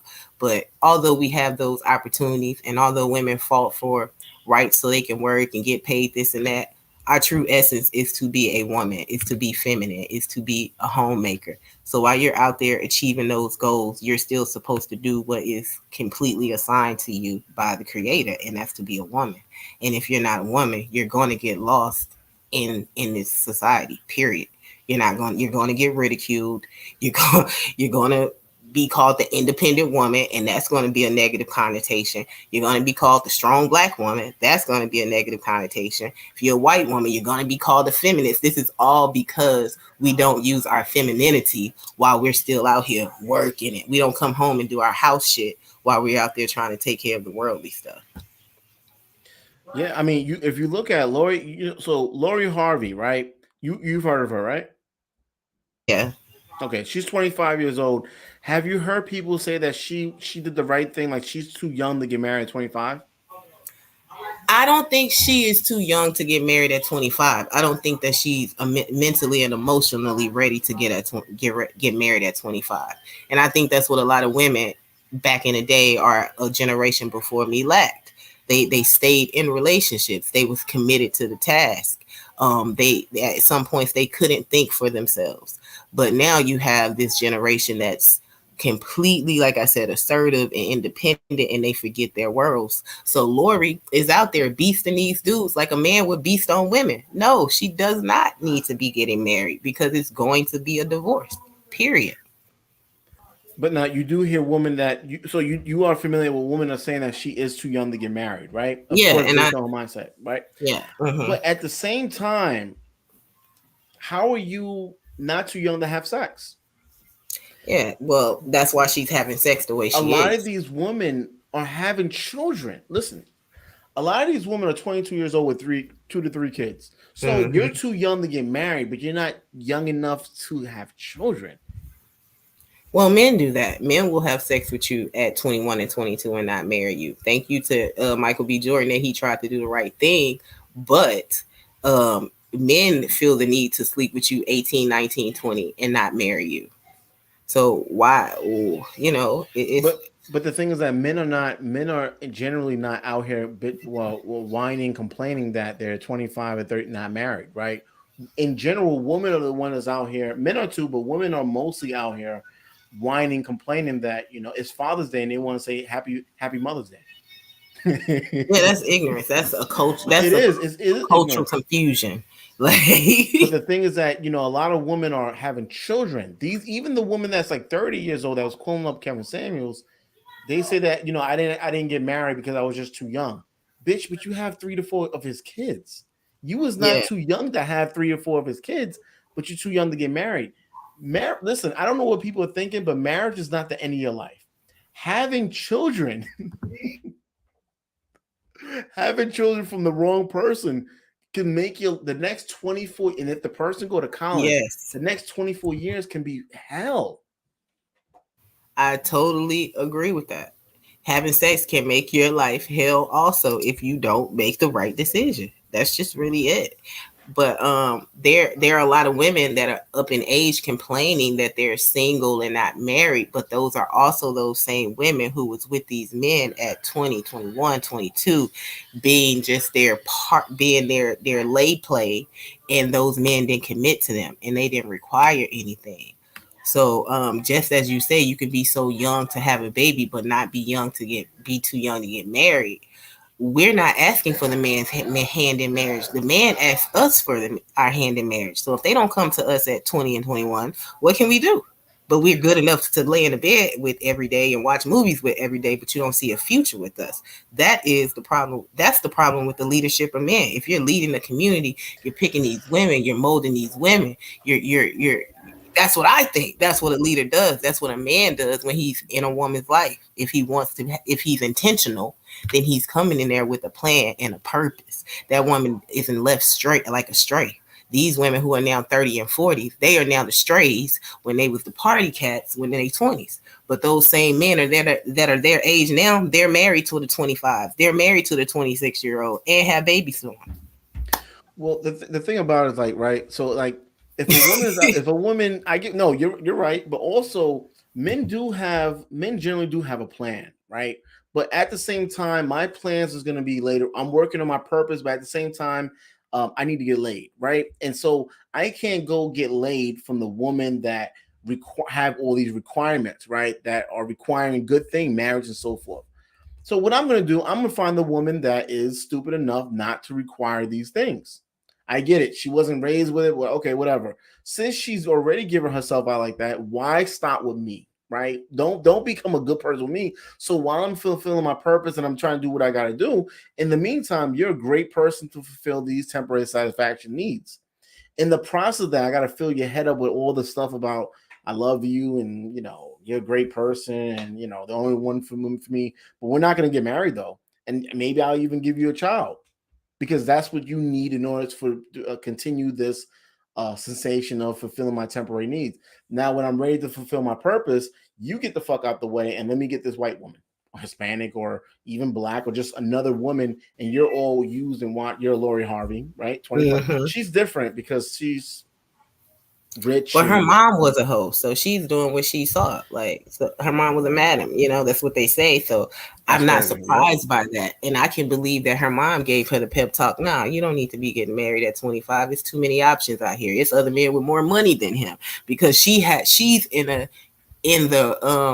population where she can always get a dude with this amount of money and that amount, you know, like I think, and that's another thing where women are not, a lot of these women are not understanding. Lori Harvey, even when she turns 40, as long as she upkeeps her beauty, and she's Mhm. never going to be in the same category as the average woman, because exactly. you know, she's just not. She's not, okay? She's not. You just seem like she got in phenomenal shape. So, and you know, most likely she'll probably age like her mother. So she'll probably be fucked up mentally, but on the outward appearance, she's always gonna be able to attract a fucking loser. If Michael B. Jordan wasn't good enough for y'all ladies, I ain't shit. I could argue and say that Lori Harvey is a legit 4.5. Oh, come on, Kevin. Oh, 4. Yeah, about a 4.5. Yeah, I think she's beautiful. she is beautiful. I think her past taints her, and that probably could take her down. Though I don't like to judge women, but you know, Fuck that. Let's judge her. She dated Puff Daddy and his son, and she Yeah. dated Future. yeah. But the thing is that she's still a commodity because these men are still bagging her and all of that. And They're no fucking man is telling her like, yo, you need to slow down. A lot of men are saying what these women are doing, but they're not talking to them and telling Right. them that they need to slow down.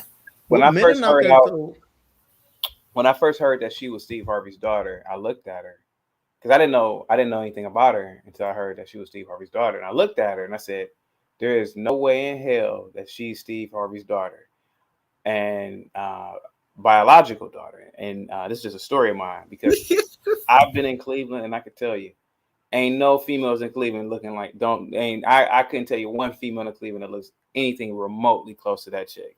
So that's how I knew she wasn't his biological daughter when I heard about it. But I just want to tell you that side story. Yeah. Yeah, and even his biological children look like natural big lip black women, as Chaotic Yeah. would say, and Cleveland. get no type of publicity. And they were there first, but Lori gets publicity because she's thin with long hair and all of that, and that is a problem. And I blame Steve for that. Well, I think also women have to understand Lori Harvey is she's not the average looking, or she's not the average looking woman or average being woman. And obviously it's something about her when you're around her, she must have this charisma, right? That men are attracted to her, but she's good to be, and that's the issue. Wives are fucking boring. Wives, I know you see on social media that, you know, husband and wives are best friends, and no, I get, who the fuck is those niggas? These are Steve Harvey's daughters. Oh shit, Cleveland. That's They are beautiful. That's Cleveland all the way. They beautiful. wow, I never seen them before. That's Cleveland. They gorgeous. That right there looks like my uncle. Yep. Oh, that looks like my brother. If you were in Cleveland, it's about the best you can get right here. That's how I know these. Now, you know, Steve Harvey's from Cleveland, so this is about as beautiful you're gonna get in Cleveland. That's how I know these. Damn. But you know, that's my thing with it. Lori Harvey, even in her 40s, she's always gonna have different options than the average than these two niggas right there. You know what I mean? Oh. Even them two niggas that have a lot of money, those two dudes, even if they have a lot of money, even though they have a lot of money, listen, men that are older are gonna always be able to attract younger women. Women that have even that women that have a lot of money are still gonna have issues attracting younger men. Why? Because when women start to reach 45 and 50, the average black woman looks disgusting. That's why men go after younger women, not because of the fact that they're fat, they're over. Look at the average 50-year-old woman. They're fat and they're overweight and they look fucking hideous. And their wig is fucking backwards.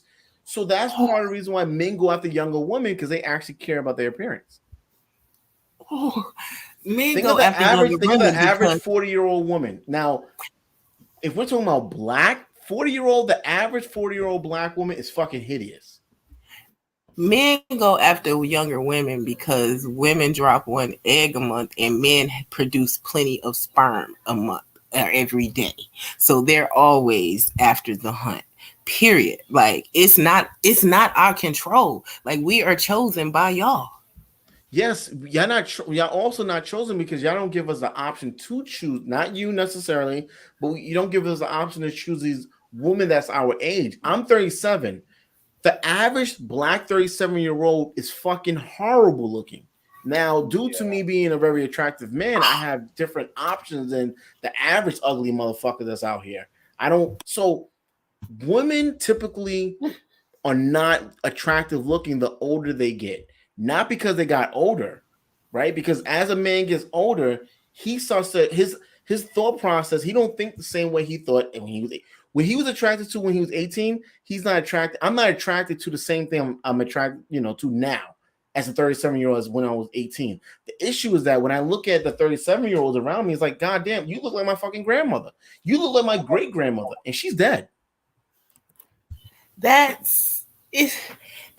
be lifestyles? Could that be lifestyle? It's called fat. No, it's called fat. It's called fat. It's called fat. It's called fat. We don't. It's do you think that women over 35 look horrible? Yes. Give me one second. Let me show you something real quick. Have some fun. Real fun. Not like 37-year-old woman on a blind date fun. Oh, this is fun, right? We're having fun. So what if you forgot your wallet? I'll pay. I'm gonna pay for us. You'll get it next time, yeah. So you were in prison, right? Killed a man? Oh, I'm sure it was in self-defense. No, I just felt like killing. Oh, you tell the best stories. Me and my 3 eggs are having the best time. Well, yeah. Unfortunately, Roz, it's just nature. Women. So you're saying they're old, ugly, and desperate? No, I'm not saying old women are just ugly. It's just that women's looks typically decline after about 27. Unfortunately, that's every woman too, by the way. But yeah, that's just how it is. And on top of that, onto what they're doing to themselves. So naturally, women physical appearance, they just decline. Men tend to whatever, right? But we're talking about women. Women naturally decline with age. Their beauty declines with age.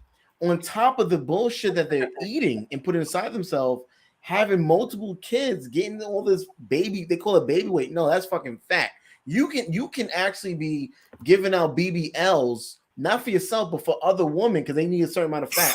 You can do that shit as a living. Give away fat for a living. You can be doing that. So when you have women that are also, look at the thing you just said. So that woman in the video, she tolerating all this dumb shit. You know why? When you're dating an older woman, even with me, listen, I cannot be with a woman that hasn't been through shit. You got to be a little bit fucked up to be dealing with me, right? Because I've been through some shit. A lot of women, as they get older, they have this failed relationship. Lori Harvey, all these different personalities and whatever. Most of y'all wouldn't believe in spirits and shit like that, ghosts and whatever. So all these spirits, all these cum stains, cum buckets, all this stuff like that, all these personalities you have to alter. Roscoe, if I robbed you last week, right, and someone else comes around and try to rob you the same way, you're gonna react different because you're learning, right? Mm-hmm. And it's the same thing. So by the time this woman gets to me at 37 years old, she's mentally fucked up in the head. Who wants to deal with that shit?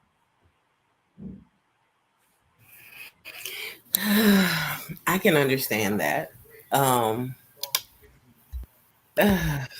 So men are dating younger women, not just because of the looks. Because they're impressionable, because they're naive, because they don't probably have standards. Like, no, they don't have the trauma of these repeated. But you're going to put them through trauma. That trauma that 37 and that 40-year-old is having now is because of that 25-year-old man who's now 40 dating that 25-year-old woman. Now that trauma that he put her through all that time. So she knows better, so she chooses better in her older age. Okay, but because of the damage that I've done to her, Why would I want her knowing that she needs fucking help? Okay, 37-year-old woman, have you got therapy? No, I don't trust men. All men, okay, all men cheat. All men are bad. Are you a fucking lesbian? No, I'm not a lesbian. Okay, you sound like you hate men. All right, so I'm not here to put you through therapy or to retrain your, so all the bullshit you allow other men to put you through, I got to go through. Nah, let me go with a 25-year-old, a 22-year-old version of you before you had all the fucked up thought process and the way you even beaten whatever you went through. I might have a better time dating someone that didn't have all those problems that you currently went through because you was an idiot. Yeah, but maybe in your older age now, you're looking for a wife and you're looking for stability and all that, and you're looking to mold this woman that's now 25. Yeah. And you don't have the opportunity to do that at 40 with that woman that age, because when you was 25, you wasn't trying to be with her. That wasn't your mentality and mindset. Women are already serious. Women are already committed to life. No, I'm sorry, guys. Yeah, I think so. And I think men come around to it in their older age. And then they're ready to settle down. And then they're ready to do all this. So those women that you had in your crop when y'all both were 25, the man has damaged them. The man has put them through all that turmoil, all that shit. She's waiting 5 and 6 years for you to ask her to marry her. Then you say no. And now she's damaged and abused. She's taking all this stuff from you. And then you can walk around and get somebody younger. That is luxurious for you guys, not for the woman. But what that has to do with the woman being fat? Because when she was 25, you should have been out. She was already fat. She already had fat tendencies. She already was eating hamburgers and cheeseburgers, and you was on the side of her eating them. But I'm not responsible for with a woman past relationship. I'm not responsible. I'm not the one that used you up now, right? But true. Not only we got to deal with bad attitude and other things, we also got to deal with a woman that's not physically attractive. Not because the way God or whoever higher being you believe in has created her with the kinky hair or the nose. We're not even talking about that. We're talking about her being not even physically attractive due to the alterations of gaining weight.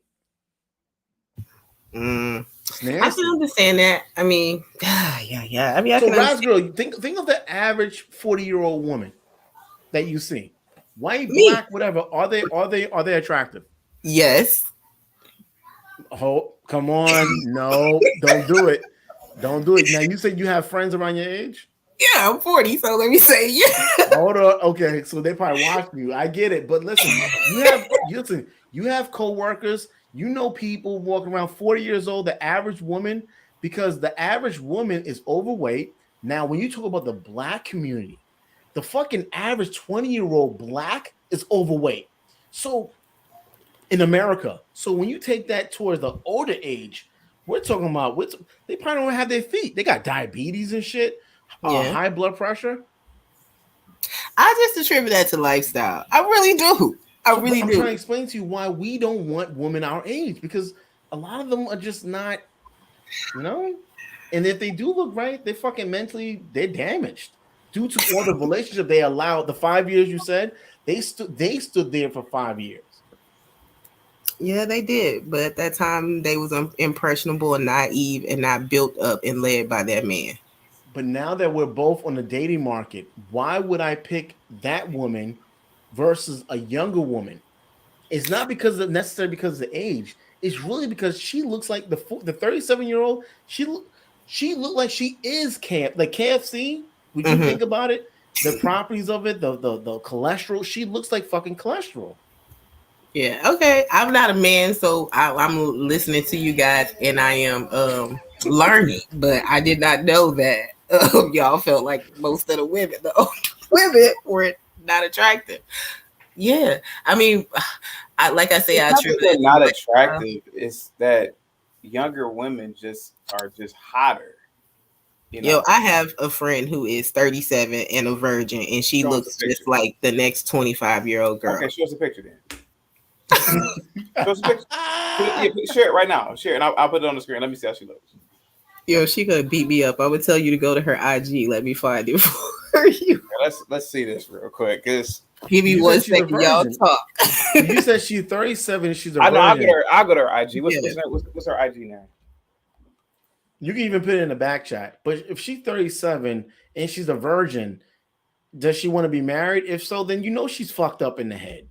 37 years old and you can't find someone to get married to? Nobody wants her? She is holding out for marriage. She has been in long-term relationships. She looks like And precious. I'm sending it to you now, Chaos. I'm sending it to your Share it in the back IG. chat because I want to see it too. I'm not going to share it publicly. I want to see how she looks too. I'm pretty Okay. sure she looks like precious.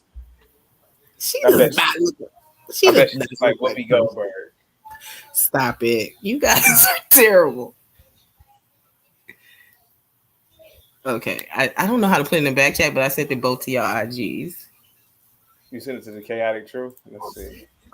The Kevin and Stills and I know. the, Send it to Let's see Chaotic this. Truth. okay. Let's see this nigga. I hate you. She's cool. No, she looks. I mean, I can't see the rest, but from what I'm seeing, I know Chaotic's probably gonna say, she's not European, but she looks right to me. Let me But see. that's even more of a problem. Her thing is private, and no, she looks old. Get out of She here. does not look old. She looks old. What are you? She looks like a third grade teacher. She looks old. Stop. She does not look old. She is a third grade teacher. Oh shit! But Listen, man. Come on, man. Stop. Somebody she looks like some 24-year-old. No, she don't. She looks 30 something. I'm sitting here. Bitch, she looks gorgeous. I'm She not used to saying be that. she used to eat cheeseburgers and fries every day in college, What's that- and then what's once that she guy graduated, she changed it. She looks like that guy. What's that guy's name? Tiffany, there. Do you have any other pictures of her? Yeah, let me send you a picture now. Okay. She looks about 35, 36. Listen, Tiffany, we're not saying. Tiffany. I'm just ranking on you. You look gorgeous. Okay, Tiffany. Yeah, she looks gorgeous for a 34-year-old, 35-year-old. Yeah. But overall, she's 45-year-old. stick to a freshman that goes to Ohio State University. Stop. She looks wonderful. She does look wonderful. She looks She looks wonderful for a wonderful to look like a 35-year-old. I definitely think she looks old, younger than a 35-year-old.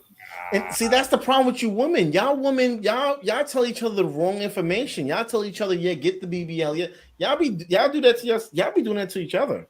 But she's healthy. She lost over 30 pounds. Hair's natural. But she started changing her lifestyle after we graduated from college. She used to eat cheeseburgers and fries every day. But Thirty- she's already, she if looks she's a 35. virgin, she's supposed to be anyway. I don't know why she's a virgin, but Okay. 30, and she's short. How tall is she? About 5'4"? She's about 5'5", 5'6". She's 5'3". Stop. listen, Tiffany, don't feel bad. Tiffany, don't feel bad. I have some friends that will, if you want to get rid of the virginness, they'll assist you with that. That's not a problem. Younger men are always approaching her and she's, it They're doesn't like, last. ma'am. They're like, ma'am. Where's Fifth Street at, ma'am? You see the picture? I don't see the picture. I thought I sent it to you guys. Joe Biden, You didn't send it to me. of America, leader of that team, and he's going to cross this pedestrian crossing without too many issues. Looking good.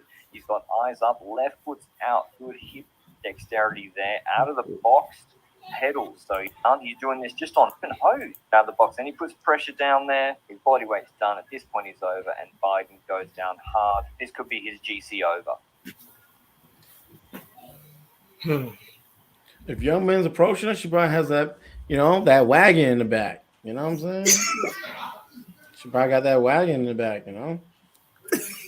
Y'all I mean, she looks terrible. nice, but she has listen, Tiffany, you look great. If you need your back blown out, I know I have a lot of brothers, and they'll help you with that fucking issue. That's not men will do that, but she has a lot of makeup on, so I don't know. Like when she takes the mask off, Is that a lot of makeup? That's Y'all a think fucking. That's That's a lot of makeup. You know, it's a lot of makeup. That's a lot. I thought that she was natural because she didn't have the Bro, teeth, fun of her, man. the nails. I didn't think that it was exuberant. It was all her natural features enhanced. That's not even her with skin makeup. complexion. That is her skin. She's dark. No, that's not. But in the picture, she don't look that dark. The picture you sent me, she don't look that. She looks light skinned. She looks almost like She does not. That is dark skin to me. She's way lighter than she looks like my complexion in the picture you sent me. She looks as dark as chaotic. Yeah, she is dark as chaotic without the makeup. Come on. The first picture and the second picture is two different complexions, and then she got makeup on both of them. I'm not saying she looks bad. I'm not saying that. I'm just saying, like, she looks like that nigga we was looking at earlier. Oh God, I hate y'all. Nah, Tiffany, you look good. Tiffany, you're good. You're good, but you look good for grandma. She's gonna fight me, y'all. Tiffany, I'm just messing with you. This is just what I do. Just messing with you. Chaotic ain't joking, but I am. No. You look good. You look good. You look good. Okay. I'm learning something new. I definitely thought she looked still like we were in college. But that's the thing. Rasgo, she has a glob of makeup on. That is not a glob of makeup. Her eyebrows are done well. But that's her real eyebrows? Or did she? Okay, but what's around that skin anyway? And she probably has a filter, makeup and a filter. That's just crazy. Oh, see, I didn't think about filters because a lot of people use filters, but yeah, I don't know. But I think she's gorgeous, and she's a high commodity. She is of age. She does not have children. She's never been married. She's never had sex. Like, she has great quality. She works at a school teacher. She was at the Houston Chronicle for a long time. Like.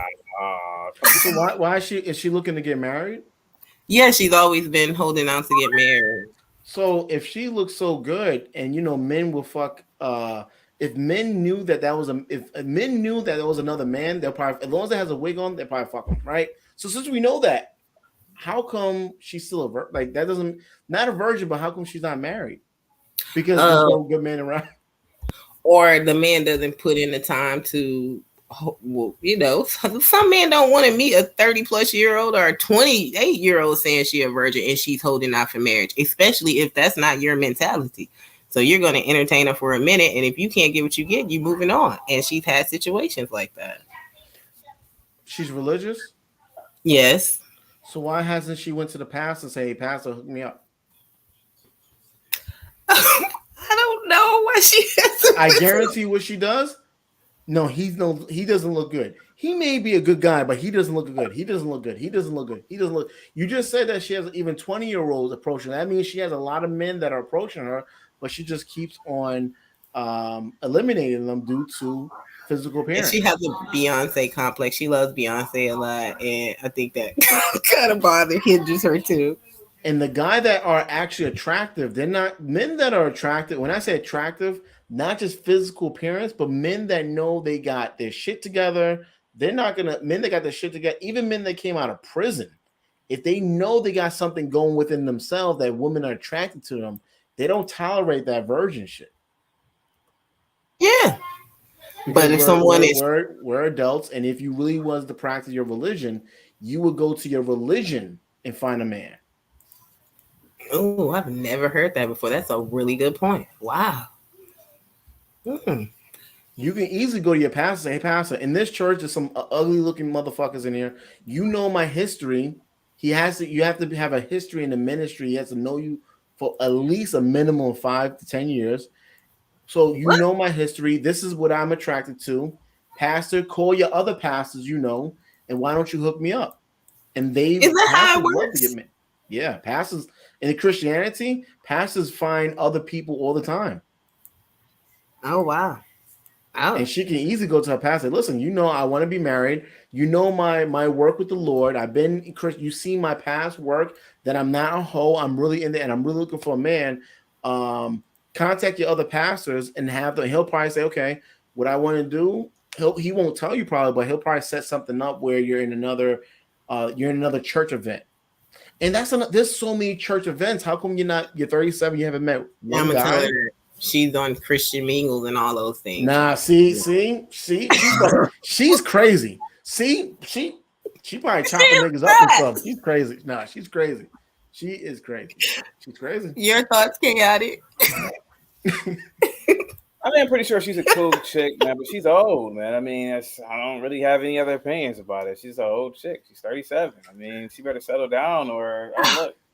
Hey. Men are marrying Lizzos. So if men are marrying, if Lizzos are making it, there's no way. Women don't want to get, the thing is that they don't want to get married. It could be the mindset, like you said, yeah. For 37, I gotta get laid. I don't give a fuck. I mean, I ain't. Well, she's not actually 37. She's actually 41. So yeah. Tiffany, your friend is not helping you. And she looks beautiful. Wow. So you know why I have this right here? You know what this is called? What is that for? That's the brick wall. That is to remind the woman that I talk to on panels to remember, you're gonna hit this. She ran through that shit. She ran through it. Like she's on the other side of the wall. That's it. It's over.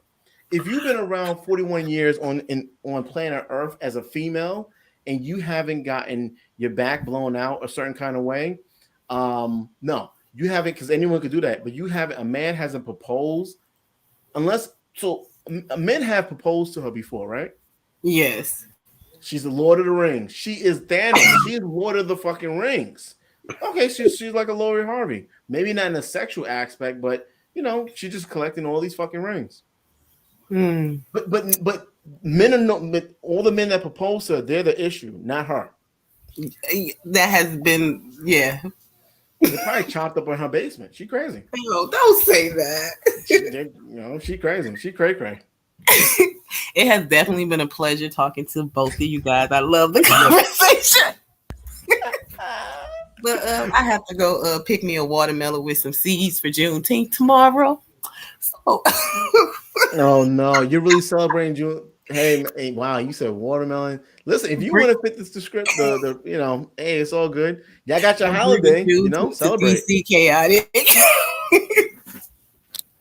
So yeah, it's a pleasure speaking to you. I do appreciate you having a woman like you in these spaces, which is very rare. Thank you very much. I appreciate that. I am going to join your panels more. I love your topics. I always see you and then whatever chick is speaking for the day. So I'm always interested to see what that girl has to say and your craziness that you say to them. So in Chaotic, I love you. You are my brother, and I will see you guys later. See you later. All right, take care. Yep. I actually got a bounce too. So you want to? I'm good. I'm good as well. Listen, man, I appreciate you even having me on here, man. God bless you, man. That was awesome for you to. That's a privilege to come on a very established channel to speak on. I appreciate you, brother. You got that channel anytime you want, man. All right, thank you, man. Take care. Thank you. No problem. Goodbye, everyone. Bye bye. Yeah, peace.